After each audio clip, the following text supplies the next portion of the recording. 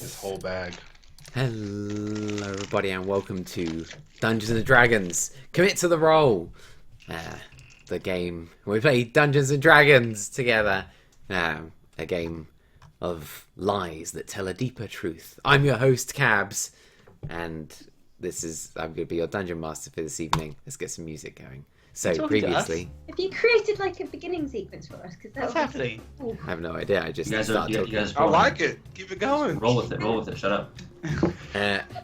So. The Blue Gnome Group, up until this point, have been. It sounds like they've been lounging happily in the Dancing Cyclops. Have been putting holes in the plans of the mighty Severin, a worm speaker in red, who rides an enormous red dragon around the Sword Coast, being a bit of a bastard generally. But he and the rest of his worm speakers and their dragons, of which there are 5, red, green, blue, white, and black, have been collecting treasure and collecting people, beginning to grow a sort of religious extremist group known as the Cult of the Dragon, and purposing this Cult of the Dragon with one task: to raise the great dragon god Tiamat from the 9 hells and bring about the end of the world as we know it. And so the Blue Gnome Group went to find them and went to stop them, and have been putting holes in Severin's plans ever since, really. Starting with taking out the black worm speaker Valrathax, as well as the black dragon, killing off the green worm speaker Nerenvain and the green dragon Truth Tulvir, before going on to attempt to take on the white worm speaker, but failing because the blue worm speaker managed to save him, but killing the white dragon Glashale nonetheless, and disarming the white worm speaker by taking his ring before the blue worm speaker was able to take him out. So now there are only 2 left, really. The blue worm speaker and his blue dragon. You know the worm speaker's name, you don't know the dragon's. He was under a pseudonym, but his real name is Galvan the Blue. And of course Severin the Red, who rides a red dragon whose name, again, you have not yet heard. The Blue Gnome Group have also very recently decided, against the Lady of Waterdeep's wishes, to take out Silvestros Greyheart, who they had suspicions was sort of conspiring with Severin in the background, perhaps sneaking secrets out into him. And they decided to meet him on the road, capture him in the flask, the iron flask that Timfer holds, and kill most of his bodyguards, ultimately capturing and then releasing his tiger buddy, by the name of Selgat. Nice, good memory. And killing his friend Turnavir, the bear. And then releasing him, and now the Blue Gnome Group go to the last Council of Waterdeep to prepare some kind of plan, with nearly a month to go before the castle sort of flies overhead and makes its way to the Isle, the Forbidden Isle. Severin's plan, as far as the Blue Gnome Group can work out, is that he's going to use this mighty flying castle called Skyreach to pick up his troops and cart it to the Forbidden Isle, where the Hell Gate awaits to take them to the 9 hells to free Tiamat. And the Blue Gnome Group have decided to, rather than wait, rather than defend the island, rather than attack them in the air, rather than anything else, they've decided to create a diversion and then use that as cover to sneak in the back and attempt to assassinate Severin in his own chambers. And so they tell the Council of Waterdeep that that's their plan, and the Council agrees. They're going to send the quickest troops they have, and it's going to take them about 8 days to reach to reach what's called Zonthal's Tower, which is the place where all of the cultists are gathering their forces. And they're going to create a diversion, and then the Blue Gnome Group are going to be able to fight. The Blue Gnome Group now have 8 days, however, because they don't need to travel. They have the help of Tern Hornblade, a man otherwise known as Thunderspells, and the Lady of Waterdeep, both of whom are quite strong spellcasters themselves, who are going to be able to teleport them behind the Zonthal's Tower into the mountains, the Grey Peak Mountains behind. And so that's the plan. 8 days will pass, and then the Blue Gnome Group will be able to teleport into the back, and one of their most profound adventures will begin. But what will happen in the next 8 days is up to them. You find yourselves now stepping outside the Council of Waterdeep in the Great White Hall, and wondering what to do next. What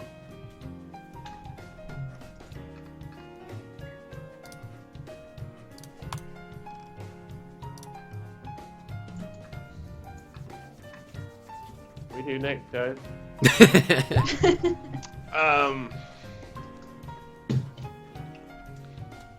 Well, Good thinking.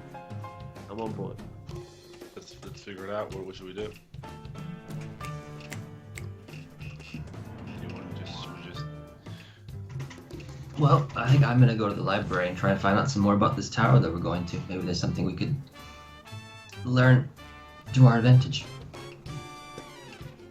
library? Yeah. Okay.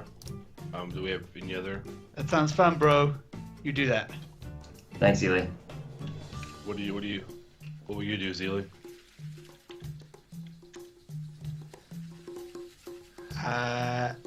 Maybe let's just chill. Yeah. Yeah? Okay. Okay. They'll do a little sparring, maybe. Is that what we want to do? Just practice a little bit with the sword, maybe. We could always go investigate who killed the head of the guard. If anyone's bored. That is a good idea. They killed a couple of days ago. Yeah, yeah. With an assassin lurking around Waterdeep. Yeah. Who? An assassin. Guard was killed When did that happen? When? a couple of days ago. Remember? We found out in the tavern that there was there's an assassin going around killing high-ranking officials. I have no recollection of these events. Me neither. I think you were playing Zealy. That's probably why you don't remember. You're busy dazzling the crowd. Yeah. I do that a lot.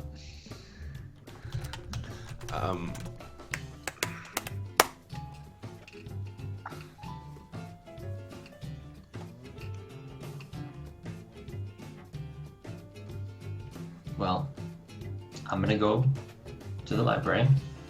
I'll come with you. Sure. I need to just do a little research Sure. myself. Okay. Yeah, you and me. So Anyone just else as a point wanna of mechanics, you guys are welcome to, like in these kind of moments, you can set yourself to do something over a period of days if you'd like. So if you wanted to kind of be like, I'm going to spend like the next week trying to do a thing, then you're welcome to do that. But you're also welcome to spend the time in a more sort of, investigating Hands-on. things or doing specific stuff if that's what you prefer. It's up to you.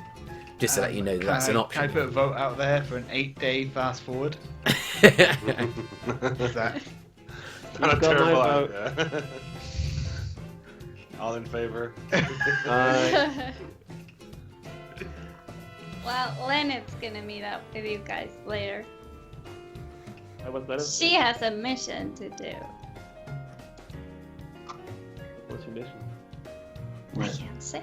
Secret mission. Will you be back tonight? No, probably not. we'll be back in 8 days? Yes.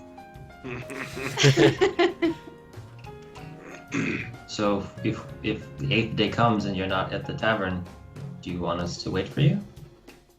No, you can go on without me in that case, but I will make sure to be here. In that case, you're probably dead, right? Probably, or I found a faster way there and are waiting for you at the point. Oh,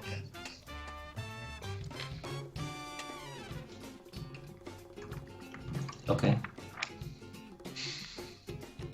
It's nice. It was nice knowing you, Lena. Oh, this is not goodbye. I'll see you later. And Leonard takes off. Bye, Lena.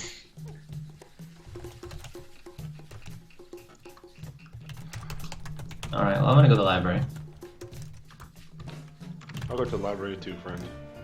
Does anyone else want to come with me and Eurus to the library? Can I please spend the next 8 days going to bars, drinking wine, and picking up girls? Then give me a shout in 8 days. Roll me a charisma check. You should do one for each day to see if he scores. How many days does Zeely score? 7-day challenge. That would be 22. Whoa! All the days. Zeely finds himself doing pretty well at the beginning of the week as time goes on, and Lenneth disappears off, and the Blue Gnome Group kind of separates a little bit, doing their own thing. Zeely hanging around in local bars and playing music and seemingly drawing in the locals particularly well. Living the life of fame and being in the Blue Gnome Group. You use that line like constantly. Like, hey, guy, I'm in the Blue Gnome Group, and people just start swooning. Sweet.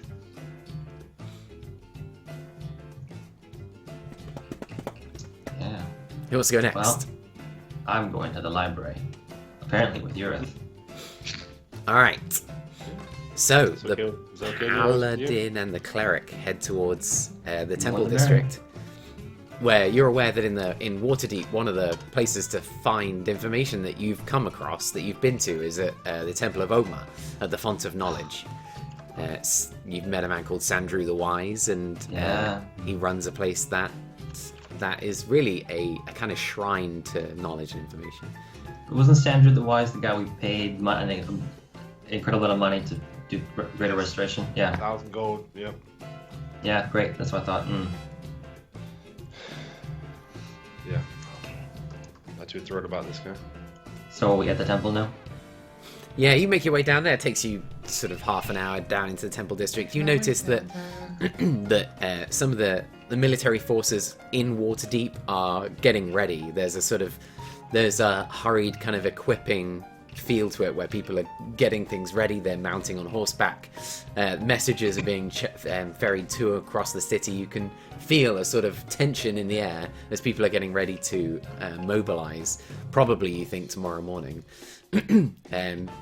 You've managed to find the temple, which has got this slightly furled scroll as its symbol above the door, and the door is open, and inside you can see the bustle of activity as people with these old scrolls unfurled on tables, maps, and you can see there's a few people who are kind of artists and artisans. There's a couple of cartographers around with unusual devices and maps out on tables, and a few scholars with old tomes open, reading with glasses down on their nose. And you see Sandrew the Wise, who is currently sort of, in a slightly paternal way, just sort of reaching over and hovering over a group that's currently looking over a map in particular, and they're in some kind of deep discussion.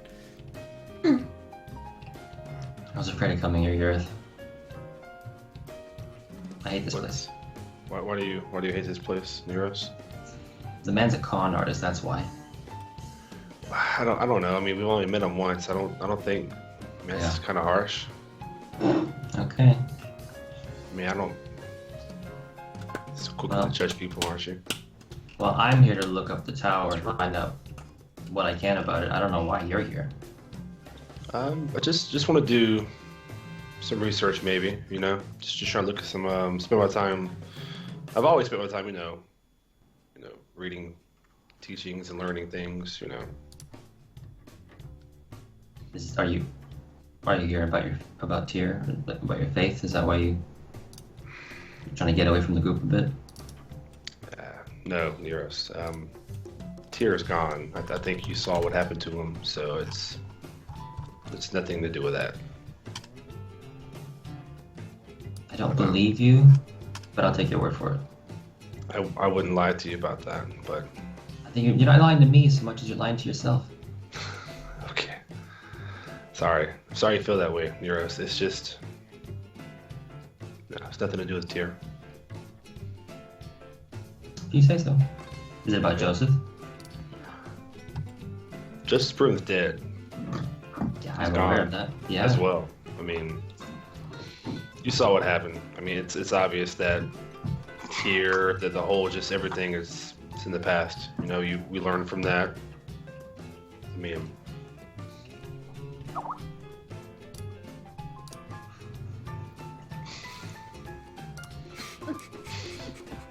Well, Tale of if Blue.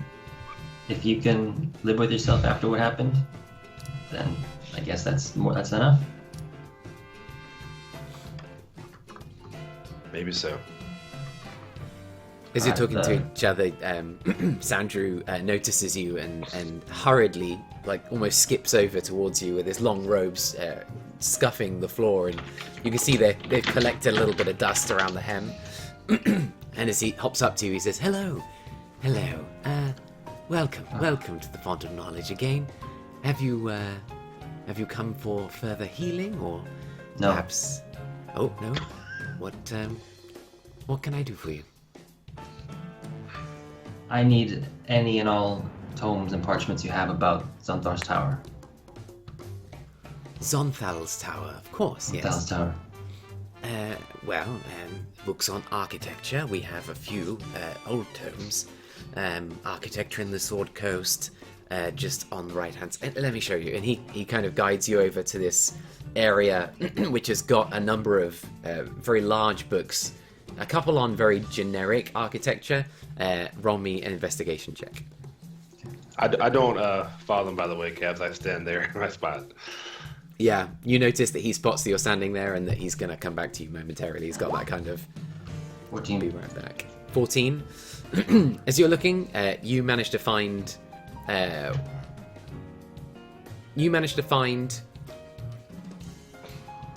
two books that are kind of about generic architecture in the Sword Coast. And as you're sort of really fumbling and looking around, you do manage to find one book that's of interest. Because those are kind of useful, and as you flick through them, you can see that there's, like, you get a sense of the history of, like, the architecture of Waterdeep, and you start to get bored out of your mind as you flick through, and you notice that there's nothing particularly exactly what you're looking for, but you do find a small tome. It's newer, and it's almost like a manuscript. And you're not sure that this has seen any kind of real publication, this book, even magical. And as you look through this manuscript, you can see that it's by a man called Jackus Frashak, and it's called The Red Sun at the Dusk of the World. And inside, as you're flicking through, you can see that this is particularly about a few key kind of key structures of historical significance around the Grey Mountains, particularly, and it does describe kind of modern changes to Xonthal's Tower.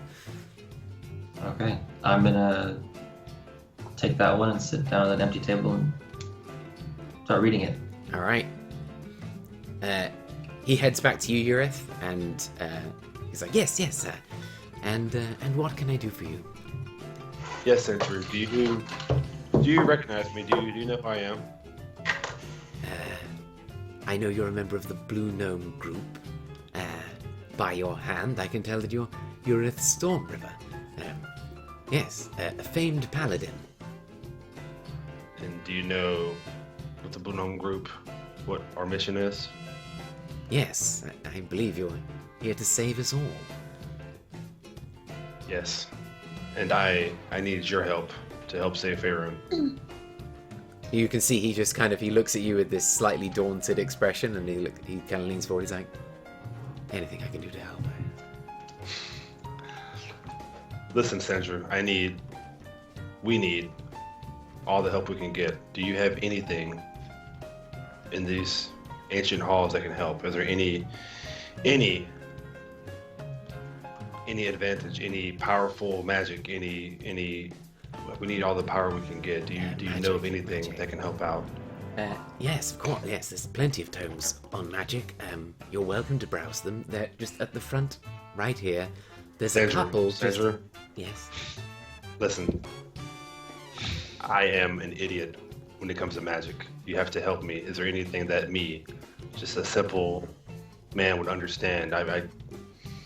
My strength is obviously my physique. I need something that could even I could get a grasp on. Do you have something? And it has to be maybe the most powerful thing you have. Do you have something that can help me? I do have something.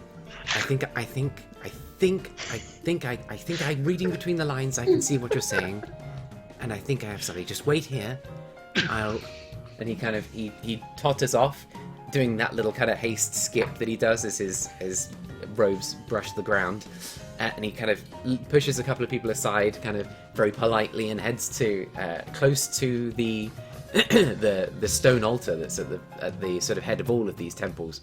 And he heads in. Nearby there's a small row of books that are really low down to the ground, and he heads down and he's pulling them out, and they're all some of them they're all very simply bound. You notice from here, you can see just bound, some of them just bound with string and with like a simple leather cover, and as he pulls one of them out, he's like, yes, and he totters back over to you and he hands it to you. He's like, there, I think this will help. What is this? What is it?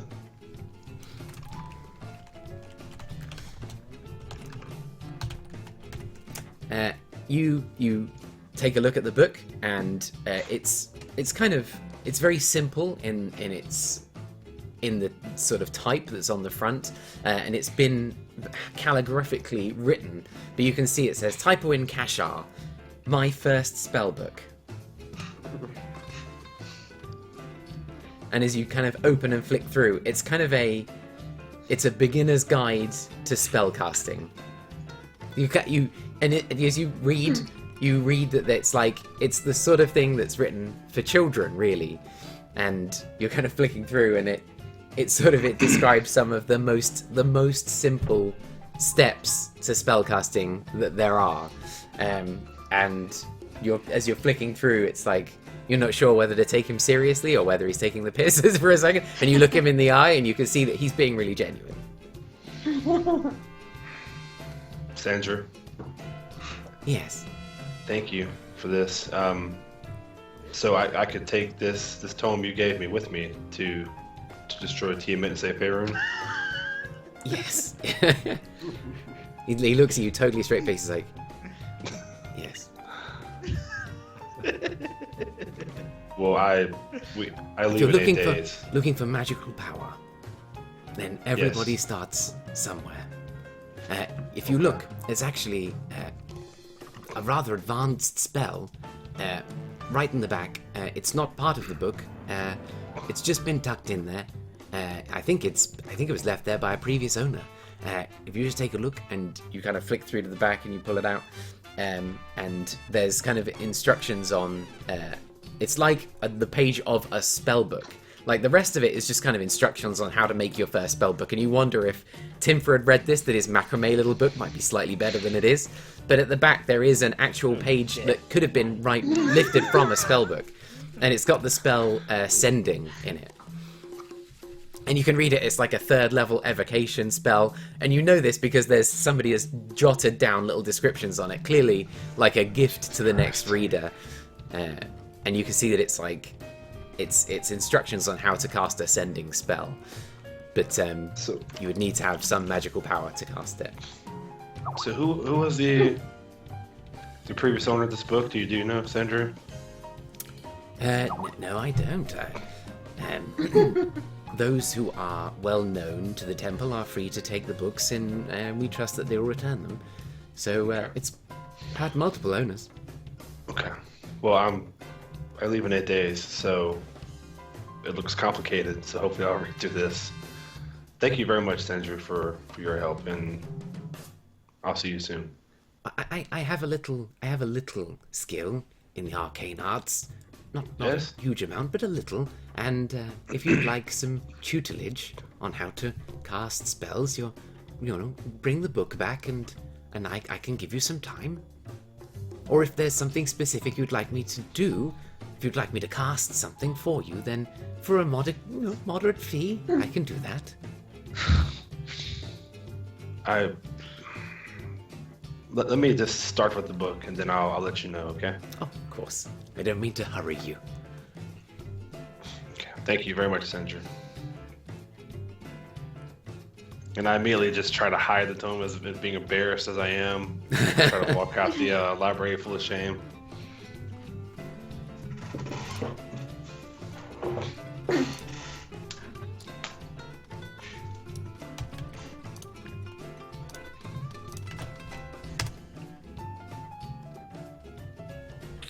And I go back to the tavern for the time being and just go hide and eat something. Okay.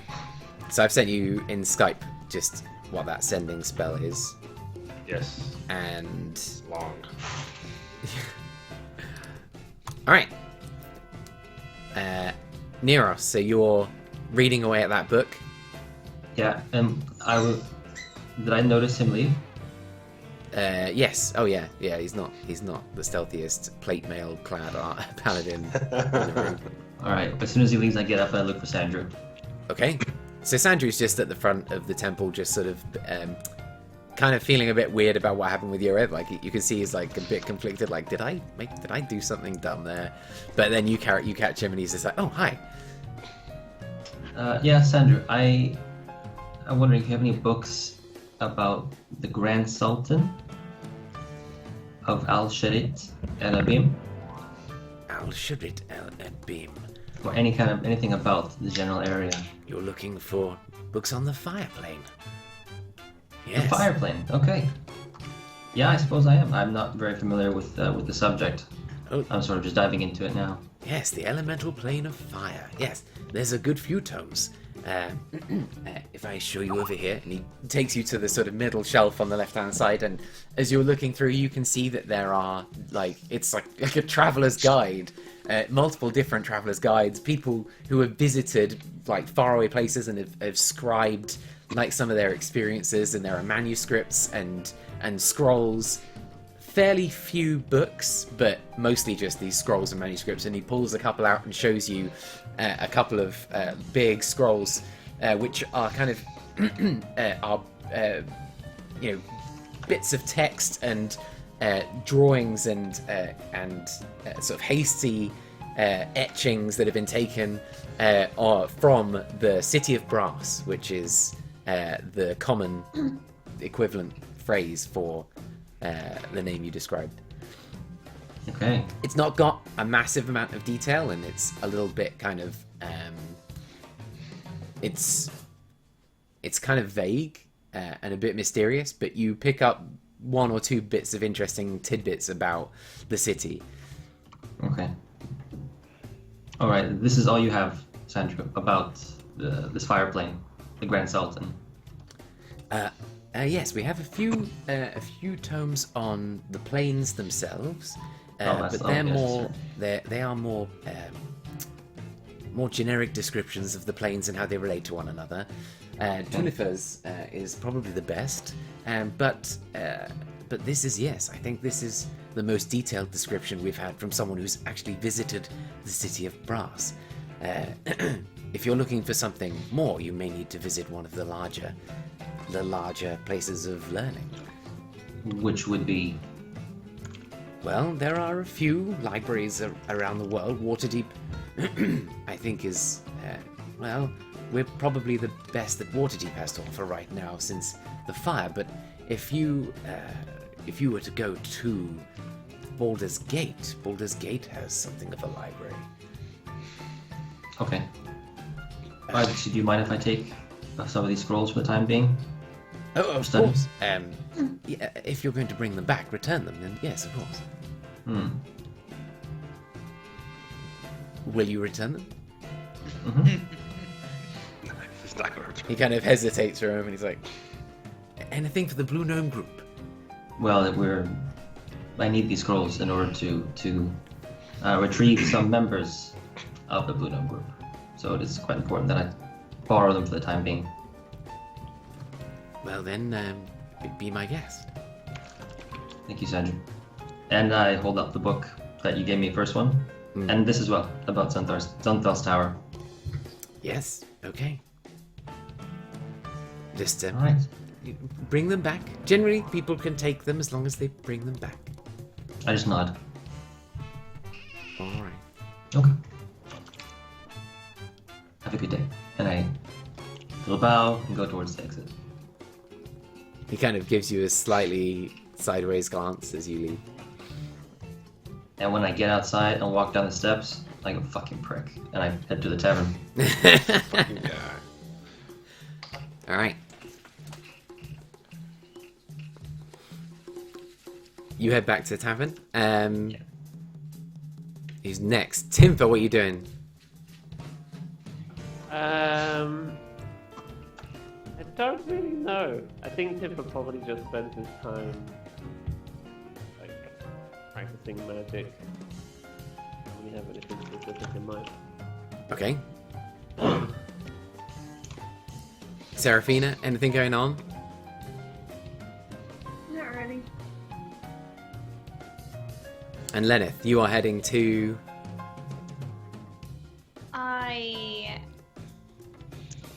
I wonder where the best place would be to start. Can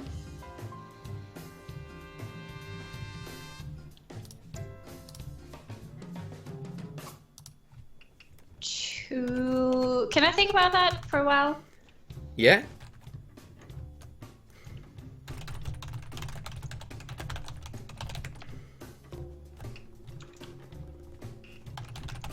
Oh, as I'm going back to the temple, can I pop into the Temple of Tyr? Yeah, absolutely. Yeah, okay. Yes, as you sort of pop in, you can see that it's kind of deathly quiet and dark, and nobody's really moving. And as you look through, you see an elderly gentleman just kind of stepping from right to left behind the altar at the back. Just stepping across, you can see him kind of hunched and walking. But he's by himself? Yes. That's a good bonus. Okay, well, I'm gonna walk up to him. Okay. He sees you coming and he says, "Oh, hello. Hello. Oh man, what's going on? And what can I do for you, sir?" Hold out my hand to shake his hand. Oh, welcome Yeah. to the temple. Neros, of the Blue Gnome Group. Oh, Neros. It's good to meet you, Neros. You are? Come to learn about Tyr. Oh, I am Kaldan Ardnorm. Kaldan. Ah, Urith. So perhaps you know Urith Stormriver then? Oh, Urith, yes. Yes, Urith is an old friend now. How Okay, is but he? Are He's mentioned you. He's doing. Can I answer that question after I ask you a question? Perhaps it's related. Are there any followers of Tyr right now? Active followers of Tyr in the temple? There's me. Every so often we have an adventure or two. Okay, I Please. believe that. Have you noticed anything different? Perhaps the last week or so. Well, the place has felt a little bit lonelier than usual, a little bit darker. But Is that because I no wonder one's if here? that's Because- because Ureth is no longer with us for the moment. I'm sure when he returns, things will start to seem brighter again. They usually Yes. do. I understand. He is currently in Waterdeep. I'll tell him that you send your regards. Oh, please do. Tell him to come and see me. It's been a little time. I wanted to ask you a question, Kaldan. It's about Urith and Tyr. If one were to find a physical manifestation of Tyr, hypothetically, and would it be possible for Tyr to be destroyed on the physical plane? I'm not entirely sure I understand your question. If one were to Okay. find a physical manifestation of a god, is Yeah. that what you'd say? But it's a question of whether or not could said physical manifestation, if that were to cease to exist or be destroyed, could the god also cease to exist? Is that enough?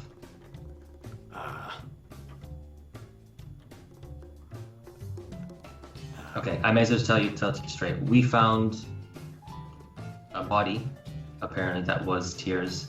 It was a husk. Well, a husk, yeah. It was emaciated and it looked like a corpse, to be honest. And it was destroyed by someone. Right. I'm sorry. Perhaps you should ask Ureth to come and see me.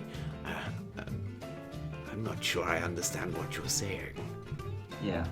No, I don't think I understand what I'm saying either, to be honest. I kind of regret coming here because I don't really have any answers. What? So you're saying that you found a corpse? Yes, in a way, a corpse being held by the dragon cultists and some fanatical followers of Tyr in Tethlam.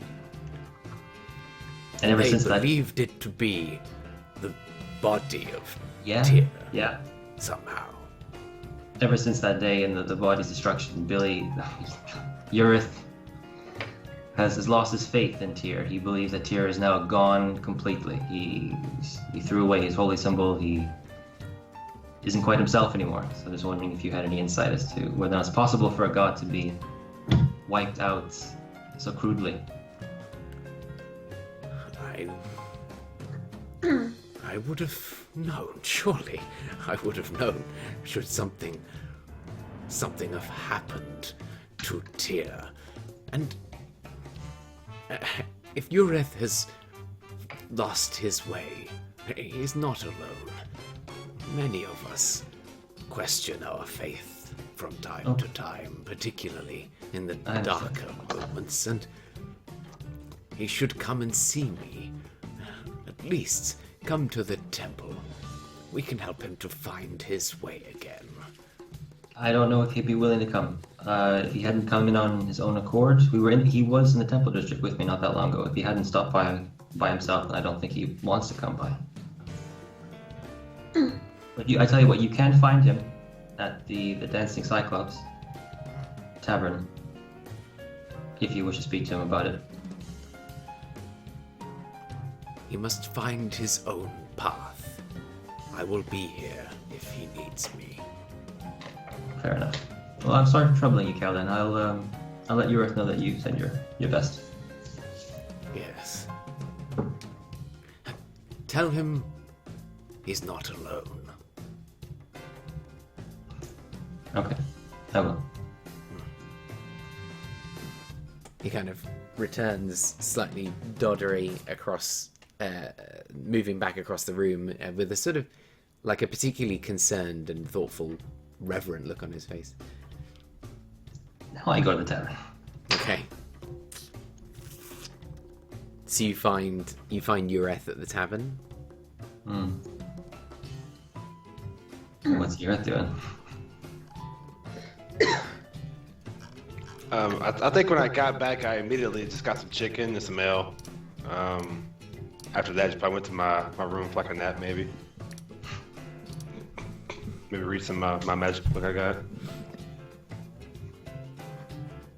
Alright, well then I walk in the tavern. I don't see Ureth because he's taking a nappy nap, and I'm going to just start reading those books, starting with the one about the tower. Alright. Roll me an investigation check as you read through the tome. The red sun at the dusk of the world. 9.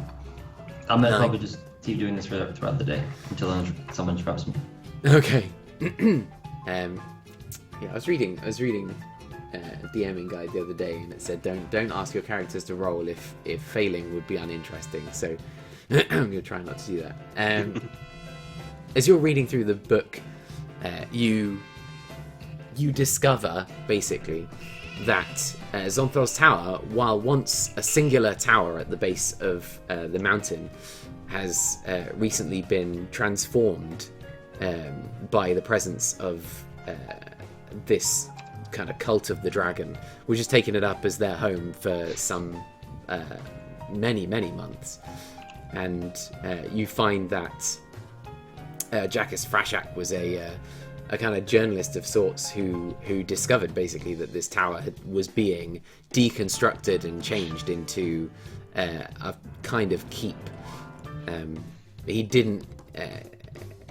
One of the things that he notes is that Zonthal's tower was made famous by its vault at the base of it, which kept some of the sort of the most amazing treasures of a man called Predict Zonthal, who was the original Zonthal of the tower before this fourth generation Tainler Zonthal, who had the tower most recently before it fell into the hands of Severin and his kind of cultist troops, and it seems like since that happened, the tower has been sort of shifted and repurposed into some kind of keep, a sort of hold for forces that have been gathering there more recently.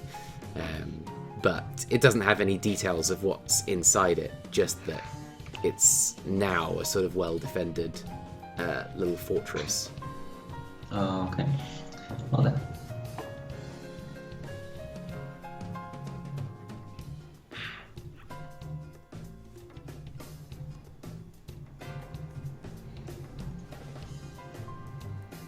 One of the things that the book does say is that as they were constructing it, they were digging deep into the earth as well. It wasn't just about kind of the construction of a keep, but they were kind of excavating the ground beneath it. Okay.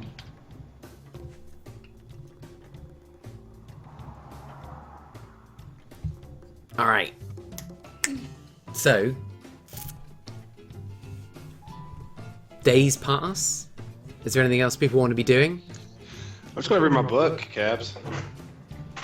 The days. I know what I want to do now. Okay. I want to try and make you Earth a hand. Oh shit. Skywalker style. I'm gonna use the mage hand cantrip and try and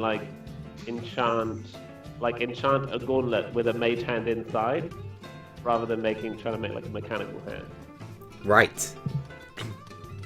Awesome. Okay, so you're trying to create like a mage hand prosthesis, like a bracelet that he wears that casts mage hand, like a phantom hand where his hand should be. Yeah. That sounds so amazing. Tiggs, you're a genius. That is pretty genius. Okay. Magic hand. So if we're picking stuff to do for the next couple of days. Yeah. Yes, the fast forwarded. While Lenneth travels. All right, then I'm gonna spend That's what a player. next couple of days and trying to improve the gun. Okay. Yeah. What are you gonna try to do to it? You just want to kind of like pull it apart, try and replace some of the parts, make it, or have you got something specific in mind? I'll shiny and new and try to see if I can improve the aim on it. Okay. So roll me a tinkering check, and Toogs, roll me an Arcana check, I think. This is it, 20s. Tinkering was some 20 plus dexterity, right? Yeah. Okay. Okay, goggles on. 9. Plus proficiency, because you're proficient in it. Oh yeah. Oh, that's right. Yeah. Oh yeah. The gun tools and shit. Oh. Oh then. Should I reroll? No, I don't want to roll. Lucky the goggles on. Goggles on. 15. 15. So it takes you about a day basically to be able to enchant a bracelet with this spell. It costs you around about 50 gold pieces in tools and equipment to try and to just craft this little thing, and there's a couple of failed attempts. But over the space of just over a day, Timfer, you managed to craft this little bracelet that casts Mage Hand at as a little cantrip. If you want to spend more time on it, you might be able to make the Mage Hand last longer. Currently, it lasts a minute at a time. Okay, I'll spend time trying to make it last as long as possible. All right. So roll me one more Arcana check, and we'll see how, like, with as much time as you've got, how long you can make this mage hand last. 8. You managed to get it up to about 10 minutes at a time. Alright. I rolled a 14. 10 minutes of turn.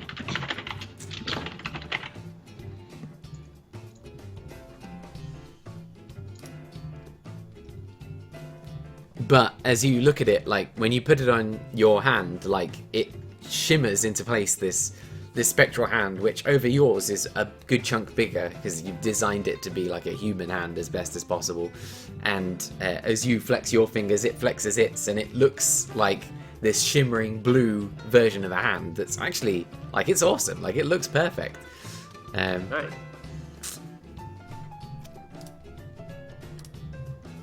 Okay, I'm gonna go give it to Yura.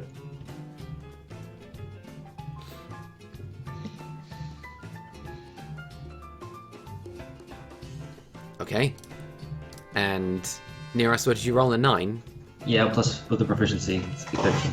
How long are you going to spend on it? You're going to spend the rest of the week on it? The whole week. Alright. Let's take a quick gander.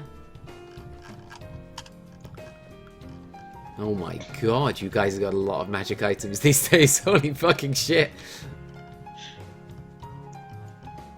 As I try and find it. You know, I never got one for the coins, or the coin from that shop. That I fakely, falsely disenchanted or remove curse, and then for a discount on the coin. Yes. Hmm. Yeah. Alright. Let's do this first. So...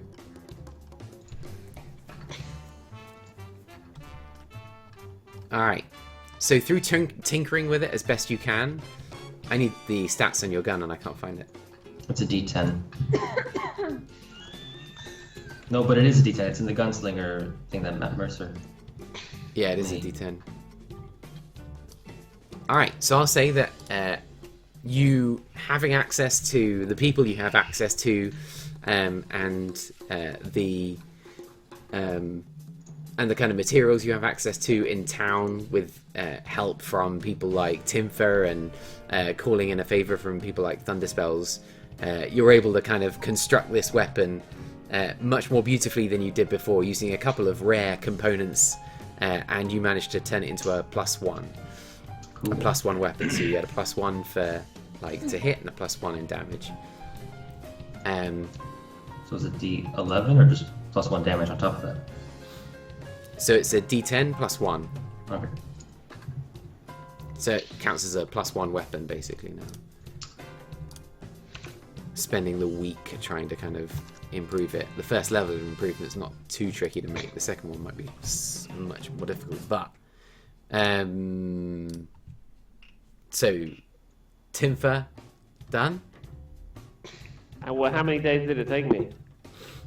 It only takes you like 2 days to fashion Right. that. Like, So I have 6 more days? yeah. Wait.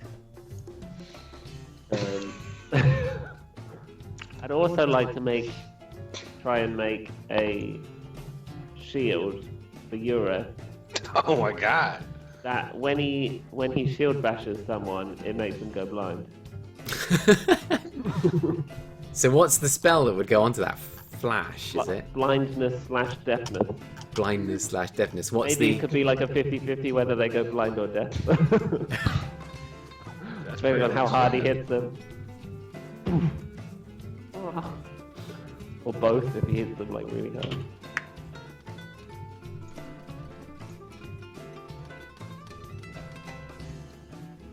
Alright. It's going to be an achievement item, I think. Okay. Mhm.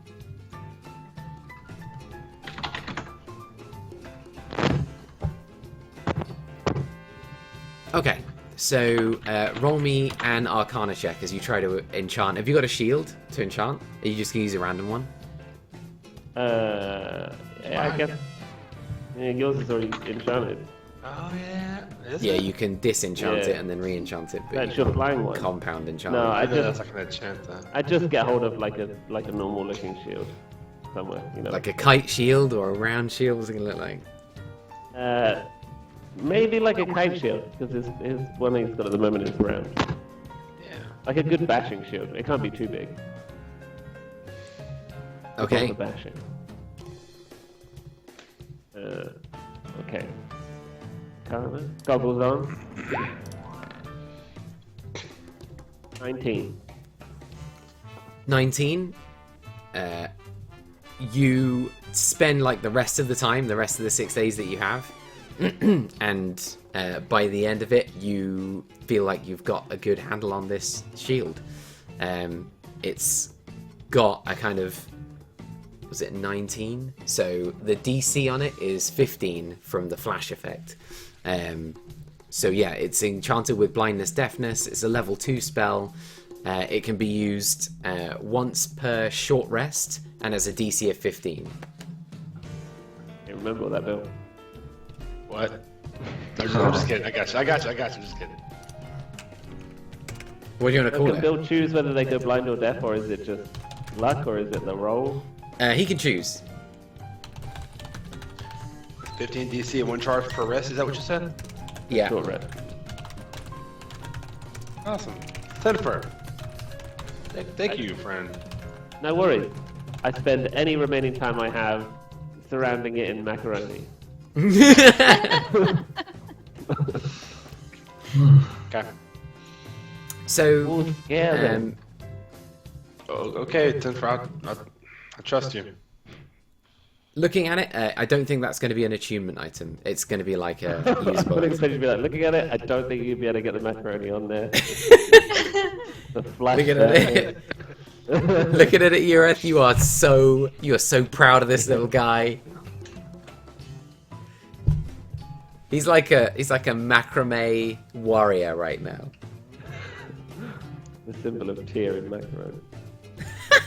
The little scales in bits of pasta. So Lenneth, Yes. I would start with trying to figure out a way to locate where my sister is. roll me an investigation check. We'll see how this goes.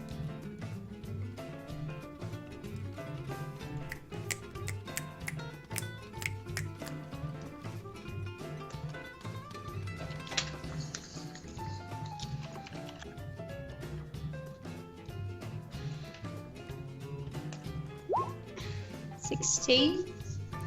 16. Yes.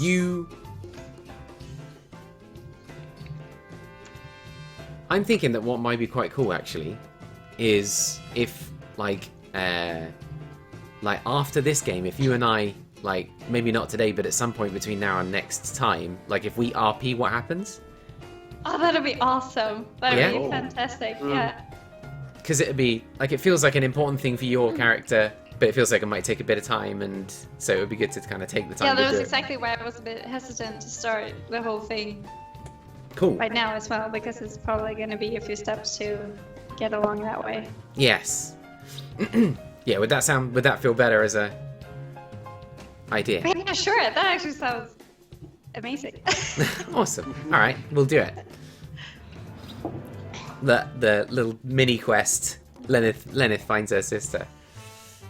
Cool. All right.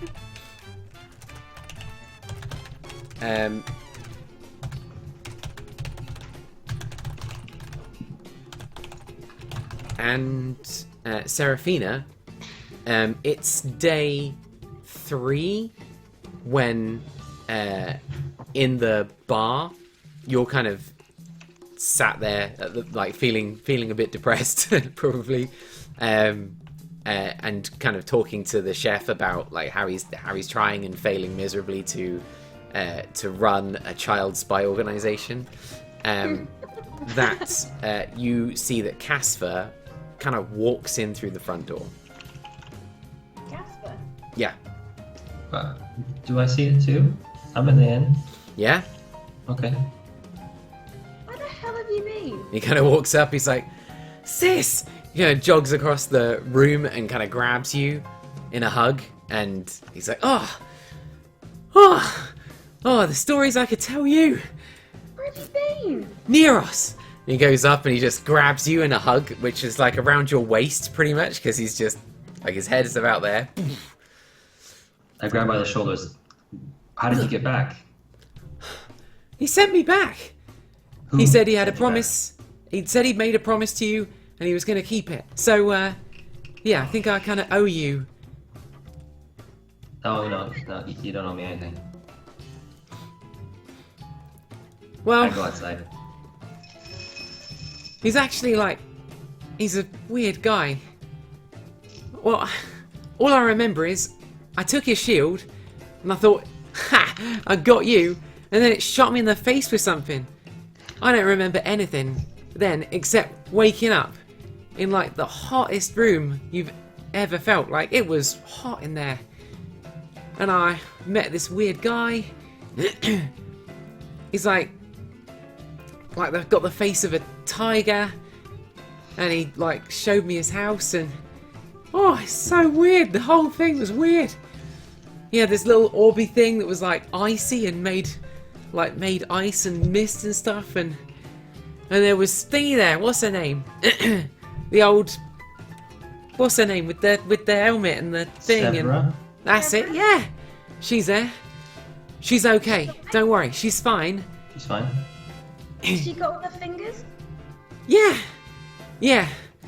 He kind of told me what he did. Yeah. So it's kind of complicated, but turns out he's kind of a weird guy, and he needs money. He's got himself into trouble. He needs money fast, and he thinks he's got a way to get it, and this is his way to get it. And he feels really, really bad about it, but yeah, I'm pretty sure he's serious with what he's threatened to do. I know he wants to, thinks he can get some money for her if he sells her onto the market and stuff. I don't really know much about it, but and I think he's kind of serious about that, but doesn't seem like that bad a guy, honestly. A man of his word, so I mean, Apart from the maybe? fact he wants to sell her. Huh?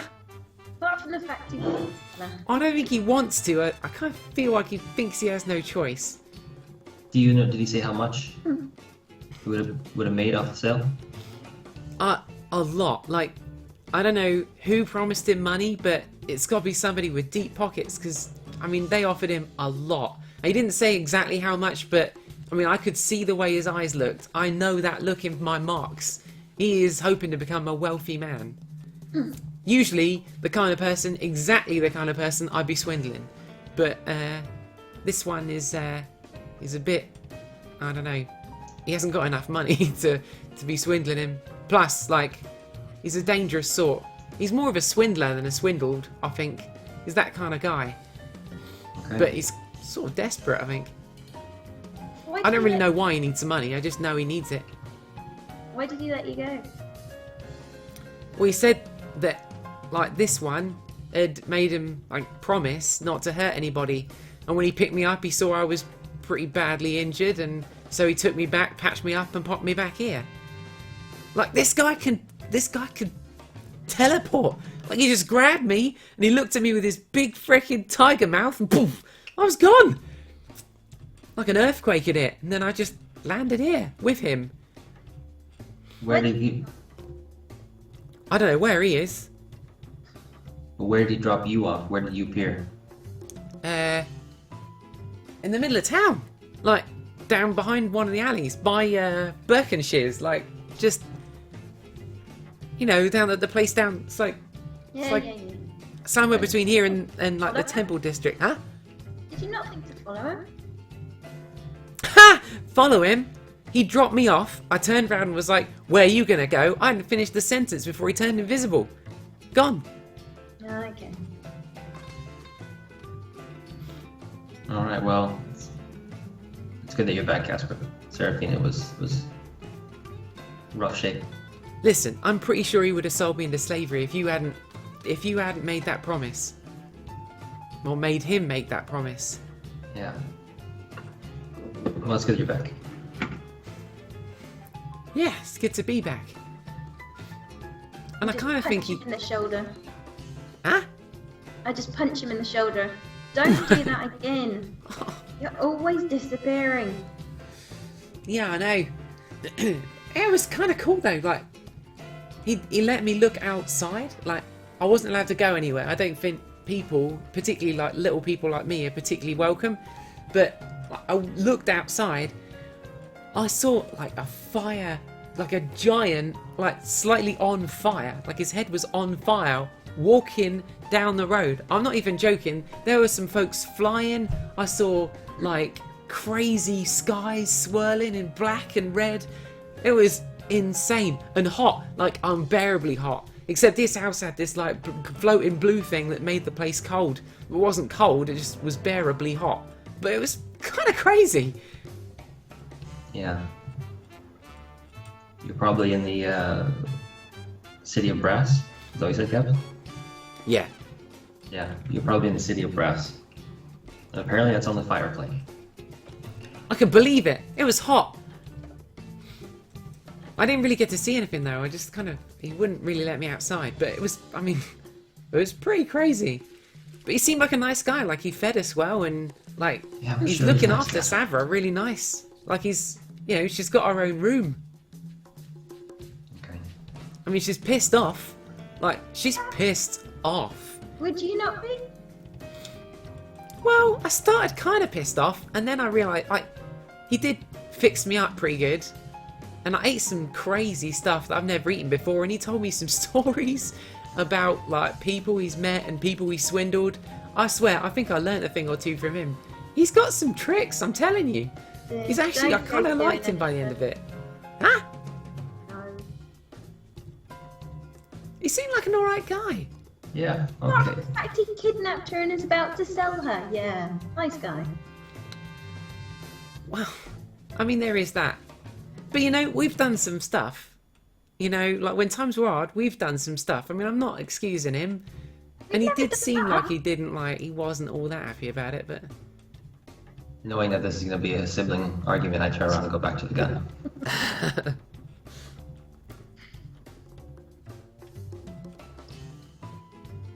think you better go see Chef. Oh, yeah. Absolutely. How's my sneaky little shadowlings doing? Yeah, he's kind of struggling with them a bit. Yeah, I'm hardly surprised. I think Yeah. they're struggling a bit. Yeah. I think they see him as a father, but like a doting father. Not like our father, like a proper father. It's no good. You can't do that. You can't run an agency if you're not afraid of the people you're working for. They've got to be a little bit scared. A little bit scared you might do something out of the blue. They're scared of you. Yeah, don't tell him. I told him I knifed a guy yesterday. Way to go. Or before I got Tell like... them I've knifed a few if you want. Yeah, but that'd be true. Yeah. Alright, that's actually a good point. Yeah, I'll do it. Oh, I'm gonna go see Chef. Oh, God, I'm stuffed. He just kind of steps up and steps off into the back, and you just hear this. Alright,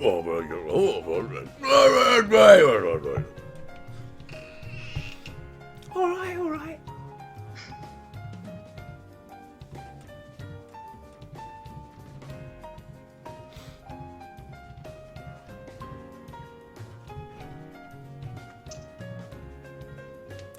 So, 8 days pass? Has anyone come to visit me yet? Yeah, it's day 5, 6 that night when for haste's sake you hear a kind of on the window, and the fence kind of steps in, hands you a single vial, and disappointed that you haven't got any stolen goods to give her, she buggers off and climbs back down the outside of the building and scampers back into the night.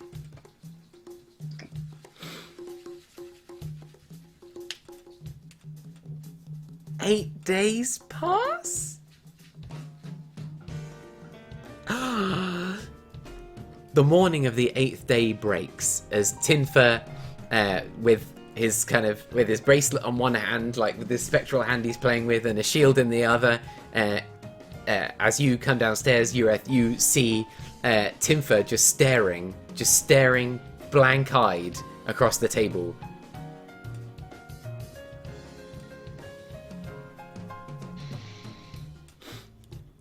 As you look over to him, like a slight concern on your face, you can see the shield that's on the table in front of him is just dimming.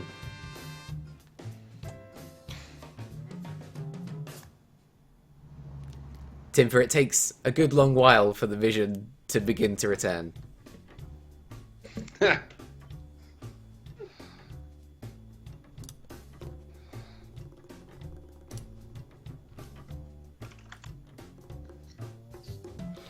The rest of the group all ultimately get back into the main room, this bar that has become your home.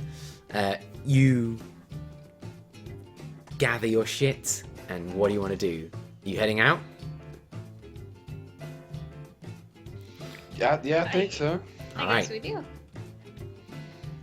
Zeely's really hungover. Oh, I feel terrible. Put on I'm quite a just show tired there. from all the walking. It's a big book. I haven't stopped drinking for like 10 days. Let's go save the world. I'm ready.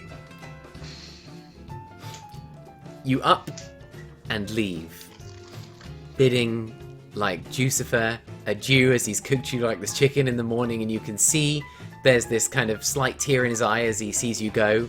Casper giving Serafina one last hug. Stay here. He looks at you, he's like, yeah, I'm not going anywhere. But you come back, alright? Hello. You pull a I me, give, you go, and then you come back. Yeah, I come back. I give Juicy the books that I borrowed in town to wait about 3 weeks. If I don't come back, actually tell them wait 3 months and then deliver the books back. Oh, alright, of course. Just pop him behind the bar, keep him safe. Thank you, Juicy. And take care of those scrolls that I gave you. I will. Yeah, if you don't come back, those books can be worth a lot of money.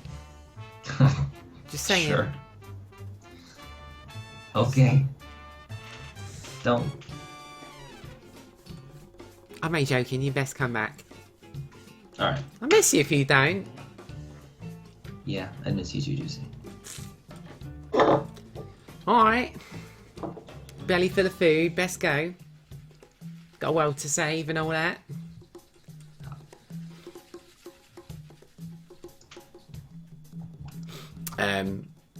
Lenneth, as you begin to head out, you see the chef standing by the door with a little paper bag in his hand.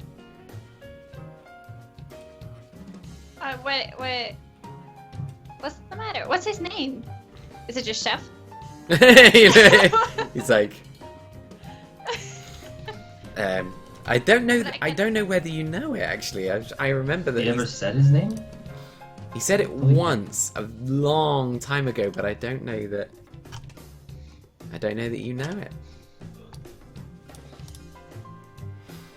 I think we just referred to him as Chef when we had the episode where Yeah. we played Yeah. character.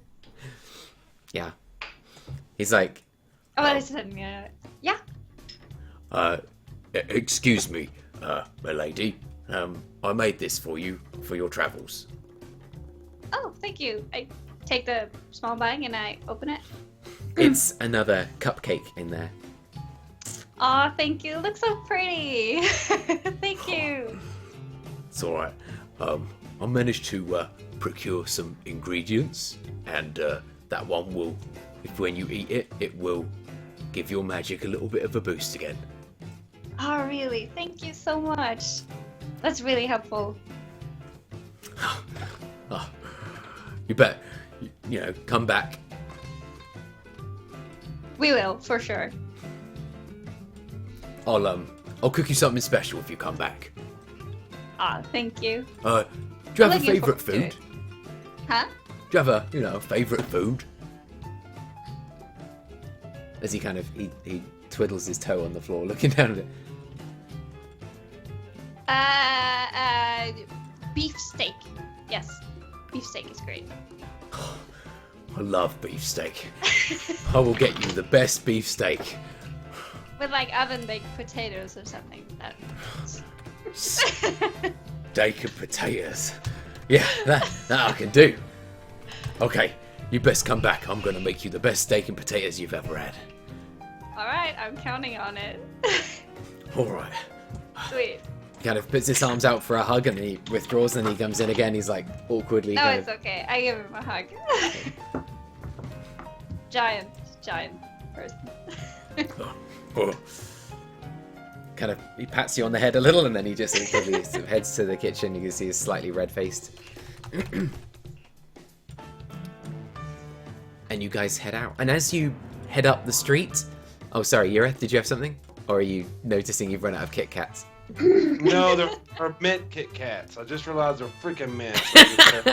Whoa.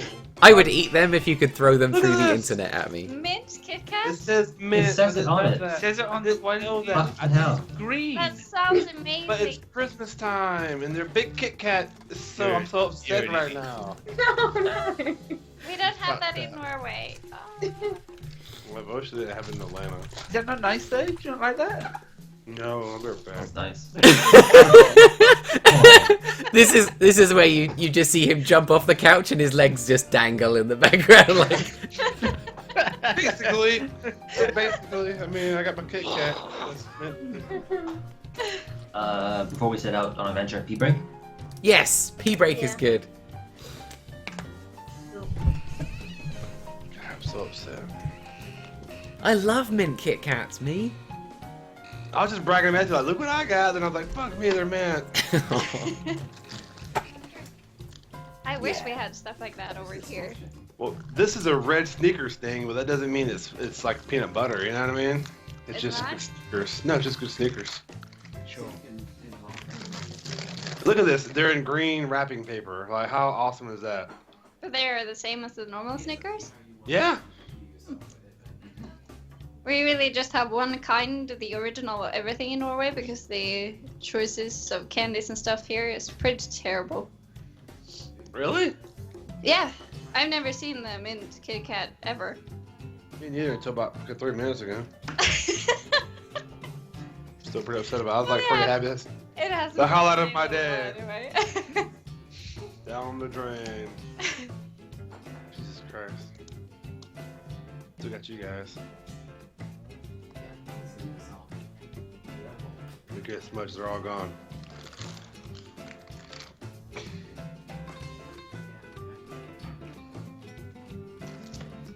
God, that's so disgusting. I just taste the mint in my mouth like I just brushed my fucking teeth or something. It's good. I don't know. If I want that, I brush my teeth, ma'am.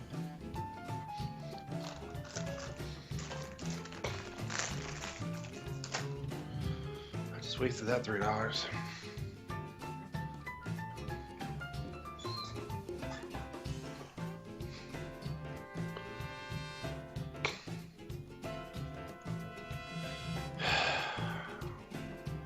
We actually doing it now? We're finally going to the place? We're actually doing it. When we get there, what's going to happen? We're not just going to get there. We'll be at Zantar's Tower. That's not going to how it works. Something's going to be like bears or something. Find us or kangaroos. Bears? Kangaroos? There'll be something before we get to the tower.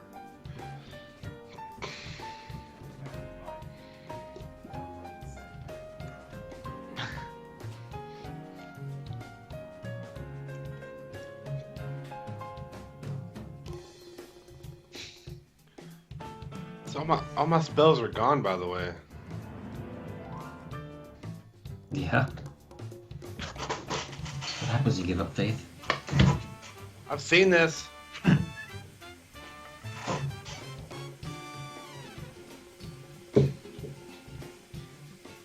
Whap.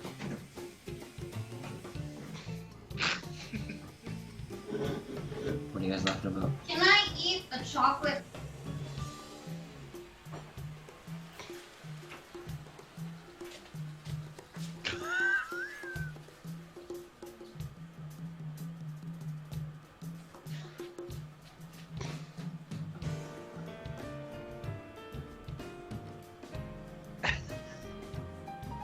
Look at that kangaroo's arms go up in the air.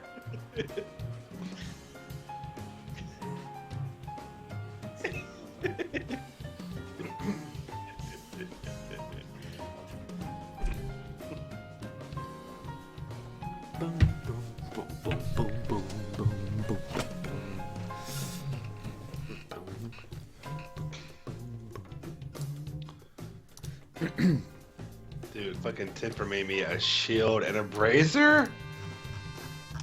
What a guy! I didn't have to say anything, Temper. He just fucking did it. That's a good guy, man. Look at that. Neither of them are attunement items either. Oh my god. Because one of them's a charge item, and charge items aren't attunement items ever, and the other one is it's mage hand. Like, yeah, that's not attunement, that would be mean. So now you have 2 shields on your back. So they call me, that's my rap name, my rapper name. 2 shields. You're a 2 shield storm river. When 2 shields meets 2 guns. 2 shields, 2 guns. Oh, look at that. That's good.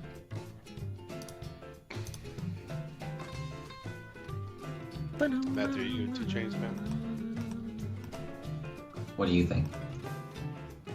Evil man.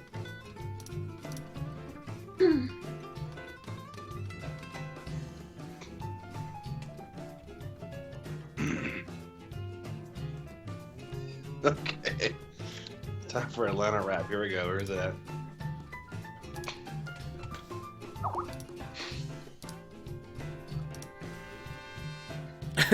2 chains. Yeah.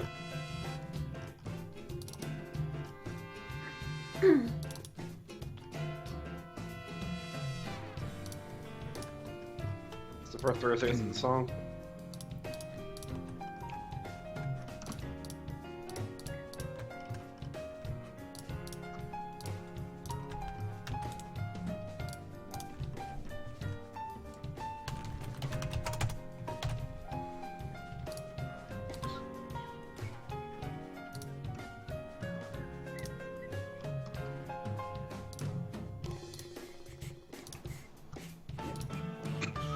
Alright! So, the Lady of Waterdeep, with her steward helping to equip her, fastening the buckles and straps that put this sort of leather breastplate across her in this sort of typical one-shoulder fashion over what is effectively a doublet and sort of slim-fitting legs that are sort of interwoven with leather, and she's got these kind of boots on and has a sword at her belt, but arcane energy kind of flickers between her fingers as she kind of does a quick couple of cantrips, practicing her magic in front of the steward. The steward, he kind of nods to her as he finishes his work, and she looks to him and just cups her hand around his face for a moment and smiles, and then strides from the council chambers. And as she does so, she strides out from these council chambers, and the guards kind of look on to her with this kind of revelry and astonishment, as Ten Hornblade steps out from the other side, just in casual robes as always, these long kind of deep grey robes that trail the floor behind him, as he steps up to her and says, "My lady." And the two of them begin to stroll down the long white keep, the guards sort of stepping behind them, but not in their usual sort of very official fashion, just in this sort of slightly disorganized, revelrous sort of motion to them, not quite sure how to behave, suddenly recognizing that their place in guarding these people in these moments is reflected back to them that these people are some of the most powerful in the land, and their presence is sort of rendered sort of somewhat artificial for the moment, or at least like unnecessary. and they watch as the two of them stroll from the White Keep and begin to head down towards the White Gates, where the Blue Gnome Group are walking up. And the two of them stop and watch as this very large half-orc woman squeezes Zeely's bottom as he walks past, and kind of just gives him a wink and a kind of message me, like little finger in the air, and as she does, this sort of little wisp of arcane energy trails behind it, and she walks off down towards the cobbled streets. Zeely, you dog. Looks like you had a lot of fun. I have no recollection of that woman at all. Well, that's He fun. remembers you. The White Gates open to you, and the Lady of Waterdeep kind of nods in your direction, and she says, "Are you ready?" Yes, Yes. my lady. My lady. If we leave shortly, we will arrive before the forces, but it will only be by hours. We will teleport to the Grey Mountains. We will wait there. And when the forces arrive, Ten and I will move to the front of that force and lead the charge. We're going to make a lot of noise, and we're going to distract them as best we can while you do your job. When you're ready to go, we are. My lady, It seems like a hella good plan. I'm in. we are ready. I'm ready. Ten Please, just my kind of lady. gives you this slight smile and a small, deep chuckle. Yes, I think it is a good plan. Are you ready? Good. Then, come with us. And they lead you back up the White Keep, in through the hall, into the ladies' main chamber at the back, the audience chamber. They close the doors, the guards are asked to leave, and the 8 of you stand in a circle together. And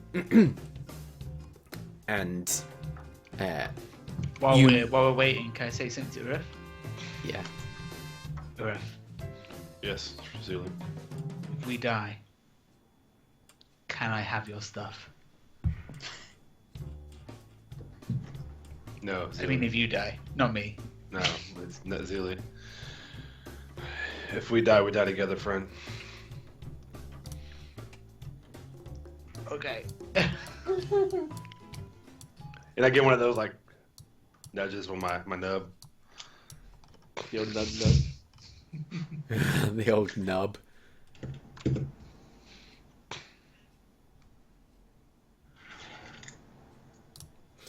All right. 10 asks you all to kind of gather around and hold hands. This is a countdown. So. You too. Yeah. Turn. Turn. 10. 9. Hey. Happy New Year. Thunder spells. You all come close together and hold hands in a group. And he focuses his energies for a moment. In this really euphoric moment. This music is not right for what we're about to do.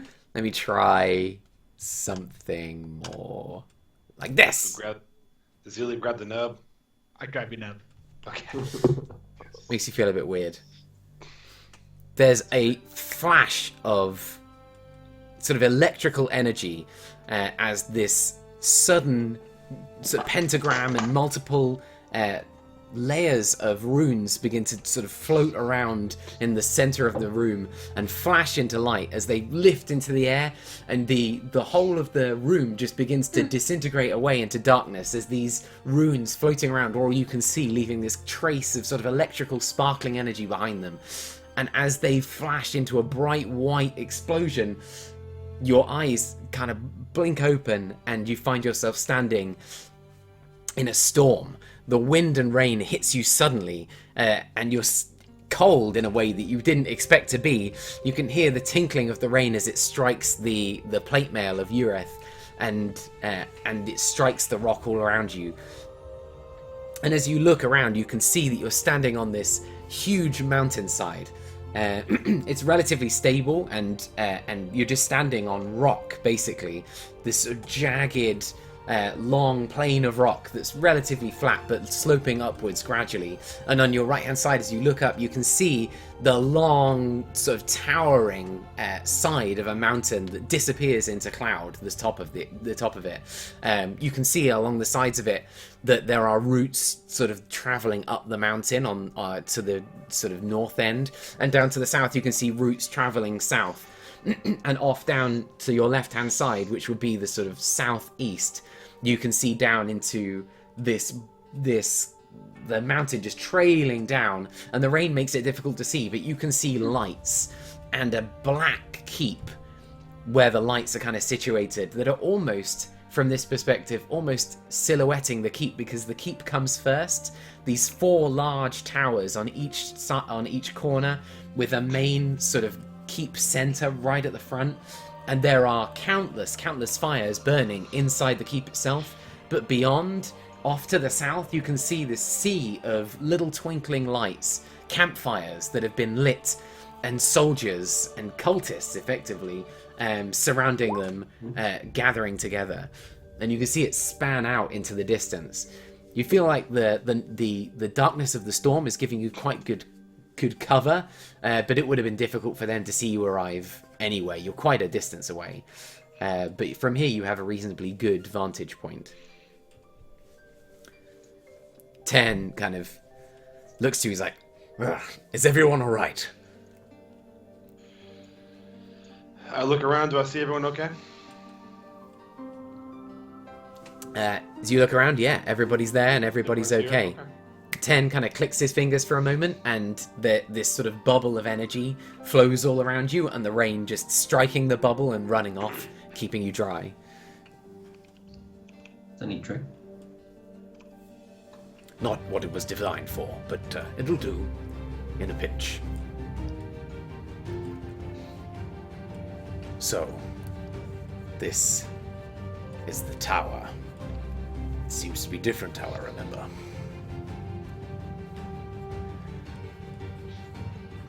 Yeah, different as in now that it's a keep and not a tower? Yes, I visited it many, many years ago. Back when I was High Mage of Silvery Moon. But it's been a long time, and things have clearly changed. They've been busy. The cultists have taken control of it after the last... Was it Talon? You said, Cabs? Yes. TN. Talon Zunthal was the previous owner. They've taken it over from him somehow and changed it. Yes. If you've been here before, do you remember how we could get in without attracting so much attention to ourselves? When I came here, it was a very different place, and I wasn't seeking to get in secretly. But the previous owners were a secretive folk. They liked to have trinkets and traps all over the place. Of course. But this is not the same place, and I do not know a way in. It is not strolling in through the front door, I'm afraid. But those walls look scalable. It would be possible for you to find a way in there. Or perhaps there's another way, but you would need somebody who knows this place a bit better than I. How high are the walls?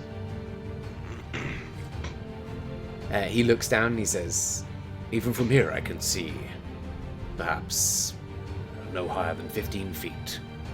At least the outer wall. and as you look down, you can see that the keep is constructed for. There's this very, like, about 10-foot high outer wall that spans all the way around the outer keep, and then beyond that, there's maybe, particularly on this side of the keep, maybe a 200-foot gap between that and the main outer keep wall, which again is about maybe 15 feet high, but there are steps that run up until you reach the actual keep itself, this much higher, maybe 25-foot tall outer wall that rings the whole inner keep. Okay, and it's dim light today? Is it dark? Yeah, it's kind of dark. With this storm up, it's blocking out the sun completely. It's pretty dark here, but you like because of the lights, and there are loads of campfires, it actually kind of a little bit of a beacon from the city itself, or the keep itself. I could fly down and take maybe Severin or Tinfer and throw some rope down.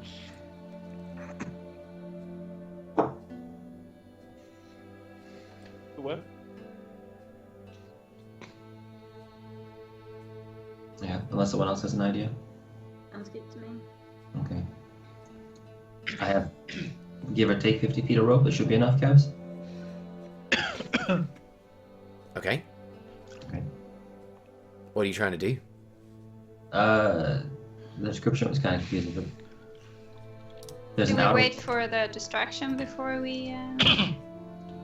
So as you've got some vision from the low light, let's make it easy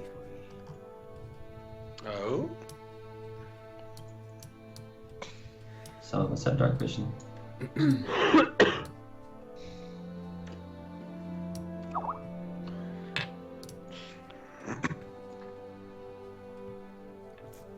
As you're so high up compared to the keep from the direction you've come at, you can see that this very, very large keep is you can see top down, like you can see the movement of individual like groups of people, only because you can see the light that's being held by them. So that casts enough that you can see just a little bit about what's going on. Okay. There's a dragon there. Yep. Yeah.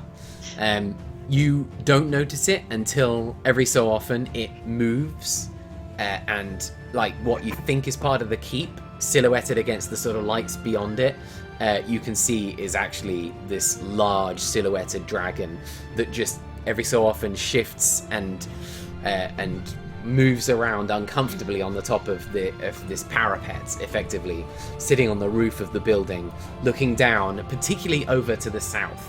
Like you can see that it's craning its head and looking over at this sea of lights out beyond. Okay. It's awesome castle cabs. Yeah.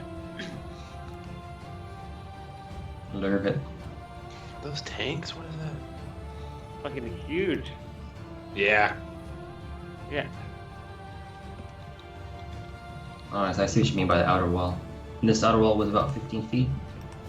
So the outer wall, they go up in, the outer wall, the very nearest to you one. I've got your characters up in the top right. Yeah. There we go. But you're further away than that in reality. It's just that the map ends Oh there. shit. This first wall is around about only 10-12 feet high.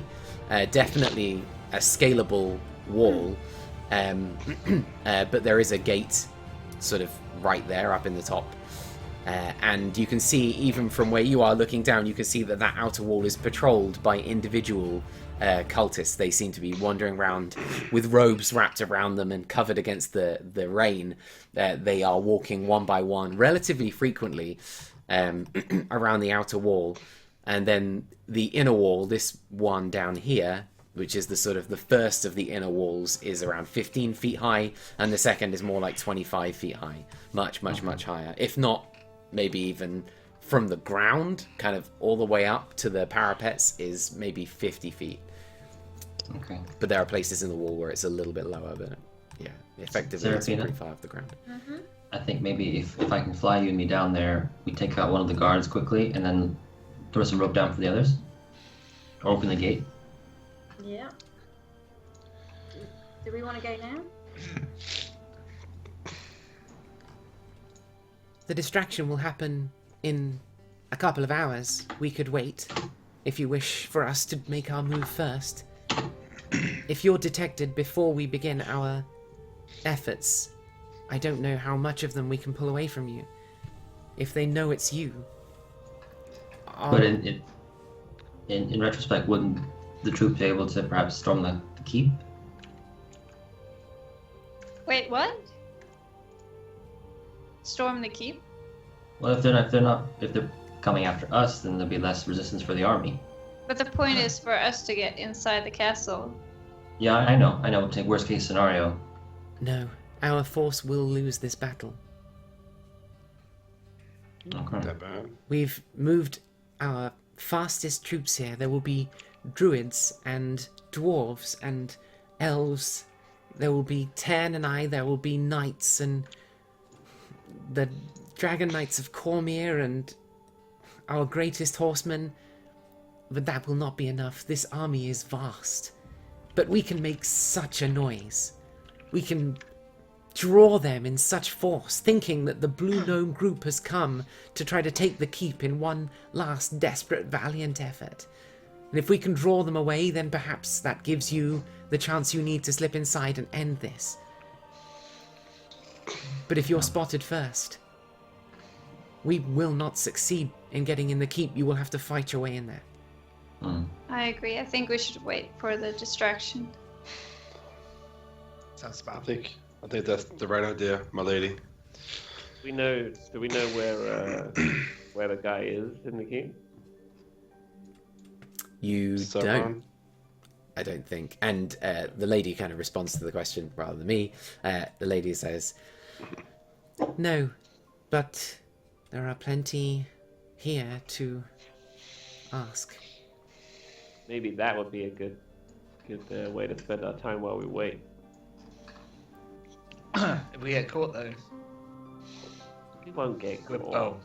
boned.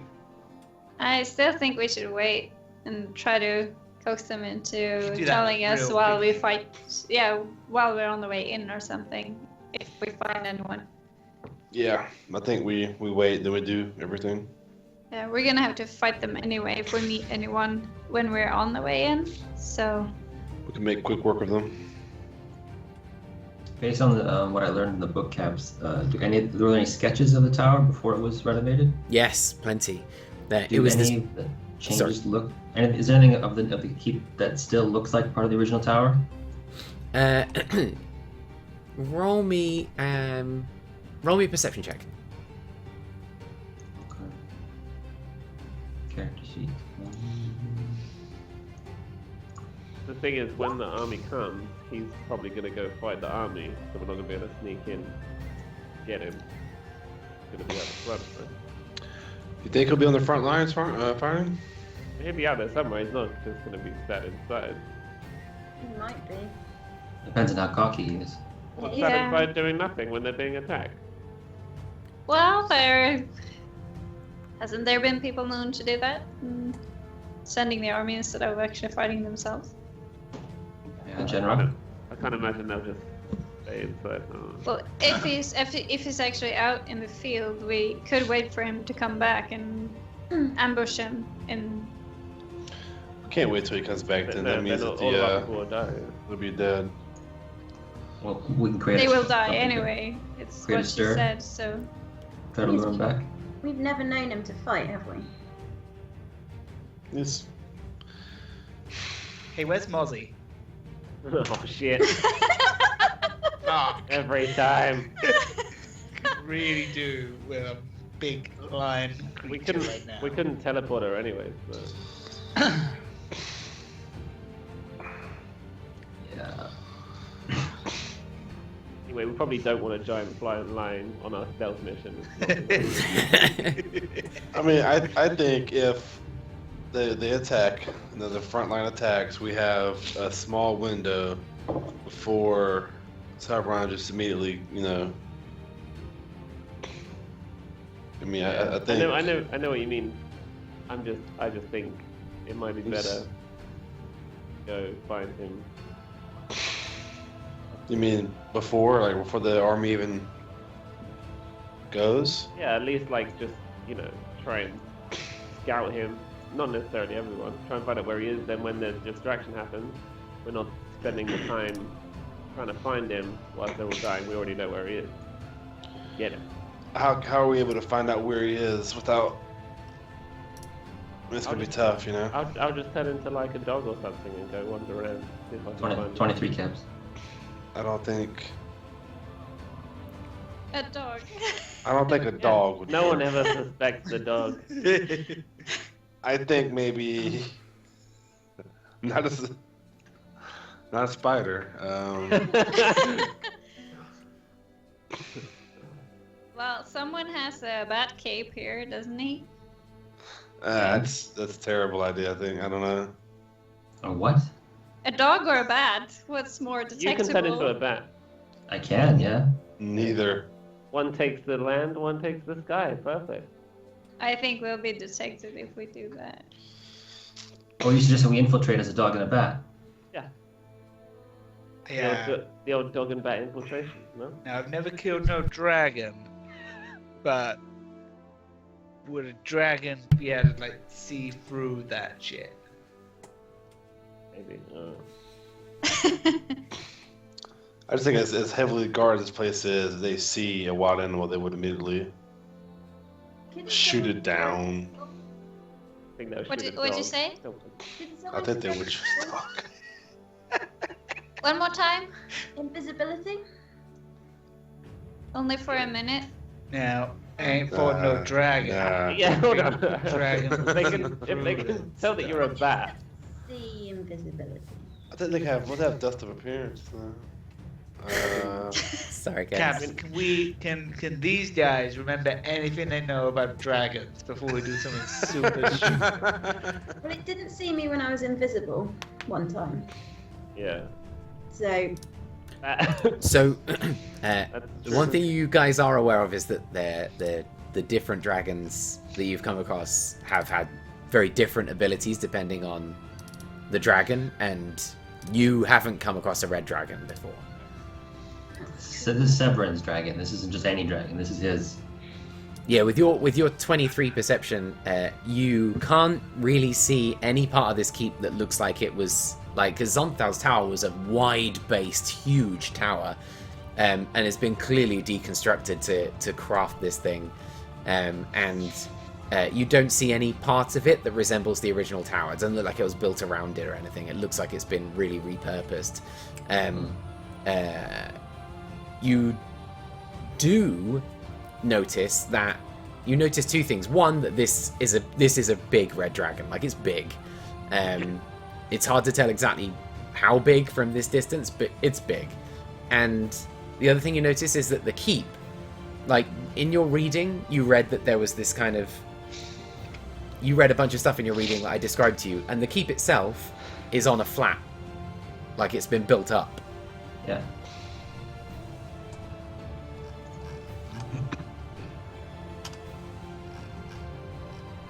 I guess we wait. Yeah, I think. I mean, if we're infiltrating the area when the assault begins, what would be the pros and cons of that? A Just lot look. more of our people would die. What do you That mean? they are basically here on a suicide mission to get us in without being discovered. You stop saying suicide mission. What do you want? Makes me feel real bad about the situation. No, Well, but really? the Just because lady they're of willing- Waterdeep just told us that they're all Just- gonna die anyway. Many will die. They are here. They're here to give you a chance to finish this. They're here to save the world. And hopefully we can get a good many of them out. When the time comes, Ten and I can both open a portal each. And it will only last a matter of seconds, but we can save as many as we can.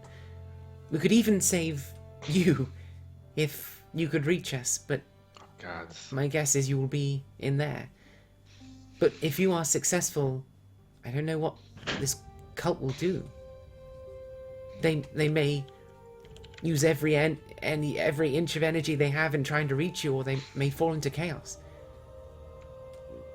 Our Hope last for that one. moments may be in the jaws of an enormous dragon, or watching him flee. Well, hopefully that most of the keep will basically have been emptied to defend the battlefield when we do get inside, if we wait for the diversion. So then we could try to make haste to the Worst to comes his- to worst, if we get to his bedroom and he's not around, we'll just like turn ourselves into like a closet or something. Wait for him to come back, and shit him up. That's what I said. Okay, Leonard. Okay. When the time comes, we'll save as many as we can. Okay. Of course, if there are Presumably, at some secret- point, he's going to want to deploy this big ass dragon against our friends. And is he not a dragon rider? So would he not be riding on the dragon? I mean, I don't know if he'd be on the front lines. He's the leader of the army, you know? You're a fucking dragon, though. Yeah. He's a dragon. I mean, But What's Yeah, the like point of a that- dragon if you're not going to use it? is he on the dragon right Ride a now? dragon, Can we I'll tell? be using that shit all the time. I'll be on it right now. So if he actually does go to the battlefield, he would be where the dragon is.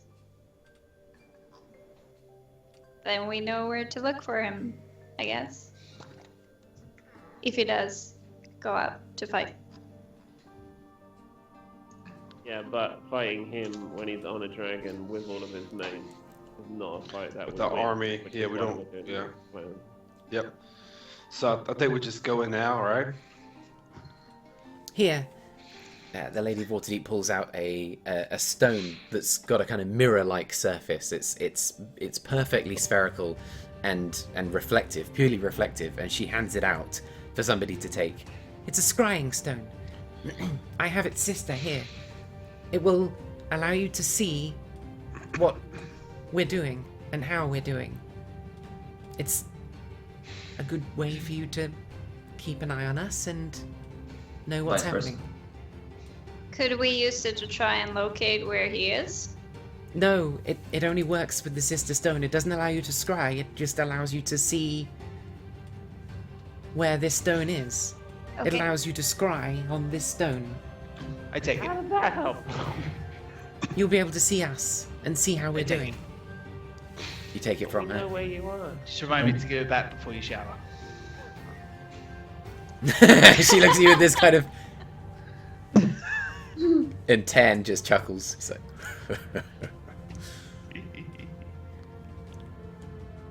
It's actually a little creepy. Give a disapproving look in your face. Are there any bats around here?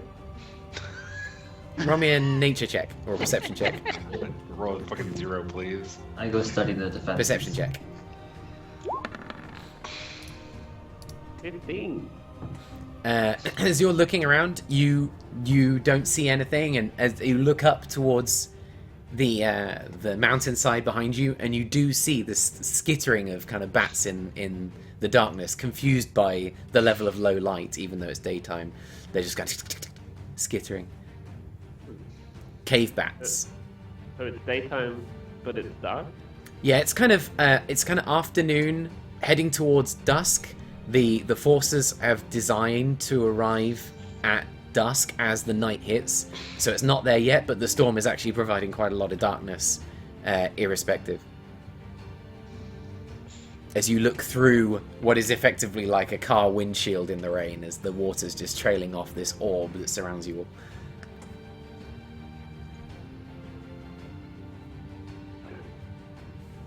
I stand on the cliff and study the defenses.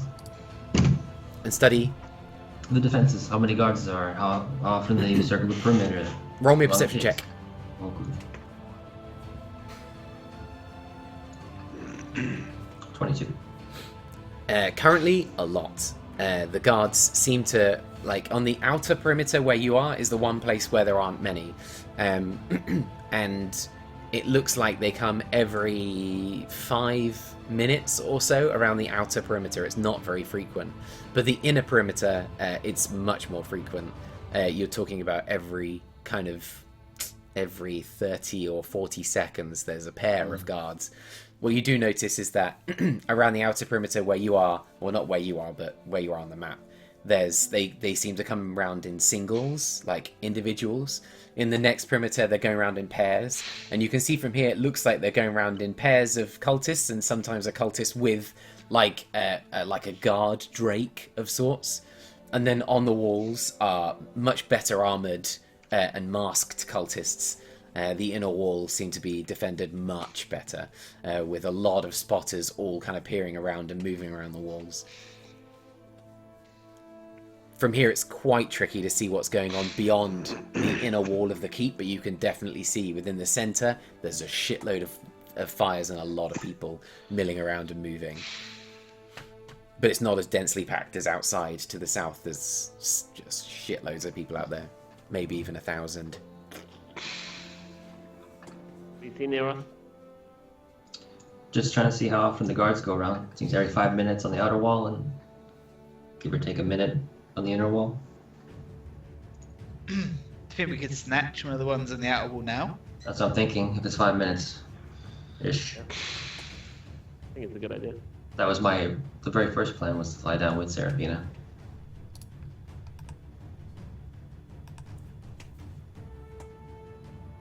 Or maybe like, not right now, but maybe like a little bit before Sure. Plan A starts? Yeah. We can Like open the 10 gate. minutes before or something like that, before people suck in, you know? Then we can take some time to talk to him. But then, like, he won't be missing. If they miss him, Yeah, then like it'll be too late anyway, and then they'll get distracted. yeah, plan. Well, how high are we now, Cabs, from the base of this outer wall? You are sort of, as the mountainside stretches out, you're at least 400-500 feet away from the wall. So you are like sort of a good chunk up the side of the mountain, looking down onto this site below you. The reason you have such good vision is because you're looking really down onto it. So the better question is, how are you guys going to get down there?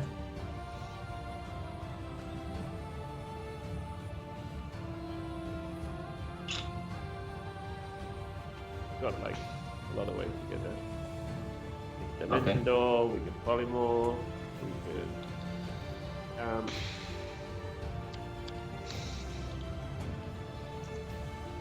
Okay. I'm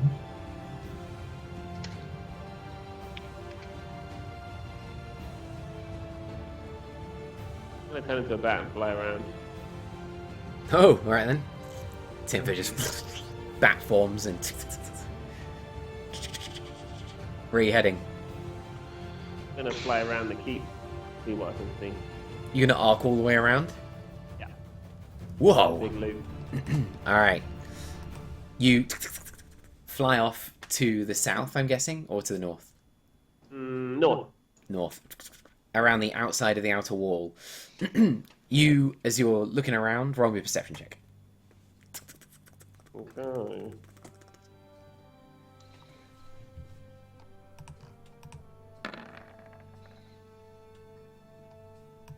Five. You get in the darkness, even though you've got good dark vision, there's a lot of rain coming down and it's messing with your sonar. It's making it difficult to spot out like the details of the keep. But you do manage to spot that there are a number of kind of, as you're getting a bit closer and arcing around, you can see that there's a single figure in dark armor standing in the center of the keep, currently what looks like talking to a group of people, one of whom is a big chunky looking guy at the back, but looks like he's kind of commanding, or like, and one of them, as you're looking, you see him and he looks like he's lying down on the ground, and others of them are kind of standing around milling or looking at this single creature in this what looks like black armor, that's just sort of coated in water. It's got this kind of sheen to it, and that's kind of why you see it, really, is that every so often the glint of the armor reflects the campfires around, and you can see, you know, black reflecting gold as it shimmers in the night. And you flip round. Difficult to see much more without getting a lot closer, and you're a bit nervous about that dragon.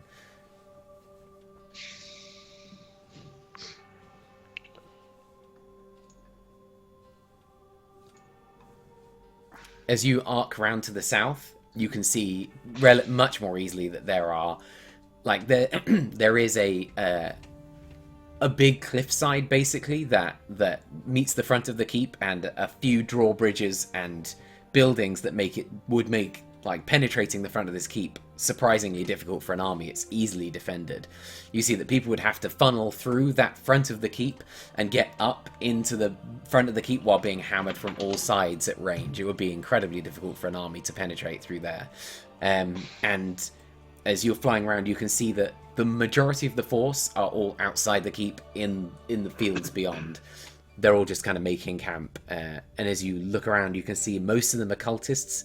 There are some other creatures around there. In particular, you notice kobolds. There's a lot of kobolds in there. A couple of owlbears, wargs, but mostly humans and and humanoid creatures like halflings, and a couple of dark dwarves, and maybe a couple of darker elves.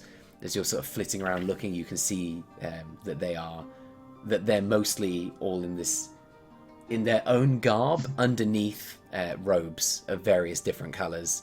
Some dark black, some deep red, a lot of deep red, some blue and green, and even a couple of white, though not many of those, as you're kind of flitting around above. Nice.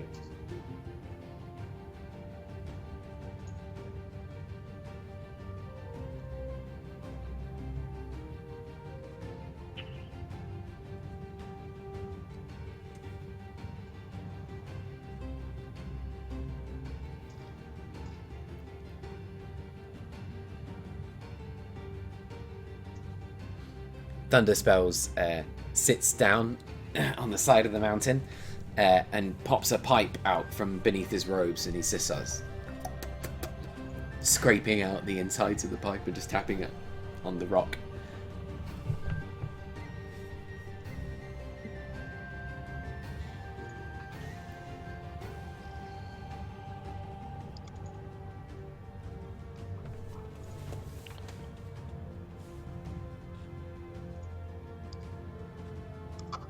After a while, Timfer bats back to the group.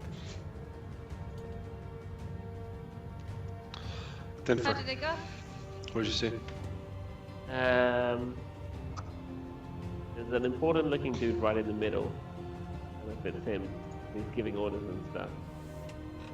Lots of dudes down the front. Absolute death trap.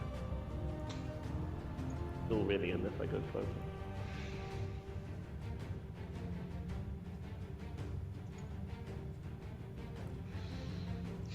So what do you think, Tinfer? I don't know. Worried about. I think our guys will just get butchered out the front.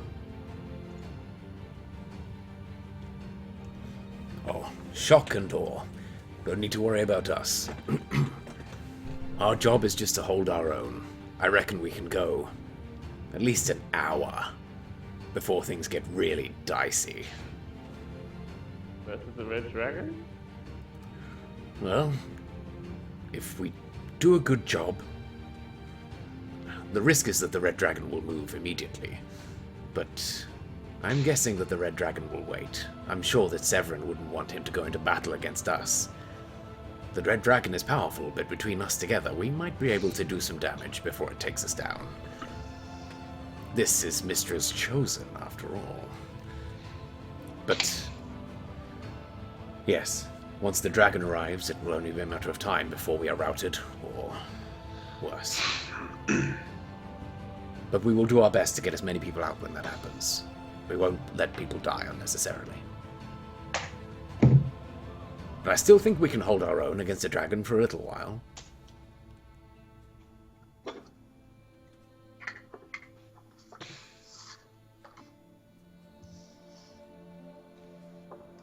We'll buy you the time. Unless you wish to move now.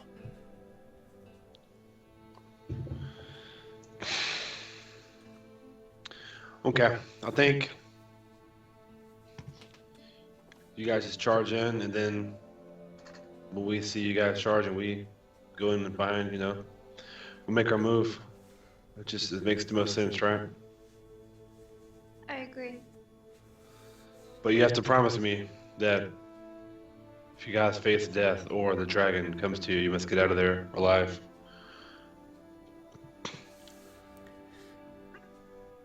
We'll do our best. And the lady she looks to you, and stands close to you, Urith, and she says, she just smiles at you, and she looks like she's gonna say something, and she doesn't, and she just pulls you close and kisses you on the cheek, like really tenderly, and she just smiles at you, and she reaches back and takes Tern's hand. What a lady. And do you say anything to her? Nope. Just blush. She pulls up Tern from the floor. He's like, Oh, all right. Time already. and she says, "Yes, we'll find them on the road, and then we don't run the risk of landing in an unusual spot. Let's go now, and then we will begin.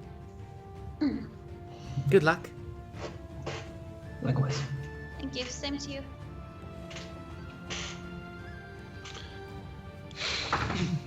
There She you go. pulls Tern's hand, and they just disappear together. Okay, so is this the point where we run away?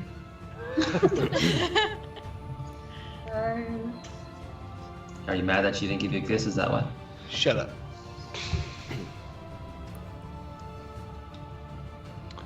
Now's the time, friends. Zini starts limbering up, All right. doing lunges.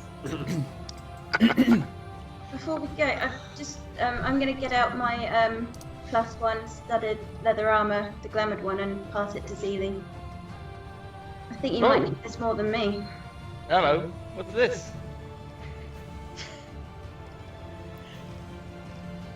I take Oh, off my armor. old armor and just throw it away. That's awesome. What is it? It's +1? It's +1 studded leather armor. Yeah. And you can, it can change into whatever you want it to. Sorry, can what? It can change into whatever you want it to. As an appearance-wise? Yeah, you say a magic word and it changes. Like a hot lady? No, It's the as a first thing you costume. think of. Oh, like a costume. Yeah. Okay, just change it into my normal clothes. Imagine. Pop my collar. It's when you as you change it, because it's you that's attuned to it. There's this sort of like a cloud of slightly sparkling red smoke that just rolls over you, and it changes behind it. Oh, yeah. I've got the card for it at the moment, Cab, so you might want to move it over. Okay. Cabs, I still got the cards for all my old stuff. Just saying. Oh, good point. Shit. And you want me to whip out Hazaron at any point? Go! I need a card for that coin. Oh God. Ah, you monsters. All right, fine. Let me do this very It's quickly. a then. good time to take a 2-minute drink pee break. Yeah, good Oh, idea. yeah. I will get the coin done, and then I will do the Oh other my bit. God. It's happening. God, doing something. It's awesome. This guy. Cosima. Actually, I'm going to make you a fucking card. I'm going to do it in lickety-split time. Okay. What kind of card you making, buddy? A card for the coin in that shop. Oh, what coin? What shop? When I convinced the shop Yeah. owner that I could remove the we're not curse gonna- off the I mean, shield. wouldn't be able to anyway. Shield, curse shield. Yeah, I tricked him into thinking the shield was cursed. No, it's fine. And then Dude, he we gave should me- have an actual curse shield. It's like Final Fantasy, members of 6, to where if you like win 100 fights, it has a badass shield. Remember, you get it in Arsh. The weapons. You get, if you have Lock in your party and the Word of Ruin. Keep going. I'll be Remember back. What are you talking about? What are you talking about? Final Fantasy 6, Final Fantasy US 3, right? I haven't played 6. Oh my Oh wait, God. no wait, no, sorry, 6. Yeah, 6 was US 3, right? Right? 6 is the one with the opera, right? Yeah. Yeah, okay, I played that one. Okay, yeah, the Word of Ruin, right? Uh, After Kefka does his thing, you know? I remember him doing the thing. Oh my god. Remember, okay, after the thing happens, you're Celeste. Uh-huh. You go find your party. Uh, You get Locke, because he's in the Phoenix Cave. Yeah, then you go back to the Narsh, the starting city. And you open up the weapon store because it's locked. And then there's a guy that gives you a curse shield that it gives you like every status element in the game, like you're confused, you're everything. But if you win 100 fights with it, you uncurse it, becomes an amazing shield. Where's Gal when you need him? and then the ladies have a slap fight on top of the cannon. That's 7. Yeah, no, wrong game. But that was kind of cool though. That was was it Junin, right? Yes. After the Cloud does his thing. That's pretty cool. Like it's kind of awkward out of nowhere, like slap fighting. But yeah, it's kind of hot, I guess. Not really, but if you're into that kind of thing. Ellen? Ellen? Yeah, Ellen? Hey, did you play Final Fantasy VI? No.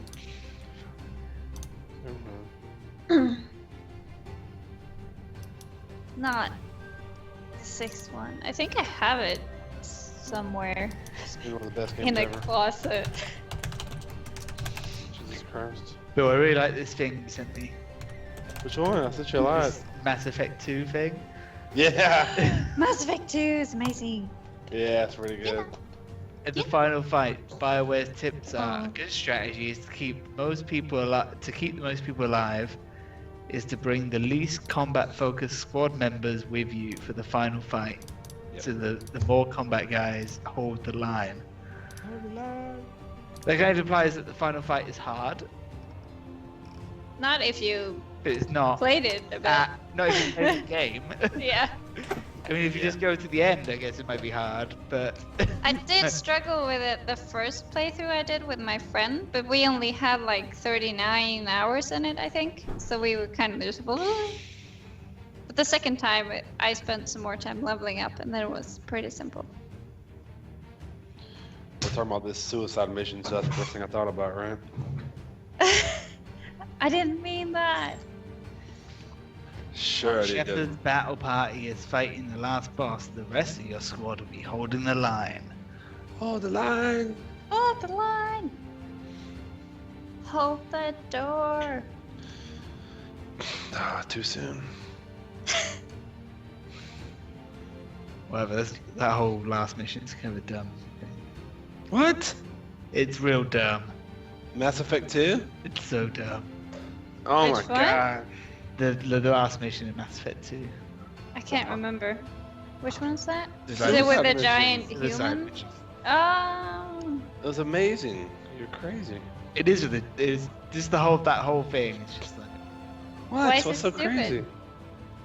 You're stupid. because under what What's so cool? circumstance would you lose anyone if you're an idiot and you just pick like stupid people to do stupid stuff, or if you don't like play the game and like make people loyal to you? Like under no circumstances can you. It's lose. actually pretty difficult to have. Unless people you're die like, in that game. unless you're like, oh, I'm gonna send the big Krogan guys. It's gonna be the hacker. You go through the vent. Oh no, he died. Yeah, I thought the same thing. Oh, I'm gonna do the Krogan guy is gonna be my biotic specialist, but he doesn't have any. I need someone to hack the system. Big Krogan guy. Oh, I'll do it. Oh no, I'm dead. And like the sorry, but like the loyalty missions, they're pretty much unfailable. So unless you don't do them, Two of my friends actually had 2 people of their party die, and they played the game like they were supposed to. crazy. But they we did don't not. buy- They didn't pick the same people to do the same tasks in the end, like I did. I think that was the difference in the very last mission. or like maybe don't buy the stuff for your ship, where it's like, oh, you No, they can did all that. They did all make that. the armor better. No, I'm not gonna do that. Don't do no. I'm gonna save that money for something else. No, it's fine. Waste of time. Yeah, we need the resources. Gotta fix my scars and Grade the stuff. weapons? No. I thought I was like my first time playing it through. I got no one died. I was like, oh yeah, pretty cool. Yeah, exactly the same for me. Okay. I think the only guy who's like who can be like not loyal to you is like the bounty hunter guy. I think you can fuck him over. Zaid? Yeah, I think you can fuck him over in his mission, right? Can't remember. By Yeah. not by helping him kill the guy at the end. Yeah, Or something like Or you can Zaid was either cool, split- don't be mean to Zaid. But like all the others, there's like a renegade or paragon choice to make them Yeah. It's a good like game. either help kill everybody or convince her she's actually a nice person. Anyway, D&D. Yeah. Alright, so, just before we get going, like, we're obviously not going to be able to finish all of this in the next hour and a bit. So, like, we will have to stop at some point, and then we'll do the next one. We'll book the next one, and we'll carry on. So I don't know how long this is going to take. It might take a couple of episodes, it might take more. I don't know. Says you. We're gonna knock it out the park. All right, finish it right here, right now. Yep, one shot. 1 hour. Let's go. let's do it. So, it takes a couple of hours. You guys waiting? Are you going to do anything in that time, or are you just going to wait? Limber up. It's raining on us now, so I'm just gonna wait. This. Sharpen my knives. All right. I'm gonna do like another couple swoops, not like loads, maybe just like 2 more in the period, just to check if he's still in the middle. Roll me a perception check.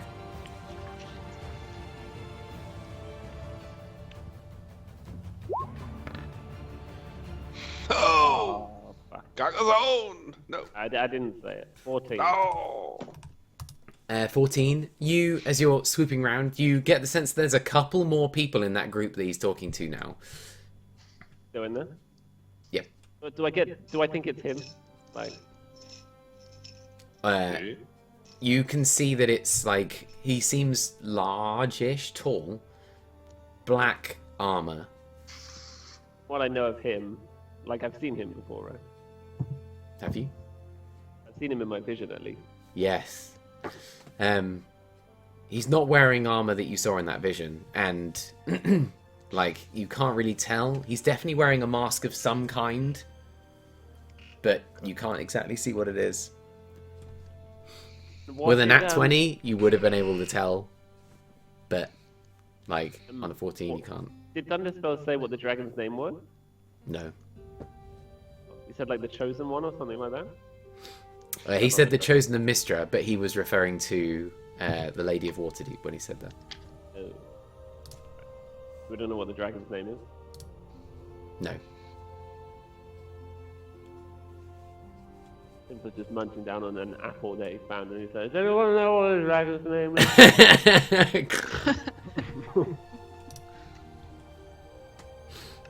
Oh?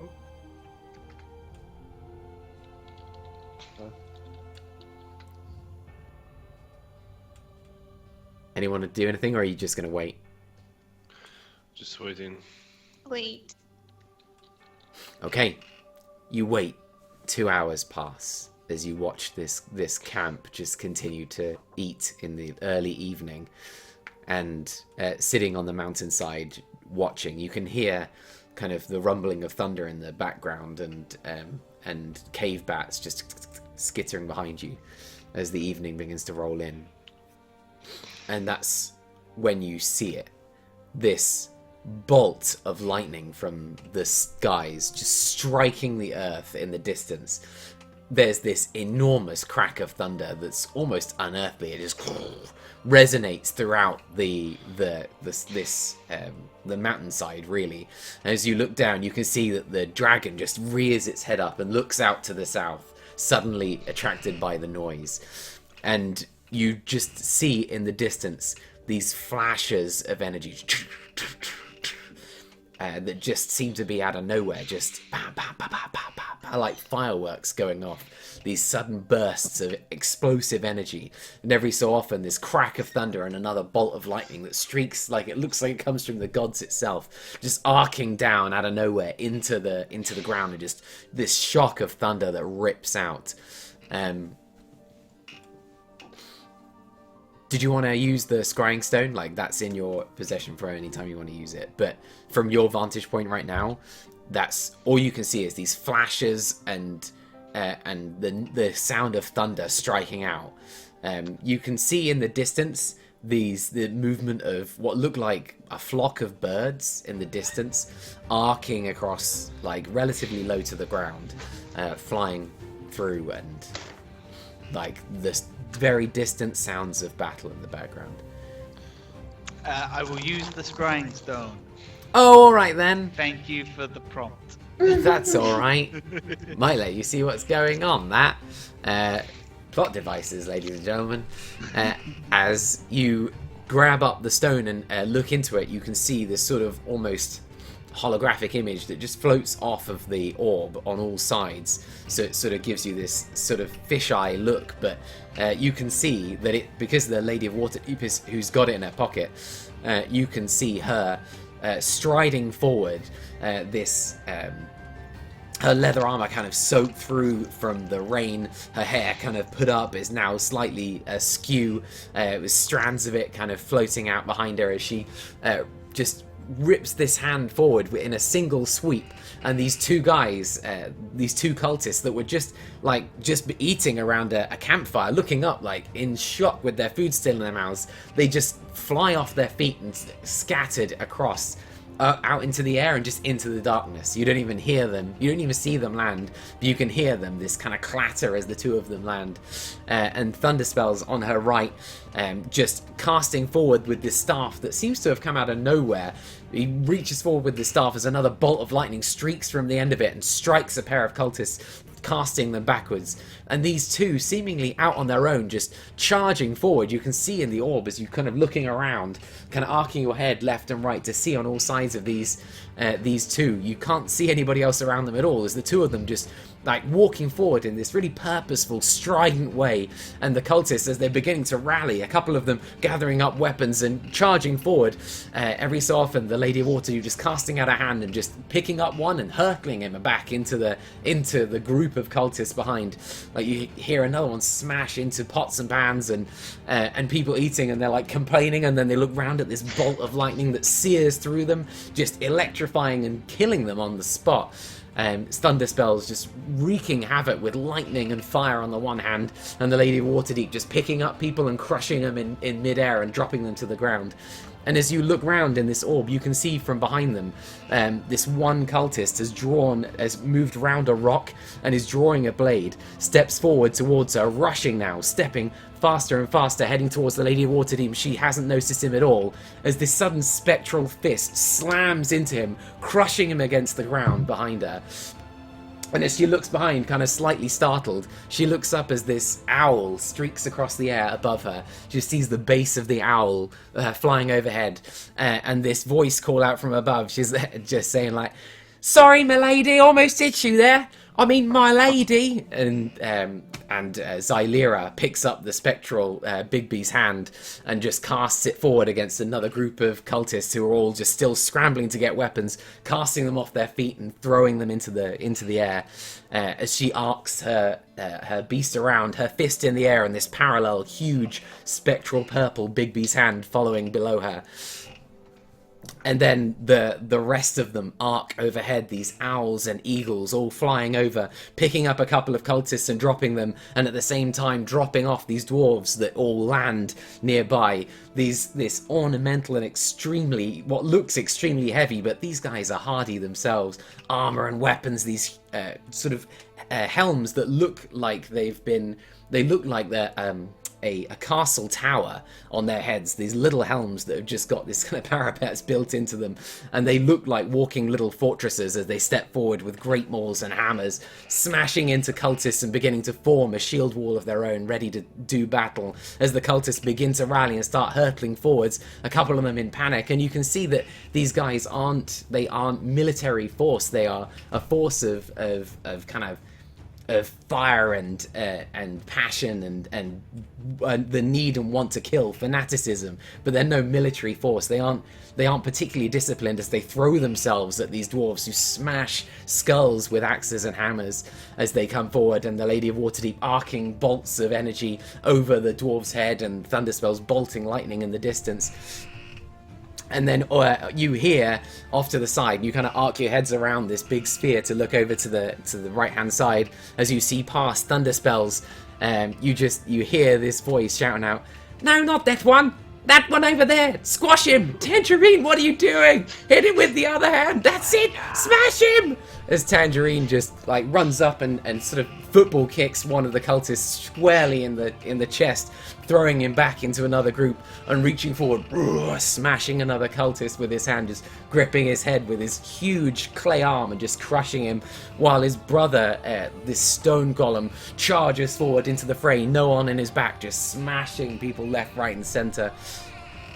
And then you see, in amidst it all, this one of the dwarves commanding the others, and you notice this big flowing beard straying out over his shoulder, and a pair of elves arcing off the back of a huge owl together, landing, spinning out, and then drawing blades and starting to strike, and the other one drawing a bow and loosing arrows. You notice that's King Melandrak and Alagarthus just starting to shoot at everything that'll move.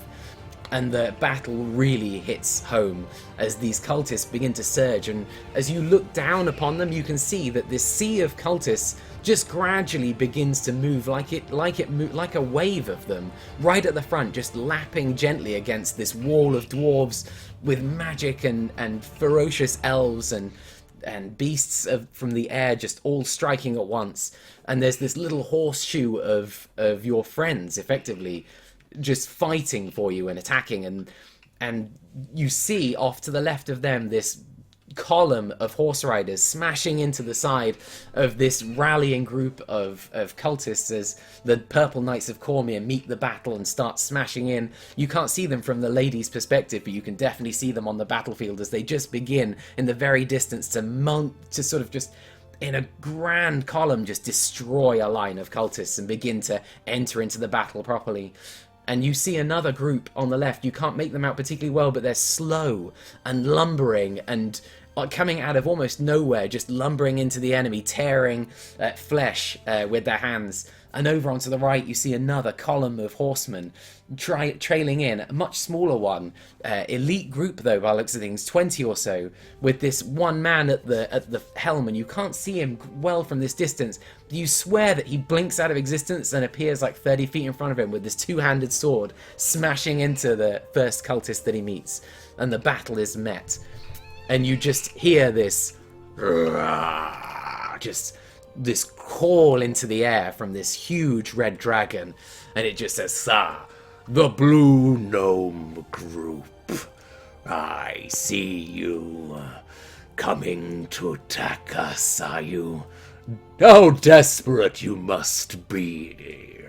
As he looks out to the south, over the Blue Gnome Group's banners high in the wind, as his eyes fixed on that group, hesitant to move, but you can see, even from where you are, he's kind of pacing and moving his body he's like a cat ready to leap, but kind of being held back by something. And the battle surges on. What do you want to do? What does that banner look like? The banner is this. It's basically the face. It's like an artist's rendition of Tinfa's face, completely and slightly ridiculously blue. Yeah, exactly that. I may have to take a screenshot of that and put it in Photoshop and create you a Blue Gnome Group banner. Did everyone see that? Was it just me? Everyone saw it because as you hold it out, it's like this sort Oh, of. I was gonna ask him what happened. I was just saying, Tell me exactly what happened. Nothing at all. Doesn't work. That was awesome. Turns out we know like a bunch of badasses.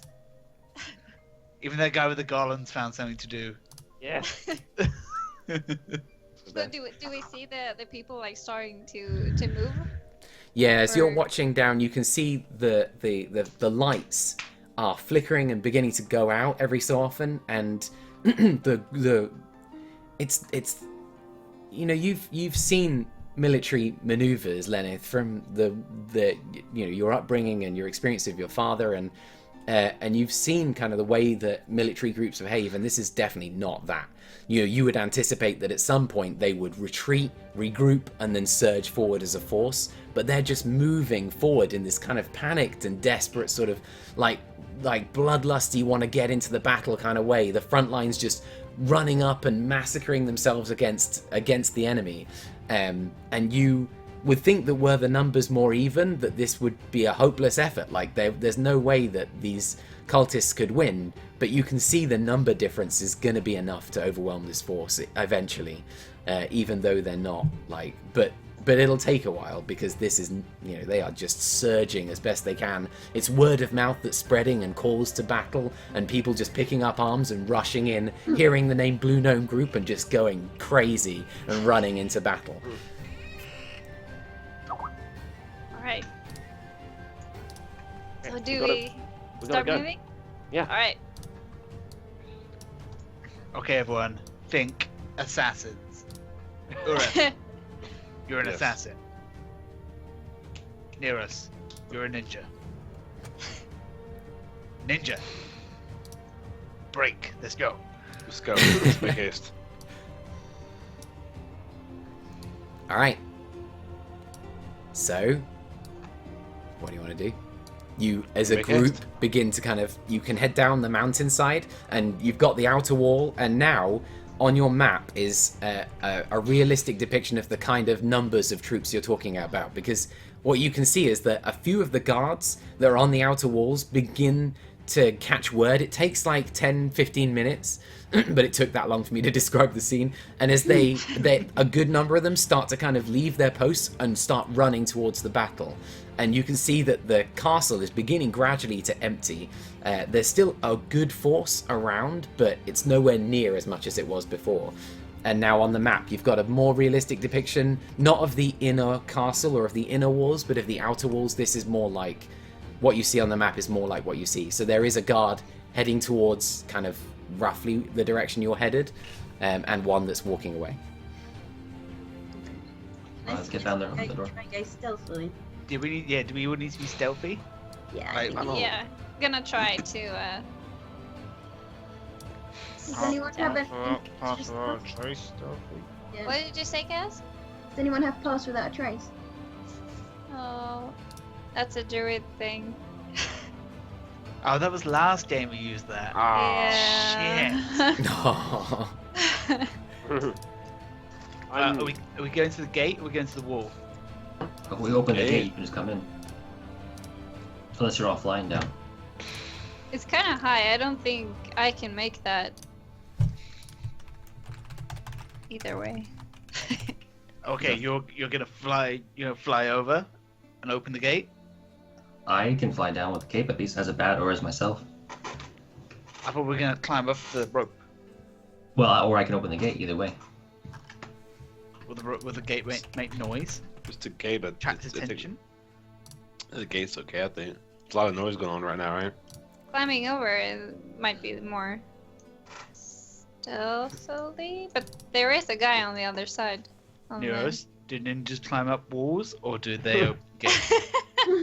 They climb up walls. I don't know any ninjas. You're a ninja. Okay. So we're gonna go still. So you want me to get on the wall, throw a rope down for you? Yeah.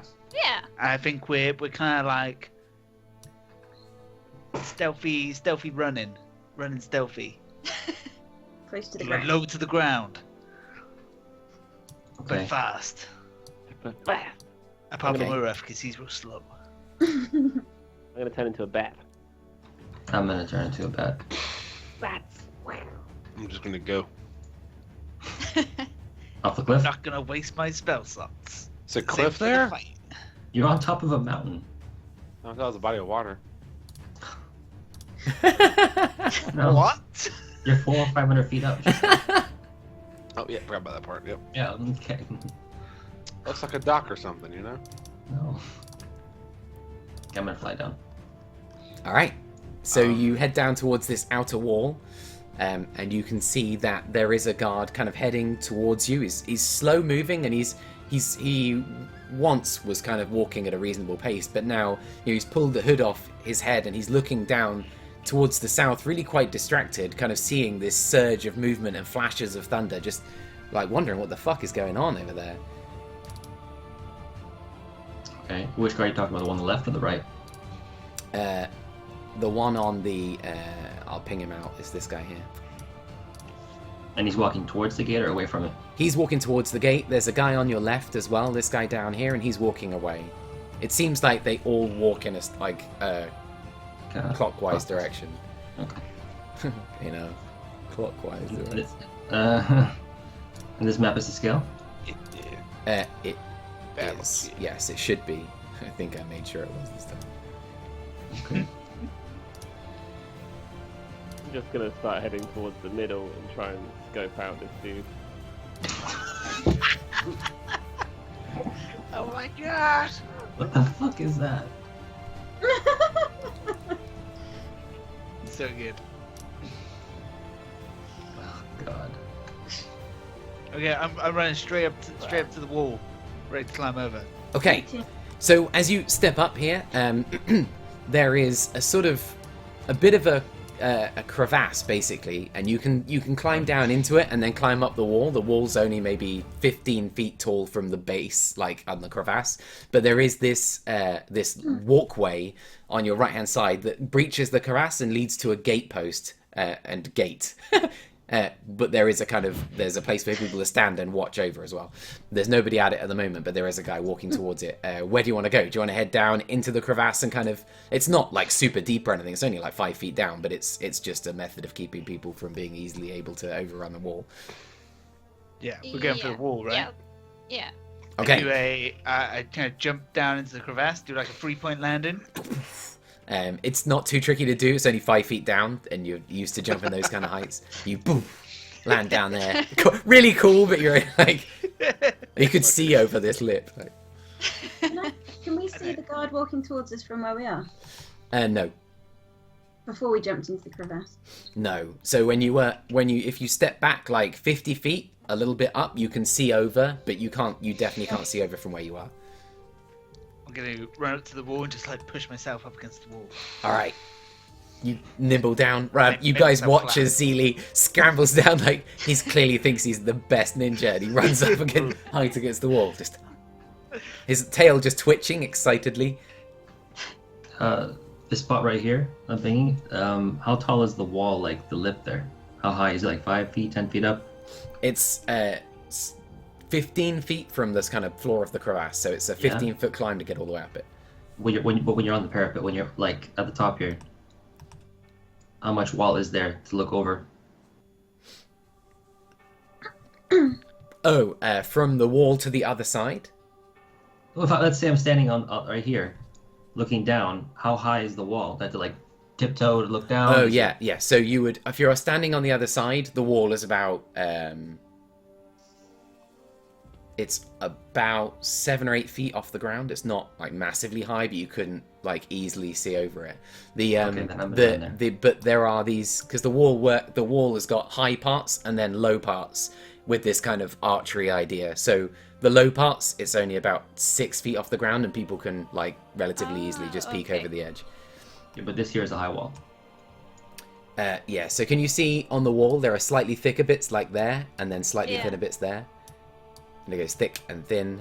Like the thicker bits are about like 4 or 5 feet higher than the thinner bits. Okay, well I'm landing there and turning back into a human. All right.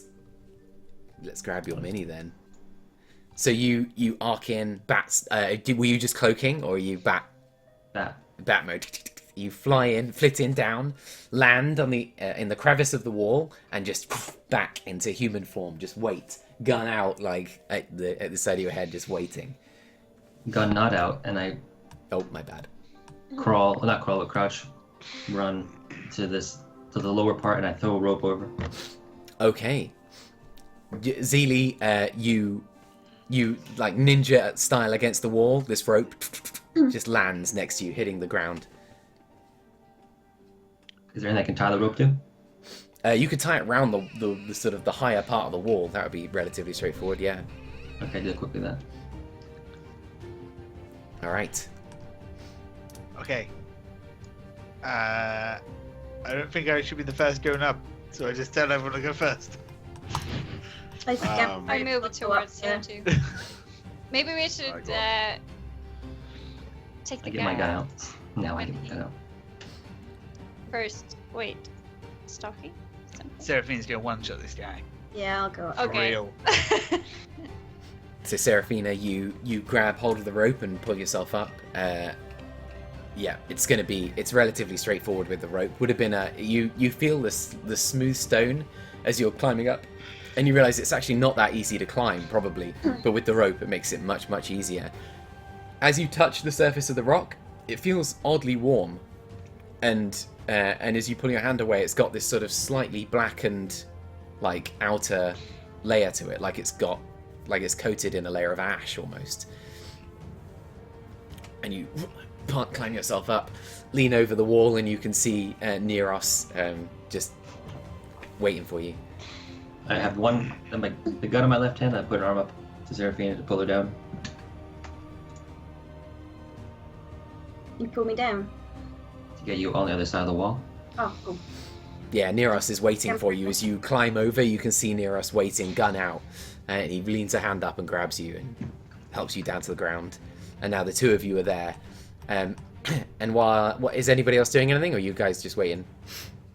Can I see the waiting guy to get who talks to me? You can hear him rather than see him. So you can hear now footsteps on stone, wet stone, kind of as he begins to like get towards the gatepost. Can I peer around the corner and see him? Yeah, roll a stealth check.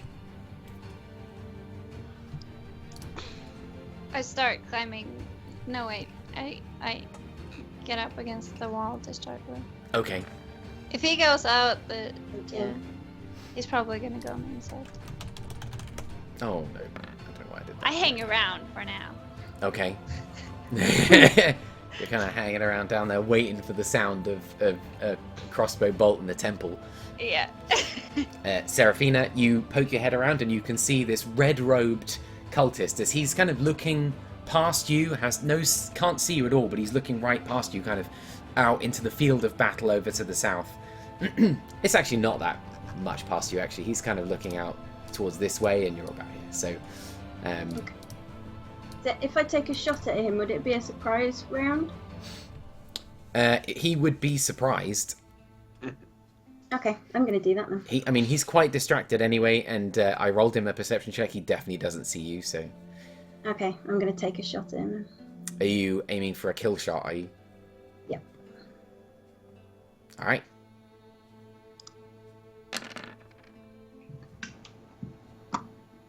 $28. Yeah, that hits with assassinate damage. What is that? Okay. It is 11, 16, plus 55, 71. 71 points of damage.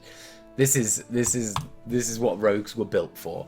As Seraphina just waits a beat and then pulls the trigger, and he looks out to the field of battle, and you can see him debating whether or not to go and join them. And he licks his lip for a moment, and it strikes him right through the heart. And he looks down for a moment as the colour fades from his eyes, and he looks to the source of the arrow, and he can't see anything, and he just dies, never knowing what happened. Nice. All right. Okay. Did you get him? I climb over. Now. Should we dispose of the body first, or? Or just throw him over the cliff, over the wall. Yeah, exactly. Yeah, see that? I go over there and I. What about hoist the them other up. guy coming round? He's Sorry? going the other way. Yeah, there's probably another one coming then. You can see that there is another one coming in the great distance, Serafina, but he can't see you from where he is. He hasn't got dark vision. Can I hoist this body over and just toss it over the wall? Yeah, you lump it, lift it up, push it, and it just disappears over the wall's edge. And you just hear this thud on the other side as it hits the ground. Right. There's And let it blood on spray. the stonework and blood on the ground beneath you, but it's being quickly washed away by the rain. Okay. And Should I'm we gonna. Back. should we start making our way over, or should we?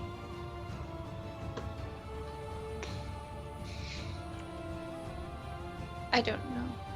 This rocky terrain, is this like uphill? Is it a cliff? Is it impassable? No, it's this terrain is just it is just rock and moss, so it's like walking on a very rocky beach, really.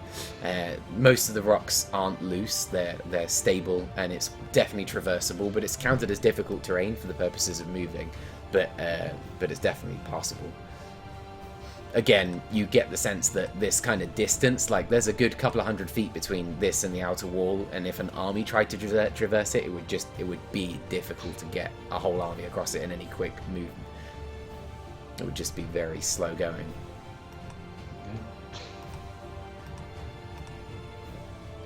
Do you want to take the pathway or do you want to traverse the rock?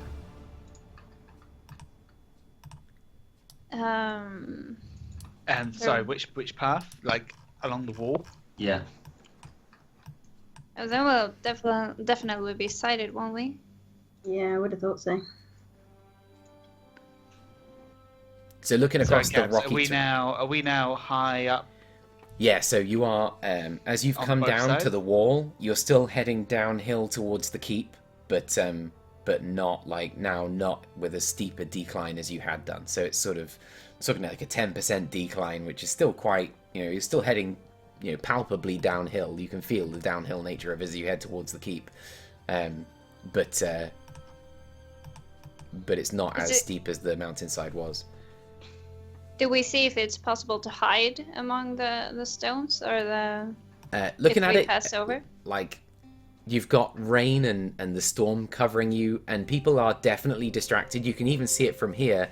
Like a couple of the guards on the walls, you can see just running from right to left, just sprinting along the wall, heading to the south to watch what's going on.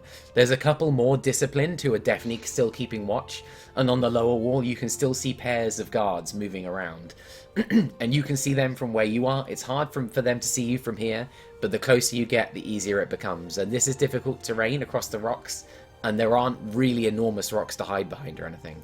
It's kind of designed to be able to get a good vantage point on an approaching army that can't reach the walls very quickly, so they get peppered with ranged attacks. But you're the Blue Gnome Group. You've stealthed through more difficult situations before. But it's quite open. I haven't really done anything like that while we've played, so it's difficult for me to know what's stealthable and not. So for Lenith, like her experiences, she's a wizard and an adventurer, but she's never been like an assassin or a thief. She's not that kind of sort. So yeah, it kind of fits that she wouldn't like have this sort of experience. She's like, guys. Jennifer, do you still know that little trick that you pulled back in Teflon with the guards? I'm not there. I'm a bat, and I'm flying towards the middle of the keep. Yeah, we'll come up to Timpha next, as Timpha's like, as near us you look to go, hey, and he's just not there, and then you hear this as this bat just disappears off. Timpha, roll me a stealth check. And then also roll me a perception check. Do I get any bonus as a bat? You've got your goggles, but you'd have to have surged in order to use them again. Bad stats. Bad stats. We're talking about bad stats. Bad stats. Bats. No. +2 on Dex. Yeah, no, I don't take his dex. I don't take his dex. No. I don't think I do. Like, if they have a stealth bonus, I get that, but he doesn't have one specific. Advantage on checks that rely on hearing. Yeah. I keep my ears open. Roll a 19 though. Awesome. Roll. You think that you're pretty hidden in the darkness. Most people are distracted anyway. But If roll they see me, me they're like, oh shit, they're bats. You know. roll me a specific perception check for me. A perception check for meat. For meat, yes. Like I want to know if you can see just how much man meat is in this keep. Timber comes back with a charcuterie board. Natural 20. Natural Oh, fuck shit. me. You don't know, like Mm. there's genuinely no way you would have seen this if you hadn't rolled a nat 20. But as you flit in, you notice this little red dragon-like creature flitting through the air nearby. As you're heading towards the middle of the keep, you pass the exit, you pass the kind of the boundary of the keep, and as you're flitting in, like getting quite close, looking around, this thing like passes you right by, has no sense that you're here at all, but you see it. It looks like almost like a dragon, but it's tiny. Like it's really small. It's like it could sit on your shoulder as it flies around, and as you watch it, you kind of turn in the air, arcing around, and you can see it flying in through a keep window, and then flying out and just flying across the keep, landing nearby, hovering for a moment, communicating with this guy in big armor, and he kind of nods for a moment. It flies off and arcs out to the south over the battle. Shit. So where do you want to go? You're inside the sort of, you're past the boundary of the keep now, over the center of the keep. You can see that as people are surging forward, like they're all gathering weapons from. You can hear that they're gathering weapons from inside here, from the south, the big building in the south. And they're running in unarmored, and you can see they're running out armored on the other side. And lots of people are charging and surging forward. There's a few very disciplined troops, clusters of troops that aren't going anywhere. There's still a few around. And this big armored guy is still doing what he was doing. And as you get closer, you can see that that these creatures that he's talking to aren't people at all, but they're undead creatures that are kind of crawling out of the ground. And as he concentrates, he surges forward, and another one kind of rips from the ground and pulls itself out of the earth. He's busy kind of summoning these undead creatures into being in the center of the keep, clad in just super black, massive plate mail with this mask that pinches to a point all the way down the front and has this thin slit across to look out of. Creepy dude. I'm gonna follow the red dragon thing. Okay, you fly after it. It zooms out over the head of the battle and ultimately kind of flies down and whispers in the ear of somebody, and flies out and whispers in the ear of another. People who you think are whatever passes for like command people in this, trying desperately to organize the people around them, and then it arcs around, and as it sort of meets a good number of people in the battle, it then lifts up and then flies, and you follow it for at least, I would say, like if you're going to follow it all the way around, it would take about 20 minutes, as it's just kind of I'm just following 20 minutes, I mean like, I don't mean 20 minutes, I mean more like 5. Like this thing is looking at its movement speed, it moves fast, and you're following it and arcing between people, and then ultimately it comes back into the keep again. You're going to keep following it? Yeah. Ultimately it heads to like 3 places of interest. It goes here to the main keep, like that big place. It goes into the top floor of that. It heads it heads to that top floor of the keep. It heads to the black armored guy, and it heads in here in the top left. Okay. Black armored guy's right in the middle, yeah? Yeah, he's roughly here, right in the middle, Yeah. slightly on the right, and yeah, the one thing you do notice is that it doesn't go to the red dragon.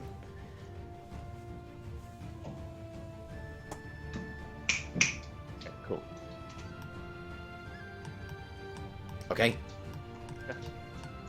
So, the rest of the Blue Gnome Group, it takes a good 5 minutes for Timfer to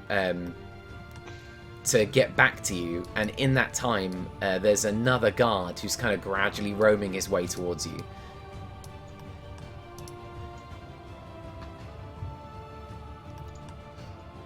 Hide and amp. Let's get him. We can trick him. You can attack him. I'll distract him. Oh, do we need to capture a guy? No? No? Do we have time? I don't know, do we? Doubt it. But maybe. I think so for Quinn. Okay, I'm gonna distract him. Serafina, take the shot. So I need a stealth check from everyone that's there, not Timfer, because he's floating around already stealthy. Serafina, I didn't hear you talk. That I could just take him out without the distraction. Oh! 2. Yeah. He rolled a 1. Natural 1 plus 6. Oh, okay. It's 20. a shame I rolled a 2.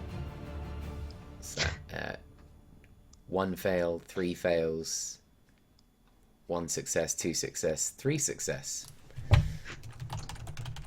Can I just take him out? Go for it.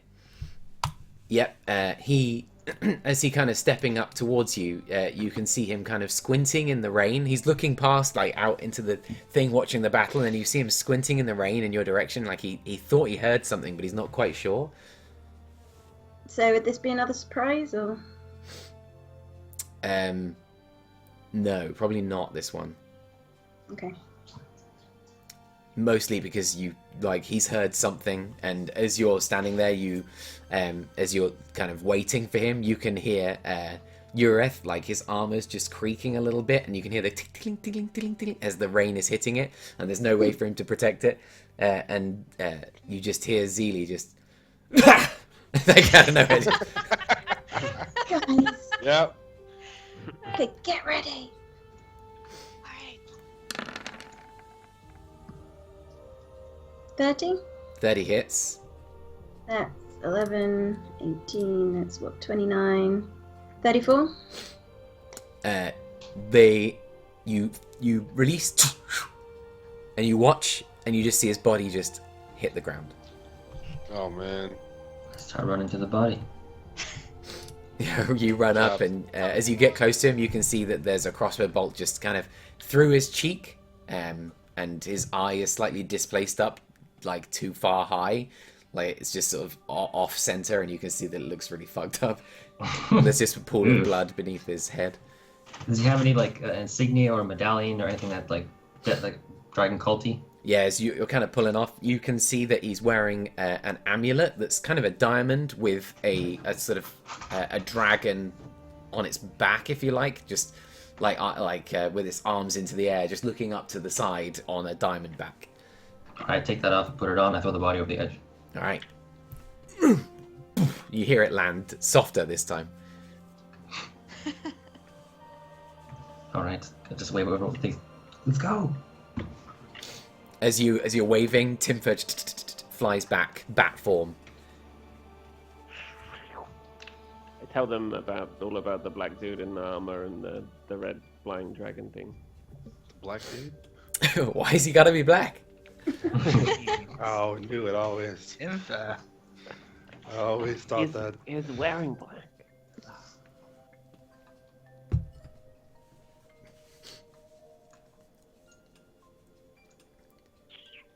So where do we want to go?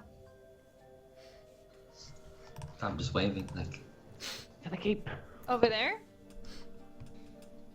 To the main keep? I'm just waving. I can't hear you guys from down there. Well, why are you just... Where are you? I'm where the guard was. I'm assuming that we're gonna take the path up. He's literally only 40 feet from you. He's just waving at you 40 feet away, like. Alright, I follow him, I guess. Yeah, let's do that. All right. Cabs, I can't hear any music. Have we got music going? Can anybody else hear music? Yeah. Yeah. Okay, well, let me come out. Yeah, I hear it too. Just turn it up. All right. Oh, it's way up. It's just not playing. Maybe reboot, like just Yeah. reload Roll20 because I Fine. have endless problems with Roll20. Okay, so the group like sneaks around the perimeter of the keep, and staying close to the wall and in the shadow, you're relatively secure in the knowledge that nobody is going to find you. You do find one more guard on your way there that you can't see from where you were, but he's kind of approaching you from the front. And are you just gonna shoot him, or are you gonna try to capture him? No, I'm happy to shoot him. Shoot him. Yeah. Could have information on where the guy is. Just a sentry though. He's bound not to know much. Probably knows where their leader is, right? Yeah, Shouldn't maybe he? reports to or something. Yeah. Shoot to disarm then, Serafina. To knock him unconscious. And then Europe just lies on top of him. Yeah, good idea. That's your special move. That killed the green worm speaker. That move. Ah, don't knock it. So what are you doing? Shoot to kill? Lying Shoot on top of disarm. people. Ah, right. So what's your plan? How are you going to do it? That's a good question. Crossbow bolts generally aren't non-lethal weapons. Can we try to like hide in the stonework here next to the pathway? Yeah, absolutely. Yes. So these buildings here are kind of, they're sort of, they are war machines that have not been yet deployed. Should go destroy him. Yes. And we can hide behind them? Yeah, absolutely. Yeah, they're huge. They're very big wooden Okay. structures. They offer quite a lot of protection if you're looking to hide behind them. What do you guys Where's- want to do? Where's the next guy? Are we talking about the guy that's coming around here? Yeah, pretty he's just far heading away. around the corner Yeah. there. Oh, okay. Okay, then let's jump down. Let's stealth up towards this trebuchet. Okay. Yeah. Trebuchet. Trevor shy. Roll me a stealth check. Seen that picture. We're in open ground though, aren't we, at that point though? You are, which is Yeah, why we're- you're going to we're need running for another that? stealth check. To hide behind the thing, right? Okay. Yeah. God, now I'm running towards the trebuchet. 10. Do we all gotta make stealth checks? Well, Yeah. All of us? Yeah, one stealth check from everyone who's heading towards the trebuchet. God. 21. Good job, Denver. 10. 2. It's going to be up to Serafina. 26. 26? Yeah, that's fine. As you jog over there, and Timfer just trips on the stone and like face plants the rock. Urith kind of boots him in the side as he steps past. Like, Can I just pick him up and like up past him and drag him with me? Oh, God. Denver, not now. Dimper. That's my place in the rock. that guy begins to turn around the corner and head towards you. He's too far away to have heard anything, and these guys are, yeah, they're 100 feet away and a little distracted too, rolling. So, am I taking him out or am I trying to? So as you guys are watching, on your left-hand side, you can see there's a pair walking from the south, just walking around the inner wall, and there's one guy walking around the outer wall on your right, kind of almost simultaneously heading in that direction. So what am I doing? We maybe shoot him in the leg to start running from running, and we grab him. Yeah, can I do that? If he shouts though. That's okay. Yeah, that's true. Why? Why are we disarming him? Why aren't we just killing him? Yeah, I think we should just kill this one. Okay. Alright. Okay. Come on. Does he know we're here? No, he does not. Natural 20? Natural 20. Yeah, he's dead. Fuck it. It's a Don't even bother. Don't even bother. He's dead. So that's a lot. Do you want to kind of... I mean, If you want to, you can work out how much damage that is, or we can just say that like you kill both of his children. Like this guy had 2 kids and they just die of a heart attack. Like his whole bloodline is killed by this crossbow. Aw. You shoot him from a distance. He doesn't see it coming. It doesn't meet any resistance as it passes right through him. And Can it topple him over the side as it does it? yeah, it hits him so hard he poof, lifts off his feet and just tipples over the parapet and disappears out of view. No blood, he was just gone.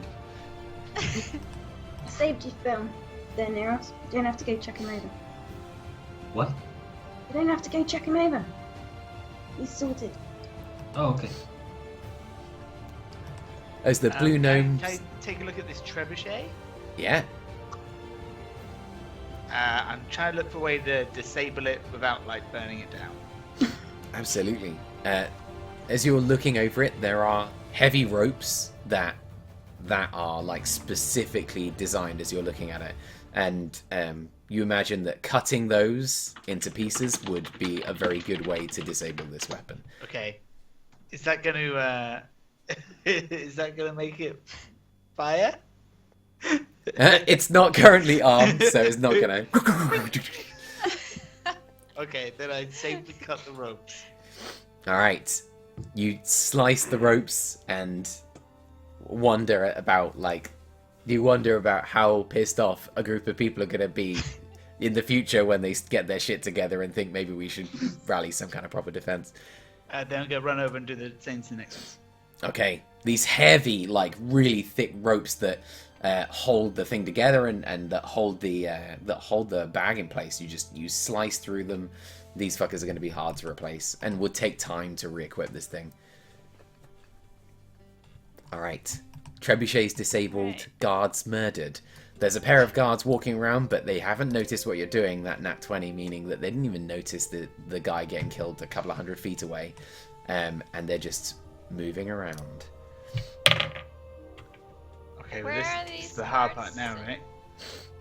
If we just cross the distance here to the stairs, we can get up there. Let's get more of these. Isn't that a guard? Yes. He This would guy here? probably see us. Yeah, as you're looking around, Lenneth, you can see that there's like a white-robed cultist being kind of... He's sort of in charge of what looks like a long, like dog-sized lizard. It's sort of walking on all fours, like with this long, elongated snout. It's like a guard drake of sorts. Have we seen those before? You have. Is Lenneth that hasn't. what Tim Phil likes playing with? Yeah, you've seen. The last time you saw them was in Castle Neryatar, When I rode one. when you rode one. Did you try to run one and you failed? I rode one. It's not what the legends say. History. So how do we take him out without being noticed? I think this is the point where we lose the surprise, right? Are there any? There's no Yeah. other entrances. Oh, there's an entrance. Is this an entrance here? Yeah. So as you're looking, you can see that there is it's a set of steps with 2 lamps on either side lit, and the steps lead up into a room. So it's not that those steps lead through into the main center of the keep. There are routes in to the center of the keep, but that leads into a room and into the sort of wall itself. So this, if I ping it out for you, yeah, so it leads inside here, and you can see there that it's kind of a door that leads into a room into this building on the ground floor. The wall's high enough that building is very likely 2 floors high, or Okay. with very tall rooms. But I just think like maybe we could like Metal Gear Solid, wait for him to pass, and then Dart in there. scooch up the wall and dart in. I think if we attack can this try. guy, we'll get Yeah. detected. If we climb up on top of the wall, probably get detected as well. I like it. I Yep. like it. I think I have a scroll of control fire or something like that. I could use to take out the, if it's fucking, if it's torches. Thank you. That's burning by the entrance. Yes, they are 2 torches burning. That might be good. Yeah, I like that. I saw the flying guy go in here. Do I think that this is the same area? Yeah, I mean, by the looks of when you were down on the inside, you could see that this all along here, like that whole area, was just one long building, and there's a couple of kind of attached buildings in that direction, and then a couple of attached buildings in that direction. Although that building there looks a bit more isolated, but yeah, it looks like they're all connected. Okay.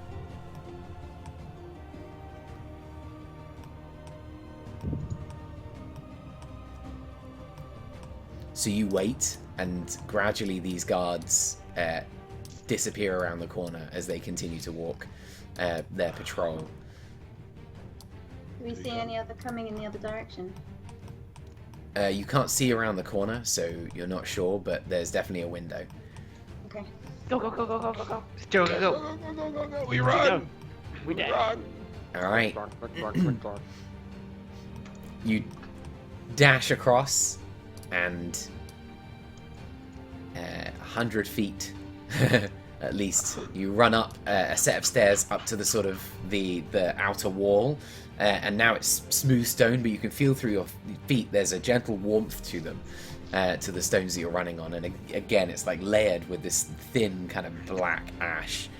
And as you run, you rush towards the lamps. Lenneth, do you destroy, like, disable the lights? I'm reading up on it now. It's I can't really find anything on roll 20, so I'm a bit unsure how the spell works in itself. What is it? But I have written down control flames, but I can't. So you can. I cast Thaumaturgy and dim the lights out. So control flames is a. You can extinguish the flames within a 5-foot cube. So yeah. Yeah, so I can only take one of them. Yeah. So Neros, you reach forward and dim one of the lamps, and it dims as deeply as you can. And Lenneth kind of reaches forward, and the other one just extinguishes. Could you do both? You said. I could do both, yeah. Okay, So well Lenneth, then he can do it. Okay, yeah. fine. I can save the scroll for. Right. So like Lenneth like pulls a scroll out, thinks for a moment, and Neros, seeing what she's trying to do, just grabs the 2 lamps with his mind and just extinguishes them as you run across the courtyard. You dive up and into the room, and I check. Yep. All right. And this is what you find.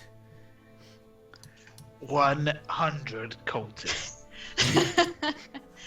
2 dragons.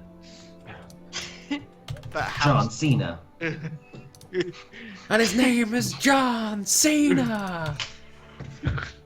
Let me just make you big Ric enough. Flair in the corner. Woo! I've lost the music again. Plays for like a little bit and then stops. I lost the earth. I lost the screen. You will do, but you'll get it back. Darkness. Fall in the darkness. There we go. Fall You should have a bit of vision now Just I got something here. in the top. you only see what we saw. The top block. outside, yeah. Oh, can we go inside? Can we? Yeah, I guess I'll Do go you in want to first, try right? and just like here at the door? Already there. No, Whoop. that door's not. Oh, was the door open? It's not. This door isn't locked, it seems. As you kind of push it open, and inside there's a couple of war machines. But as you step in, you can hear on your left-hand side, your left, as you walk in, you can hear the chatter of voices behind a very thin wooden wall. That door is currently closed. There's a door just at the base here.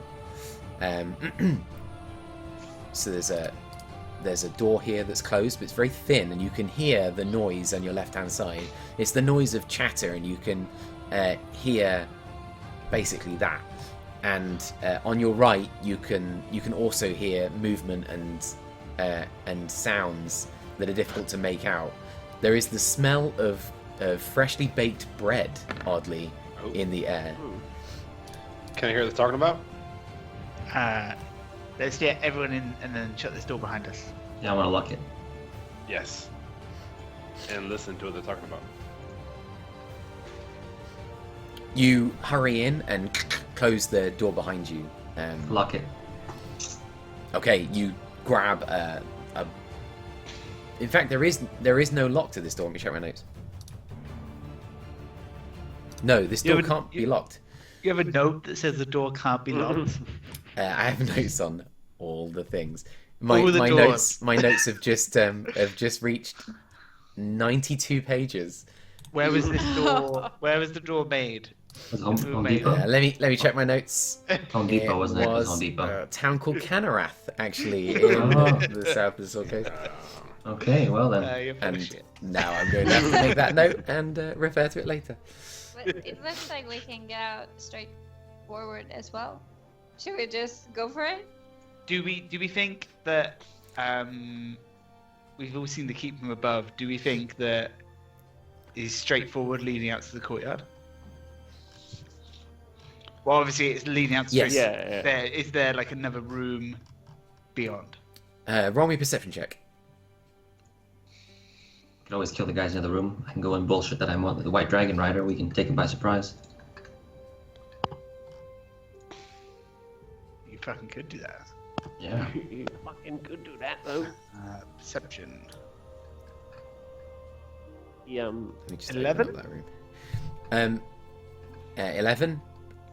Your best guess says it's probably the courtyard. Is there a door? There is a door here, and that one is locked, not with a bar, but with a key. The door behind you is not kind of a lockable door, but this door absolutely is. There is I say very quietly, there is an important guy on our right.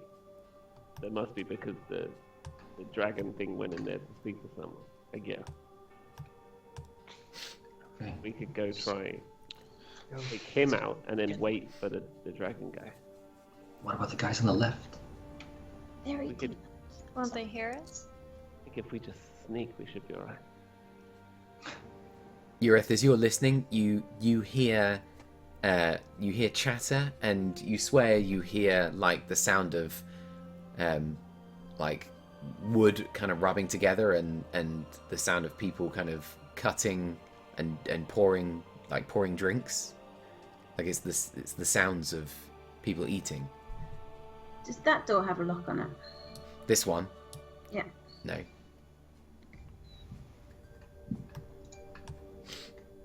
Go right, quick. maybe? Yeah, let's go right. Let's Yeah. go right quick, and whatever we see, we'll just take out quietly. Fast. Kill it really fast and quiet. Yep. Let's do it.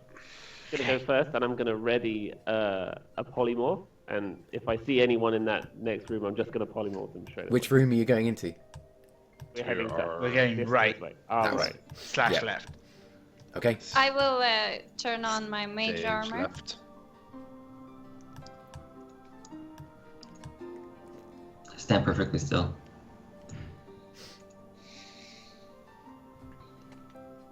So you sneak around the corner. Everyone on the line. Rainbow Six. So you sneak around the corner, and in this room, it's just stores. There's barrels of wine and yeast and flour and all kinds Is of that stuff. door right there? This door is a thin little wooden door, currently closed. And as you listen, you can hear sounds on the other side. Someone Yeah. talking or someone just Doesn't sound like talking. It sounds more like mostly it sounds like rummaging around. rummaging. Yeah, it's hard. It's like there's no distinguishing sound. Not easily. Okay. Open the door and rush in. Okay. Timfer pushes open the door out of nowhere, and 10 dragons. Yeah. Having lunch. Dog playing poker at a card table.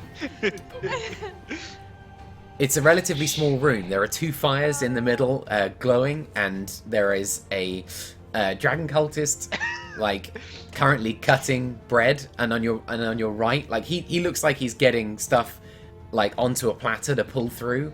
And on your right, you see a kobold who's currently like literally baking bread and rolling it out. And as you kind of smash the door open, Timber, and charge in, you see the cultist, like, he can just be like, oh, it's not ready, like, just give me the fuck are you? And that's all he has time to say before you do something. Oh, let's try to if he doesn't know that we're not part of the cultists, we could try to just blend in and pass them and go to the next door. We don't really look at us. We're such a ragtag bunch. Well, like, he we was don't just fit like, in at all. It's Too not late. ready yet. He It's too late. If he doesn't react to a group Group of of really famous heroes. That moment has passed. Yeah. Lenith says as this man is talking, like looking at you, like. Alright, well then. The kobold on the other side of the room is just like, what? And he pulls the blade that he's been like using, and grabs the rolling pin with the other hand, like, and tries to get to this door here. I'm going to rush and try to tackle that kobold. Well, everybody rolls for initiative. Okay.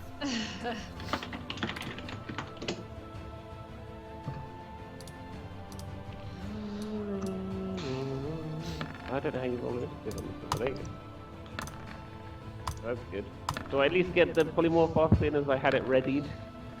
It's going to be on the initiative rolls. Oh, that's so lame. Surely we had some sort of surprise. I even said I readied it.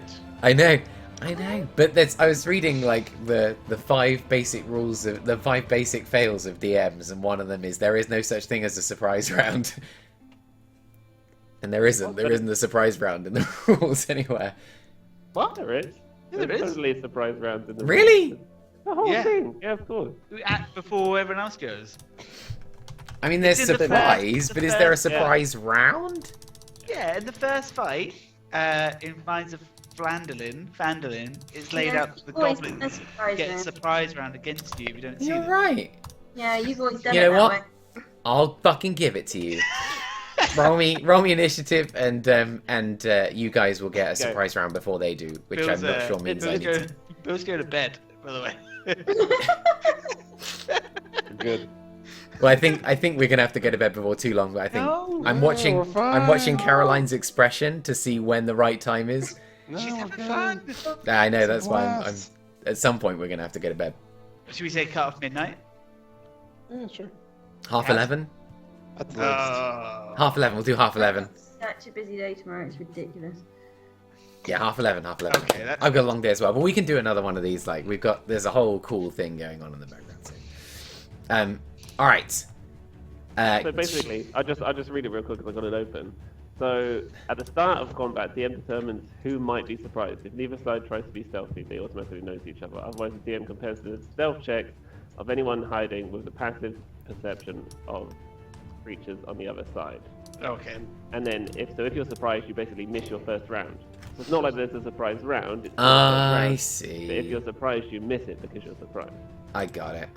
Well, they definitely would have failed their fucking perception check. They would not have seen you coming. I need to get Lenith on the list. And right, initiatives, please, from Neros, 3. Ureth, 9. Zeely, 9. and Timfa, 4. Seraphina, 20. Lenith. 21. Oh, Lenith. Oh, don't know why I did it like that. Lenith, you're up. First to react. All right. I am going to shoot the guy at the far back with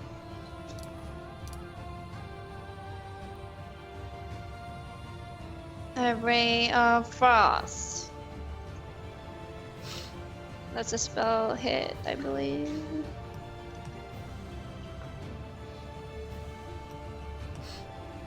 So, Range spell attack just against as a- target. Yeah. point of order, you're aware that, like, moving through quietly, using any kind of loud abilities, I don't really have anything that's. totally fine. Just letting you know. How Huh? loud? I don't know how loud it would be if a person gets hit by a ray of frost across the room. I don't know. Neither do you. Let's find out. Well, we are aiming to kill them, right? So Okay, then give me 1 second, okay? Well, just look through, but I'm pretty sure that I don't have anything that's entirely like. I mean, to cast a spell, you have to say something. But like, oh, Matt's playing Dota. It hasn't patched yet. What's the point? Is this a surprise round? Yeah. Okay. If you like, a bow would be Yeah, just do. quieter than a spell. It's too bad I can't hit shit with it. Y'all niggas are metagaming right now. Who knows? Lenneth, What? you The- burst the in, spell you is- open your book, and you think, "Fuck, what am I gonna do? What are you gonna do?" All right, then I'm gonna use the bow. All right. Pulling the bow off your shoulder, drawing an arrow in a practiced fashion. You draw back, and watching as he begins to run towards the door, you trace where he's headed, lead the shot a bit, and release. Roll me an attack. I think I have that one. Come on, Lenneth. Come on. That was damage. There we go. Dex plus power. plus 19. You hit him. Roll that Oh, damage. nice! First time. First time. What's the damage on this thing? I never use it. It's a whole 1d8 plus 3. 7. You kill him. Nice. As you release the arrow, this is a kobold chef. He is not a fighter. As you, he picks up the blade, he picks up this rolling pin and starts running to kind of call his friends. And just as he's like, "Wah," this arrow strikes him in the throat, and he just and smashes into the fire and just slumps across it, and his body just begins to catch on the blazing coals. It's really relatively quiet as he just slumps over it, and yeah, you kill him. Nice job. I killed someone with a bow. You guys. I killed someone with a bow, you guys. Serafina, you're up next. Yeah, I think that's it for my turn. Are we still fighting? Have you got any? Sorry, Lenneth, have you got more? No, I'm done. Yeah, there's a cultist standing in front of you. Okay, I'm gonna shoot him. He has a platter in his hands as he sort of doesn't know what to do with it. He's thinking about reaching for his dagger, but he doesn't have time to react before the first shot hits. I wish this would add it up. 26, 27, that's like 53? 50, he's dead. Yeah, that just about kills him. The arrow passes the platter in his hand and strikes him in the chest, and he drops the platter, and it starts to fall to the ground. Can I run forward and try and pick it up? You can't, not Try and with, not catch in it. the same action as an attack. But there are other people who haven't gone yet, and they have a chance to react. As you guys watch as this platter begins to fall to the ground, Serafina, having shot him, tries to react, but she's firing at the time as it's happening and can't move quick enough. Other people haven't reacted though yet.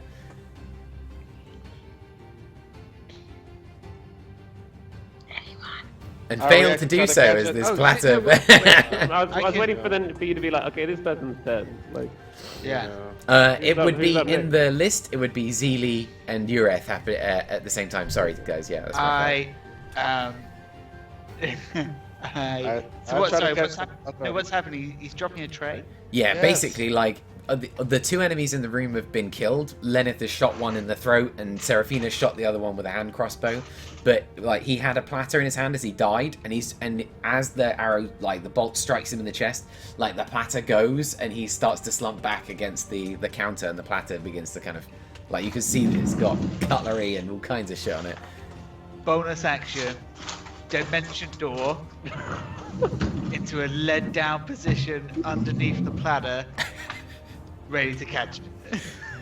Or for it to just land on me. You become a tiefling table. Yeah, so you just whoop. You bamf Onto this the floor. little red puff of smoke, and you bamf into place and grab the platter as it sort of doesn't go anywhere, and you basically just kind of take it out of his hands as he falls backwards into the counter and into the bread. The bread is smattered with blood. This like spurt of blood as the crossbow bolt sticks just out of his back and through his robes. And he dies, Zeely holding the platter. And nothing happens.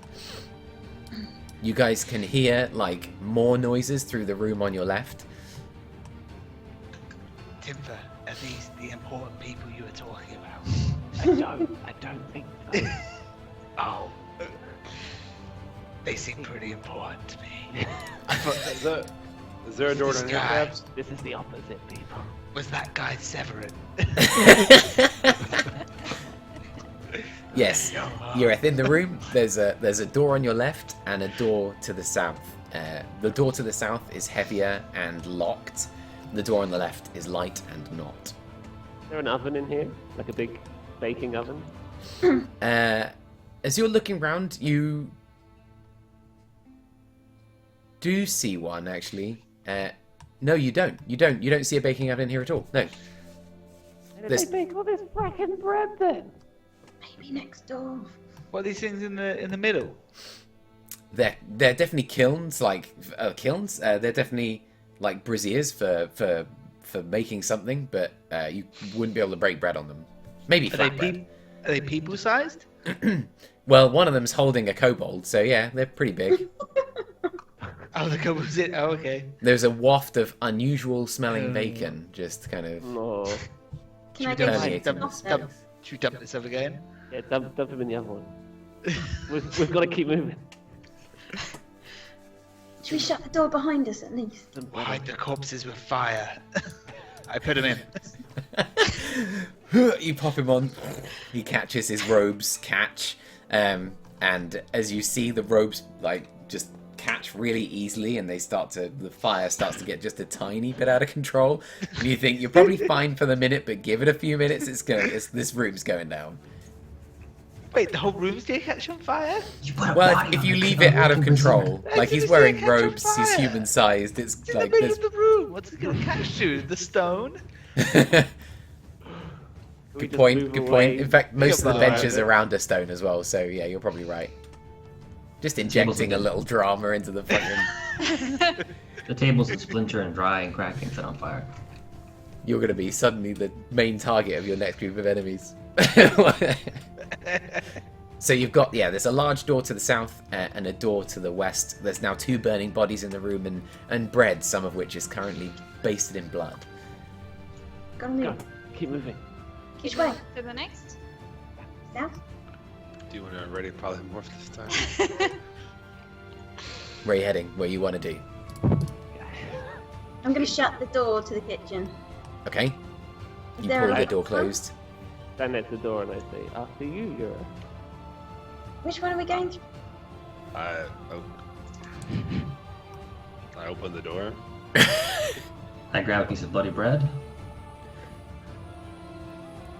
Okay, as Seraphina closes the door behind you, kind of keeping you guys stealth, Neros picks up a bit of bloodied bread and Licks it. No. I'm just holding it in my left hand and my gun in my right hand. Bill, like, what do you, Ureth, what do? Do you open the door, like, gently or slowly? Are Yeah, you peeking in, or are you just gonna barge? What are you doing? No, I think I just open it like a normal person would open the door. Like, yeah. How heavy are the tables? Sorry? How heavy are the tables? They're heavy. They're made of stone. 3 of them. The 4th one is the made of stone wood. tables. Ah, okay. Urith, as you open the door in front of you, you see a group of chefs working away on a much larger setup, and you see the bread oven in. Yes, And Tim is like, "Yes." mission complete. Now, since I open it normally, do they see me? Or are they too busy working away? Roll me a stealth check Oh, God. as you kind of gently open the door, trying not to be noticed. 13. But this is no, never mind. Yeah. 13? Yeah, there's only one of them looking in your direction, and while he notices the door open, it's a door that opens kind of from the left and arcing outwards, so he can't see through the door to see you. He just sees the door open, this guy up here, and he's like working away kind of busily, like grinding something in a pestle and mortar, and he looks over his shoulder at the door, seeing it open like calmly. He's just like, "Meow," and he keeps working, and a couple of them are working away and not looking in the doorway, so they don't notice the door opening. Just shut the door? You pull the door closed. Can I be listening at the other door while this is going on? The which one? The one at the bottom. Yeah, roll me a perception check.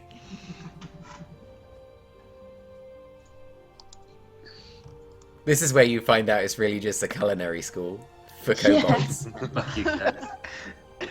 We're killing innocent students. Seraphina, as you listen at the door, you can't make out what they're saying, but you do hear 2 men talking to each other. They've got deep voices, and it's hard to make out what they're saying, not least because it sounds like they're speaking behind something. Whoa. I let the others know. They could have dragon masks on. Well, I highly doubt it. You never know. Do we want to go in?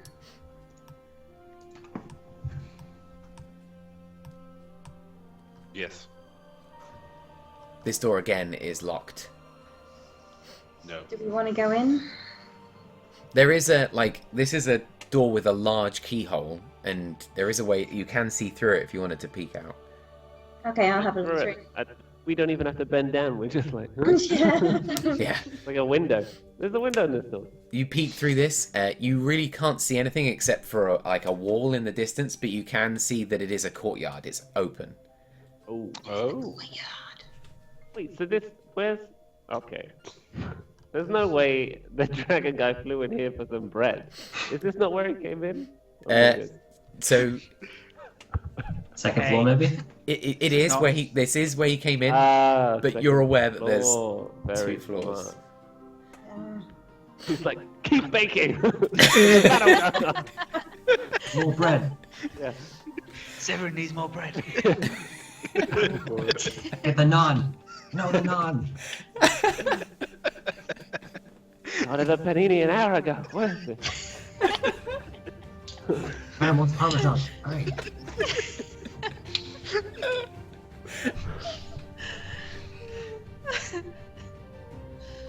Ooh, can we lock this? Where we going into the courtyard? Probably a bad idea. It's very open. And the bad dude with the zombies is out. And the dragon, of course, on the quick hill. With zombies? Yeah. I should really start listening. What? Zombies? Yeah, there's a guy raising the dead out there. Is it Severin? I don't think so. I think Severin's the red dragon thing flying around here. Severin's the dragon? Oh, there's like a small dragon lying around. I told you guys about this. Yeah, I remember, but you didn't say you thought that was Severin. No, I didn't say that, but Severin's a dude. Oh my god. he's the red dragon rider, and there's a little red dragon thing. That makes no sense. What? You're usually the smart one. He's red. This was I red. know. Nothing but like. Hey, so Get it, Let's burn the whole building down. We know there's an important person straight up. Just go straight up. Me and you can take a person each. Really. What? Do you mean go- outside? No, just Have you seen the room? What about everyone I don't need to else? see the room. I know where it is. Straight up. What if it's solid stone? A room made of solid stone. No, what if All the way directly above through. us? What if directly above us is solid stone and you want to go straight up? I mean, how likely is it it's going to be solid? A very Wall? sad end to my life. No, it's two of our lives if you take one of us with you. That's a good point. Yeah. That's a good point. Okay, so that's one con. We'll put that in the con column. I say we kill the kobolds. No. They're just They making don't bread. even know we're here.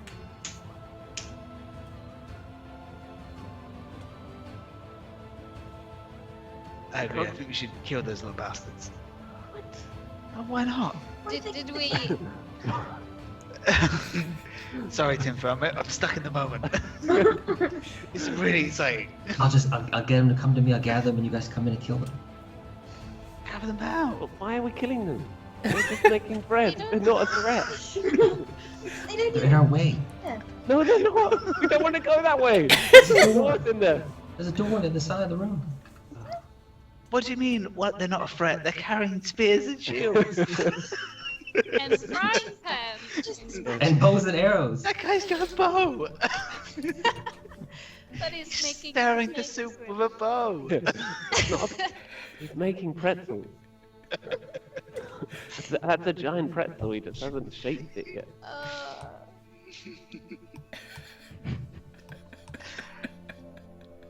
We should do something quickly, though. Yeah, no shit. The door opens on your right, and Go on. and this guy steps in. He's like, "Come on, man, where's the bread? I'm hungry. You need to get out to the fire." All right, guys. Wait, what the fuck? The bread's coming any minute. And just Throw a dagger in. Right. Roll an attack, but near us if you're going to punch him in the face, and Zeely if you're going to stab him in the gut. And I was No, going just to throw it at him. 3. Can I shoot him? So near us, you take a swing, and you completely miss him and like stumble over the bread next to you. Zeely, you pick up the knife and throw, and it just goes flying. It almost hits near us and strikes the wall next to him. Like it's just like momentary chaos. Can I do that? Isn't good. Because I said it at the same time. I don't think you heard me. Oh yeah, roll to attack if that's where you're headed. I'm just shooting him. It's like as these guys just, everyone's starting to throw. Serafina just like quick draws from the hip. What sort of attack is it? Standard. It's not a surprise. I think he knows you're there. Okay. 26. Yeah, that is. Cool. That's 20, 31, 36 damage. He dies. Serafina just quick draws. None of these lower level cultists have not got much health there. They're the same guys that you fought It's a like long the old days. while ago, yeah. As you take a shot at him and he stumbles against the wall like the bolt deep in his gut and stumbles to the ground. It's Quick, someone drag him in and close the door. Don't worry, I've got it. I pick his body up and put it on the fire.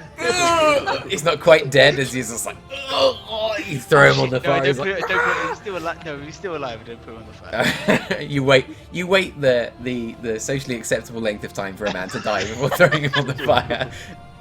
All right. Sweet. Okay, we need to get out of here. It's getting really smoky in here. So what are we doing?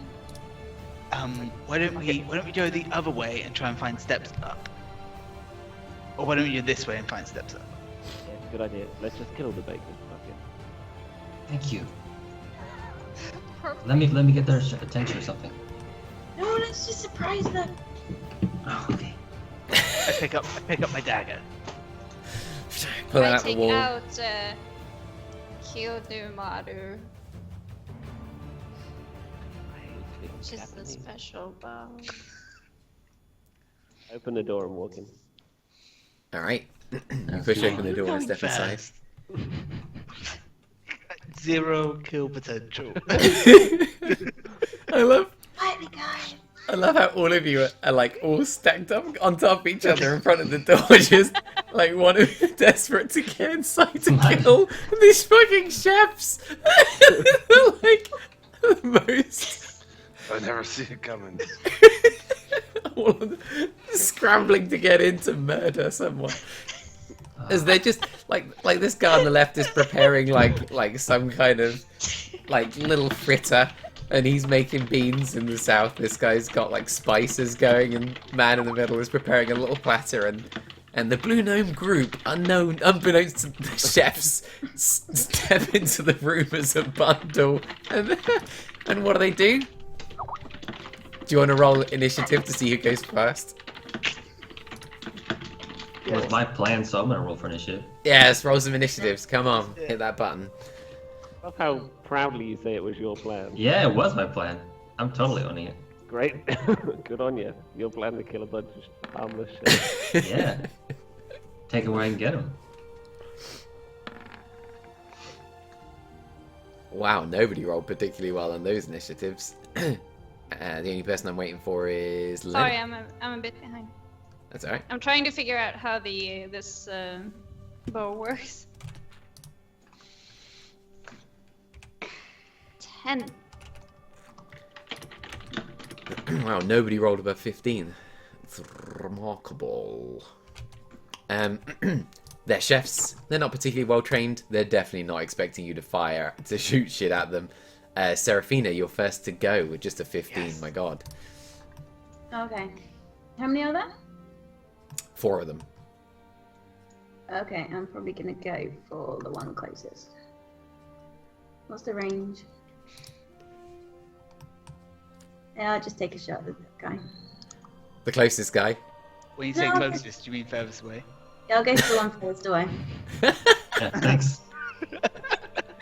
Be mindful of your melee characters. Run farther, you pricks. That's 29 damage. The bolt hits him in the back, and like blood just smatters across the cooking appliance in front of him. There's basically this large frying area, and just starts to hiss as the blood blackens over it, and he just slumps to the ground. The other kobolds hear this unusual noise, turn towards his gargling and panic, then turn back towards the door. But before that happens, Serafina, you've got probably one more shot. Yes, I'm gonna go for this guy.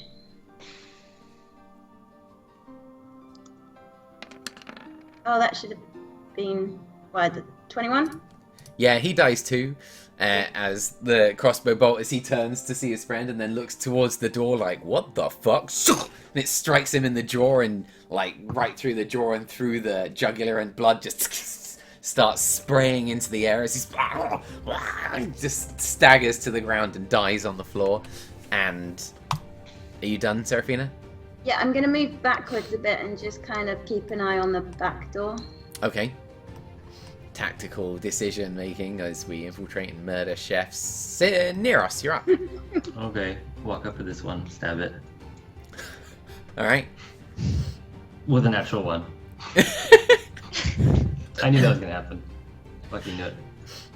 You go in to stab him, like solid snake style. You try to grab him by the jaw and stab him in the back, and he kind of instinctively spins around, and as he does, he catches you with his elbow, and your knife just flips out of your hand and skitters across the ground nearby, and the two of you just staring at each other, him with this sort of long cooking implement in his hand and what looks like a shield, but is actually just a platter, as he looks at you like panicked for a moment, and you're looking at him with like equally surprised and startled. You got anything else? No, that's it. Alright, Timfer, you're up. This kobold might actually get around. Ah. How dare he? Timfer's just gonna walk past, grab a donut from this. Donuts. Donuts. Ooh, piece of candle. Fucking huge donut. The size of your head. It's massive donut.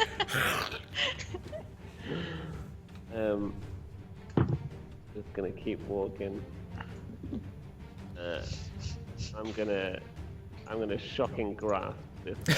Thought you were gonna be like, and I cast disintegrate on it. Gone. Okay. Unique spell attack. Oh, that's a +9 on that, so 20. That hits. I don't even know what it does whenever you... 3d8.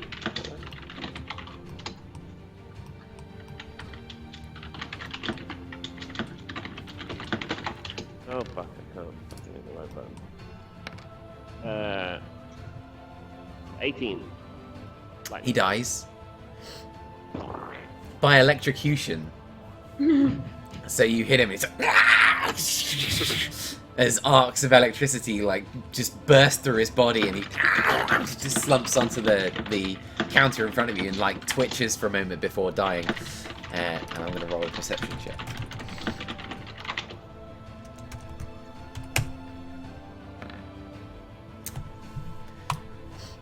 And they don't hear. oh, good. Just Lenneth. walk up to the door and listen. Oh, are you? Okay. You can roll me a perception check if you like while Lenneth... Shoots with a bow. 11. 11. 11 does not hit, I'm sorry to say. That was the 12. perception. Oh, that was your perception. 12 doesn't hit either. Amazing. Oh, wait. 12 is for the Yeah, bow. 12 hits. Oh, wait. Yeah, 12 hits. Thank you so much.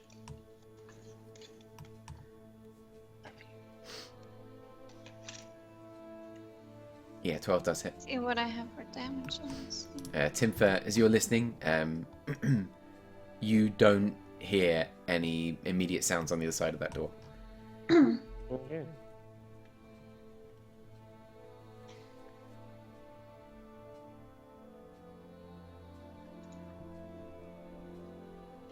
+1.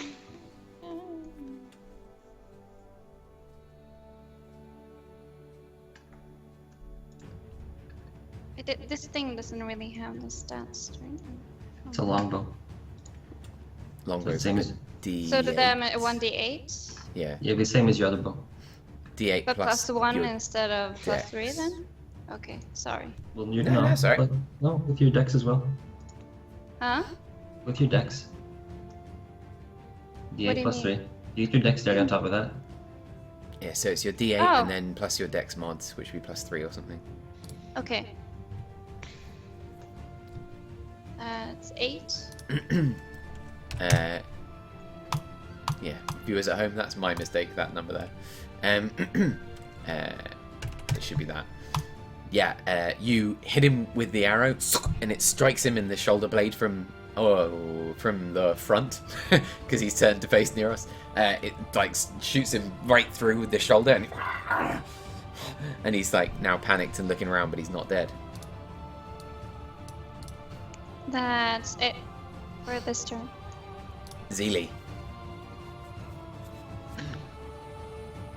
Okay. I have like no offensive spells. Just offensive words. Ooh. Does it do any damage? No. Okay, I'll just throw a dagger. I'll step in the door and throw a dagger at him. Alright. As Neros is kind of wrestling with him for a moment. Oh, roll me damage. That's a good 23. hit. It's only like 1d4 plus 2. Dex. And he's dead. 4 damage. Strikes him in the other shoulder. Still going. God. I'm done. Ureth. Whatever hit him. 24 to hit. 24 hits. 19 damage. He dead. As you plunge the blade in, kind of over Neros' shoulder, it strikes him in the chest, and he's... And he freezes solid. Cool. Pick up my knife. Well then. No. Okay, fine. Just I wondered if it might have been his go next, but it really wouldn't have been. it's just a door on the west side of the room. There is a door on the west side of the room that Timfer has listened to, and it is 20 to 12, and it might be a good moment to stop. Boo. The Severin's on the other side. He's right beside where they make the food. Yeah, he's snacking away.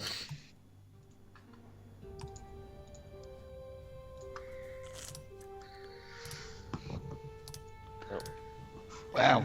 Successfully infiltrated the bakery. Well done, guys.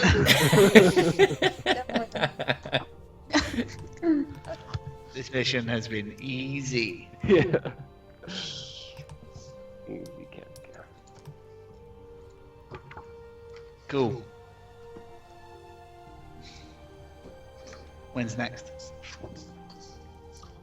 Here it comes. Soon, right? Yeah, when I can do whenever, given like this is all planned. So Tomorrow. Apart from this week. Oh. can we not do this week, Cass? No, I've got football Wednesday. We've got cinema Oh, Thursday. Yeah, yeah. No, that's fine. I forgot about But football. Yeah, let's do it next week. Monday? Monday's good. Monday works. Yeah, I just can't do Wednesday last week. And we can play as late as possible because I'm off next week. So I don't care. Smudgy. Right, my mum is coming to visit. She can But play. I think she's coming. No, I think she's coming Sunday, staying Sunday night, and I think she's leaving Monday. Suddenly, she's leaving Monday. Let's say Monday. And Alright. I'll You call do her it this. just in case. I'll call her this week. I can do any. I'm going to Annabelle's on the 23rd, but I'm off work all of next week, Yeah. so I can do whenever. But let's say Monday, and I'll let you know Okay. if that plan changes.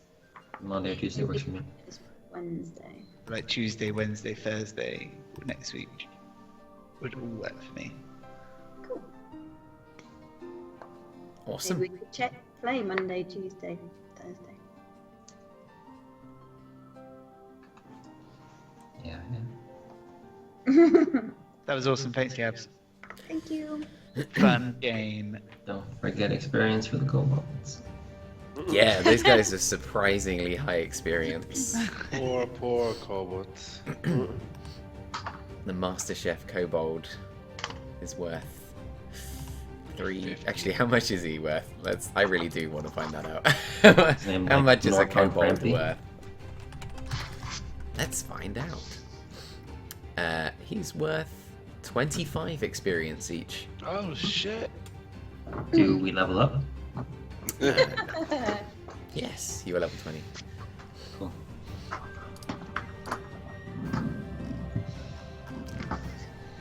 Thanks for sorting out the character sheets, Jim. Yeah, well done, Thank you. Tooks. That's pretty freaking Yeah. awesome. I didn't really do anything. Just push the button. There was a button that I couldn't push though, because you created the game. So even though I'm listed as GM, I'm not allowed to add that stuff. Only you could push it. Only you can push the Push the button. I still haven't patched this thing yet. Nope. It's not real. But it's past that time now. What time? Well, was it 6 o'clock EST? There wasn't a There was no time. Yeah, there was no time for the drop. Just said There's on the time for 12th. the info, Yeah. the patch notes, but not for. Oh, that's stupid. That was 5 GMT yesterday. The patch is definitely dropping today, but don't know when. It'll be in like the next couple of hours, I would have thought. Normally. Anyone see Purge go through the patch notes? Yeah, I saw some of it. Oh, yeah. It took him Jesus. about half an hour. He got to the talent trees, and then half an hour later, he was on what's his face? Arcane Gordon? Warden. So you're going for about 8 heroes in half an hour. I think Bulldog did it, and it was like 8 hours long or something. Really? Pretty good.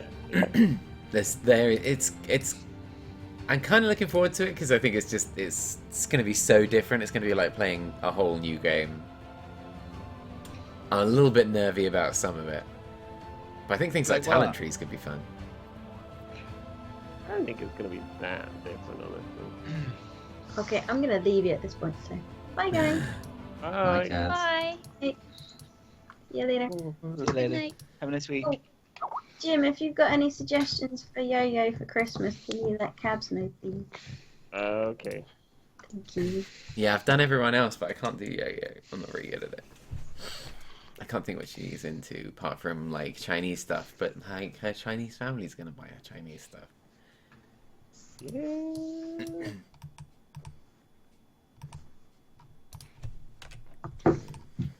Bye guys, see you next week. Bye, Kaz. Bye. Enjoy Dota when it comes, whenever. Right. Yeah. He's still reading the badge notes. Who, Pages? Yeah. Of course. Jeez. It's still streaming. 32,000 people. He was excited when it hit 20,000. He's still doing the talent trees. Oh my god. Yeah, someone made a comment like it was 2 hours in, like, I hope I didn't miss much. He's on Abaddon. So it's kinda 51 Oh. heroes in 5 hours. 70 Wow. heroes still to go. Good God, That's so mental. Oh my god. that's Dedication. completely mad. But that, I mean, it's not unrealistic because the changes are intense. Like I've never seen anything like it for Dota. That Slarkags has me so worried. Yeah, it's gonna be a lot. Nature's Mirana Prophet, didn't get a huge nerf buff. either. The extreme. Why is it a buff? Level 25, you had 6 extra treants. Oh, So great. Can't He wait. doesn't even get the full 11 from his sprout. He only gets for the number of trees, so he doesn't even get extra from that. Fucking stupid. pretty good. The Bulldog was so mad about it. So man. He was like talking about other heroes. He's like, oh, I can take like 45 movement speed or plus 20 damage, or I can take 6 extra treants. So good.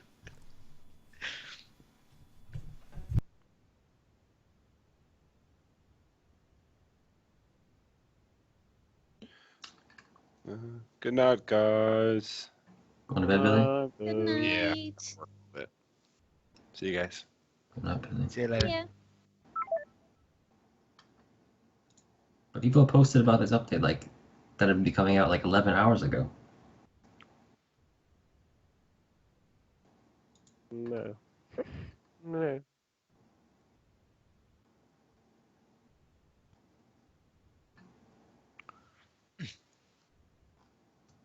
I could see if I could go around for dinner tomorrow. One of Dazzle's talents gives him poison touch every second. My god. At football Wednesday, Just constantly. so I'm out Yeah. all evening Wednesday. That's right. Sounds kind of broken. Because you're not coming now, I think. No, it's gone. It'll be level 25 though, probably. Yeah. Yeah, Dazzle never It's reaches just Dazzle 25. never gonna get 25.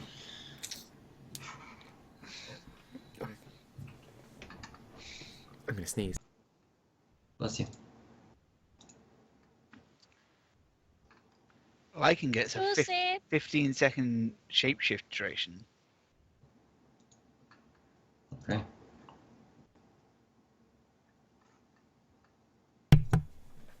Lone Druid's transformation takes 0.9 now instead of 1.7.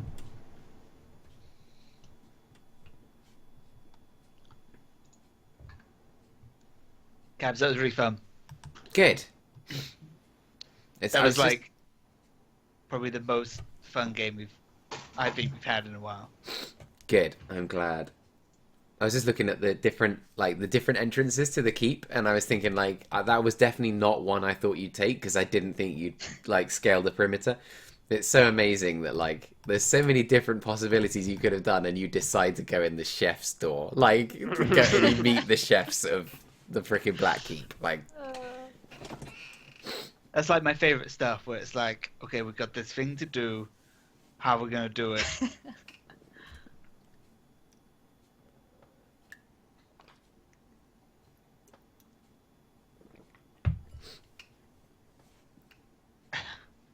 and the crazy stuff that just comes out of that is so funny. I love it. It's cool. God, so what will you do next? Where will you go? And what will you find? Oh, it's so exciting.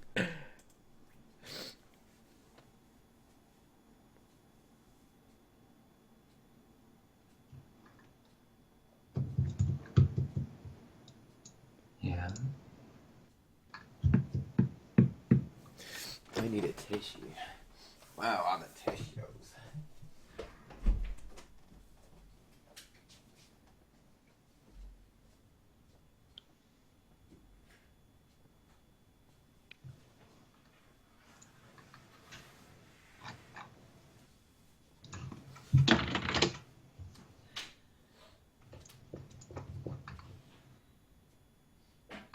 But this is supposed to be released today, right?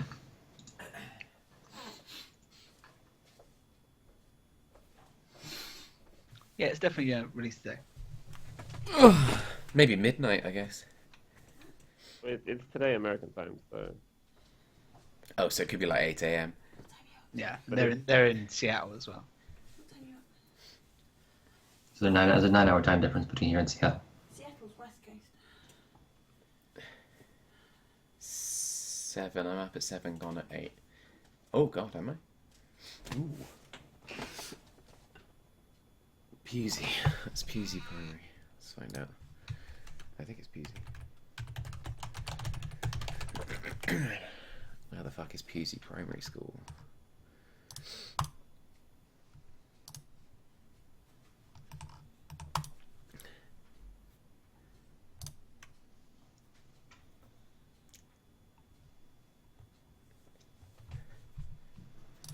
Well, it's only 4 o'clock in Seattle, so.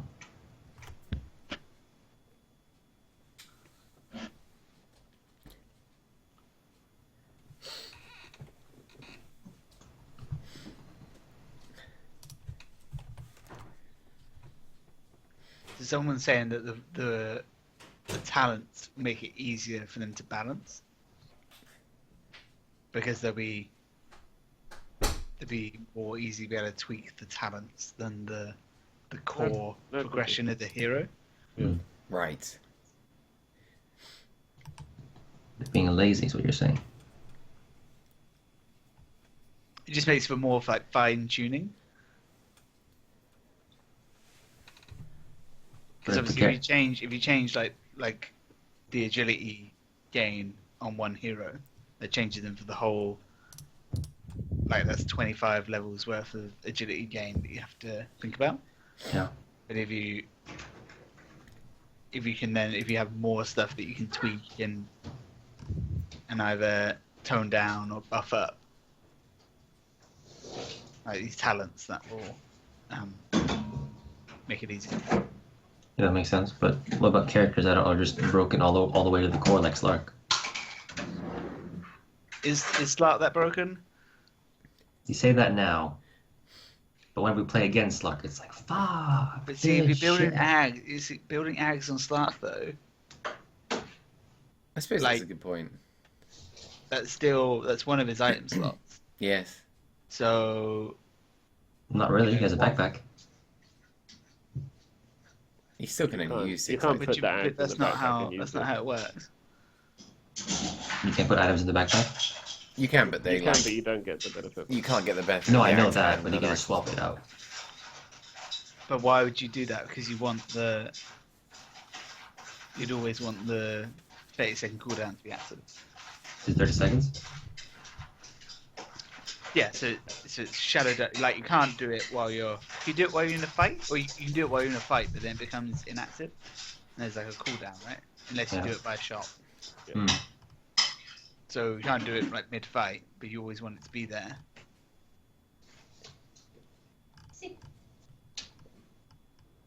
even if you're at the point where you could do that, you'd have to be what, like 7 slots. You're a 7 slotted slot in the game anyway.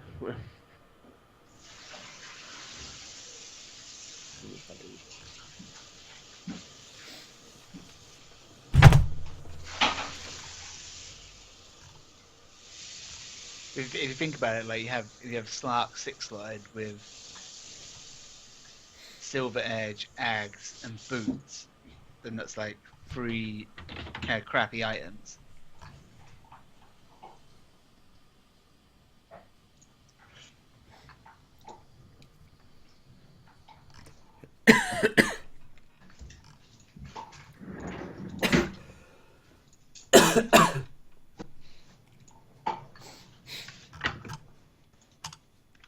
Ellen has the coolest wall. Yeah, it's the Look at that workshop. fucking thing. There's a bunch of posters in there. Posters, a freaking katana on the wall? Why is that on the right?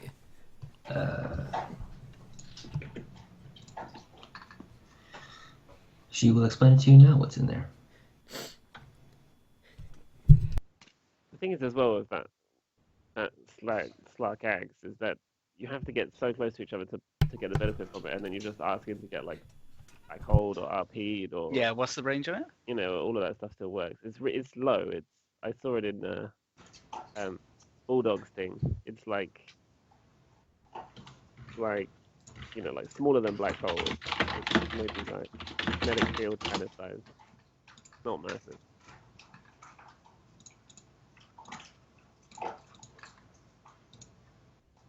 I think we talked about, do they get the region? I don't think they do, right? No, they don't. It's They just don't. the invulnerability. You can't. Not the invulnerability, but yeah, not invulnerable, but the non. you no can't. target. You can't. Yeah, you can't select. You can't like make them. They still take AoE damage. And I guess. What, Slark? Yeah, of course. I didn't Sure, know that. Nancy does. Little Yeah, shit. he's not invulnerable. You just can't Well, target him. Lena's really good against him because you just stun him and Yeah, just use Burn his him stun. down. slave. He takes all the And damage. then by the time he turns back, you can just Laguna Blade him. Yeah. It only lasts like 4 seconds. So you hit him with a 2-second stun. He's only out for 2 seconds. That's pretty cool.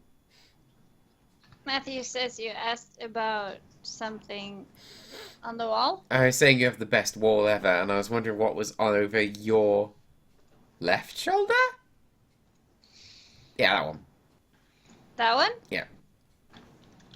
That is a bag with leftover foam pieces. Mm-hmm. That's what that is. A bag with leftover foam pieces. Yeah, it's from when I've been cutting and shaping. Yeah, I get these small scraps, leftovers that I collect in case I need to use them for something. Why are you cutting and shaping foam pieces? Because I make cosplay Oh my armor and stuff like that. Oh my god. Not a whole lot, but a little bit. So this is the workshop. This is where I have all my stuff in its own room because it's so much. That's badass. Have you got anything you can show us?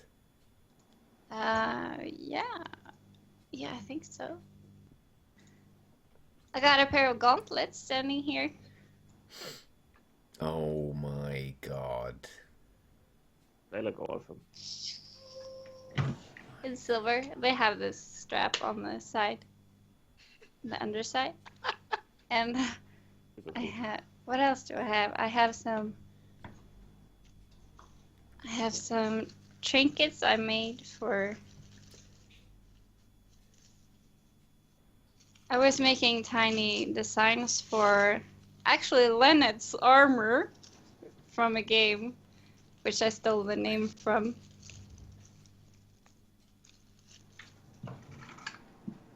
They're in Oh my god. gold, like, details for her helmet. You But I carved haven't- them from... What do you carve them from? This is clay. Clay? Holy shit. And then you fired it? Yeah, you put it in the oven. Holy So shit. it stiffens. And what else is there?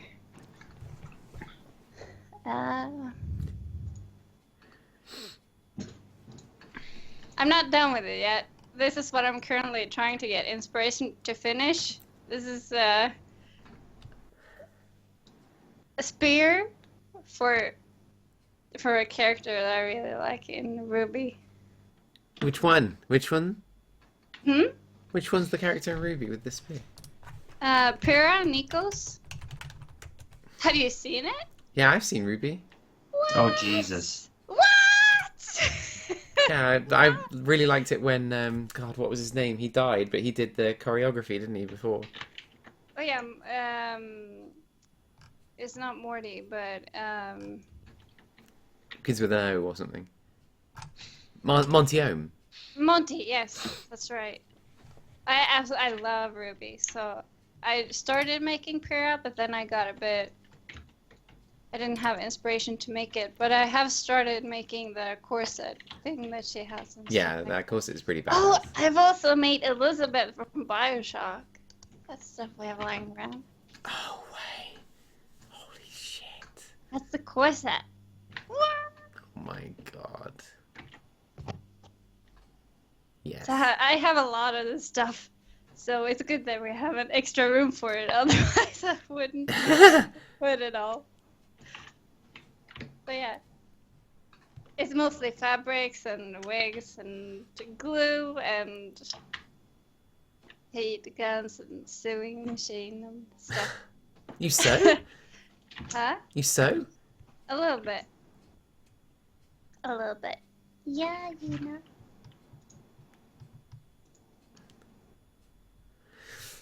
Let me be the first to say that is badass. Thank you. Purge is doing Nature's Prophet.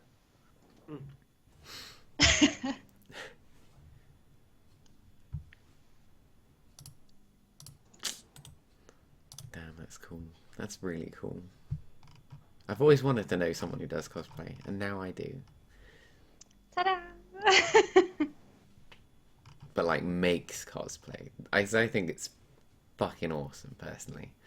Making cosplay is always something that I've always wondered about getting into, and like just to... I think the reason I started doing cosplay was because when I had finished a game or a series that I really liked, I couldn't really get it out of my head. So it was a way to kind of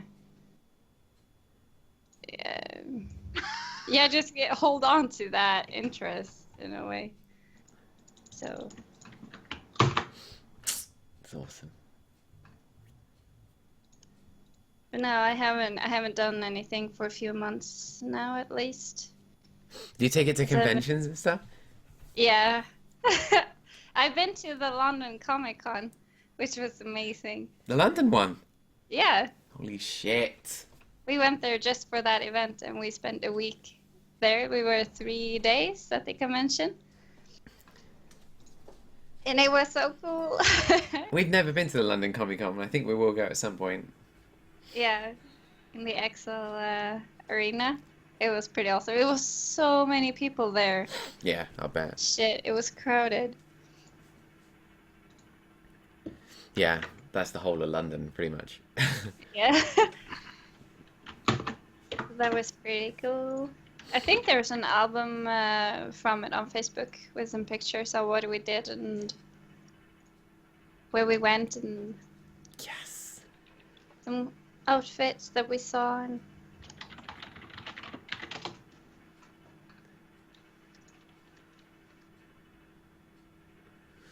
That's awesome. Yeah, I think we're trying to get tickets to the LA Comic Con maybe next year, but it's quite difficult to get tickets. yeah, that'll be amazing. Amazing. I don't think Matthew is a con person though. It doesn't seem like it. Not a fan. We're like, we're going to DesertCon. He's like, eh. If I would go, I would have to go something Star Wars related. Of course. And that I told you I want stormtrooper outfit, so that's Can't you pick something that doesn't cost like 8,000? You could make one. it's 1,500 pounds, I think, for the full suit. Yeah, that's like And 10,000. you get an autographed and signatured serial numbered blaster with it and the whole 9 yards. Oh, that's pretty cool. So I'm beginning to justify purchase for that for no reason. Right.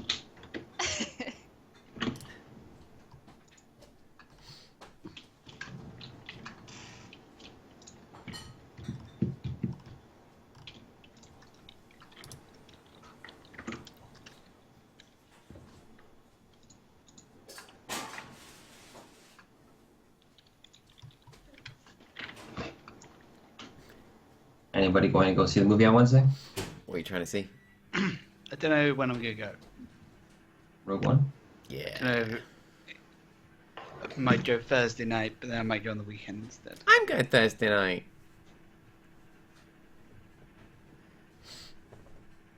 We are going Wednesday night.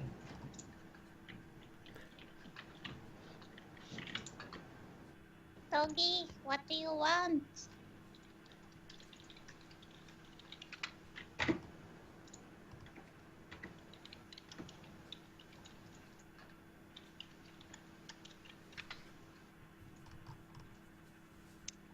Är det ingen som har pratat med dig på flera timmar? Va? Är det så synd om dig? Jo.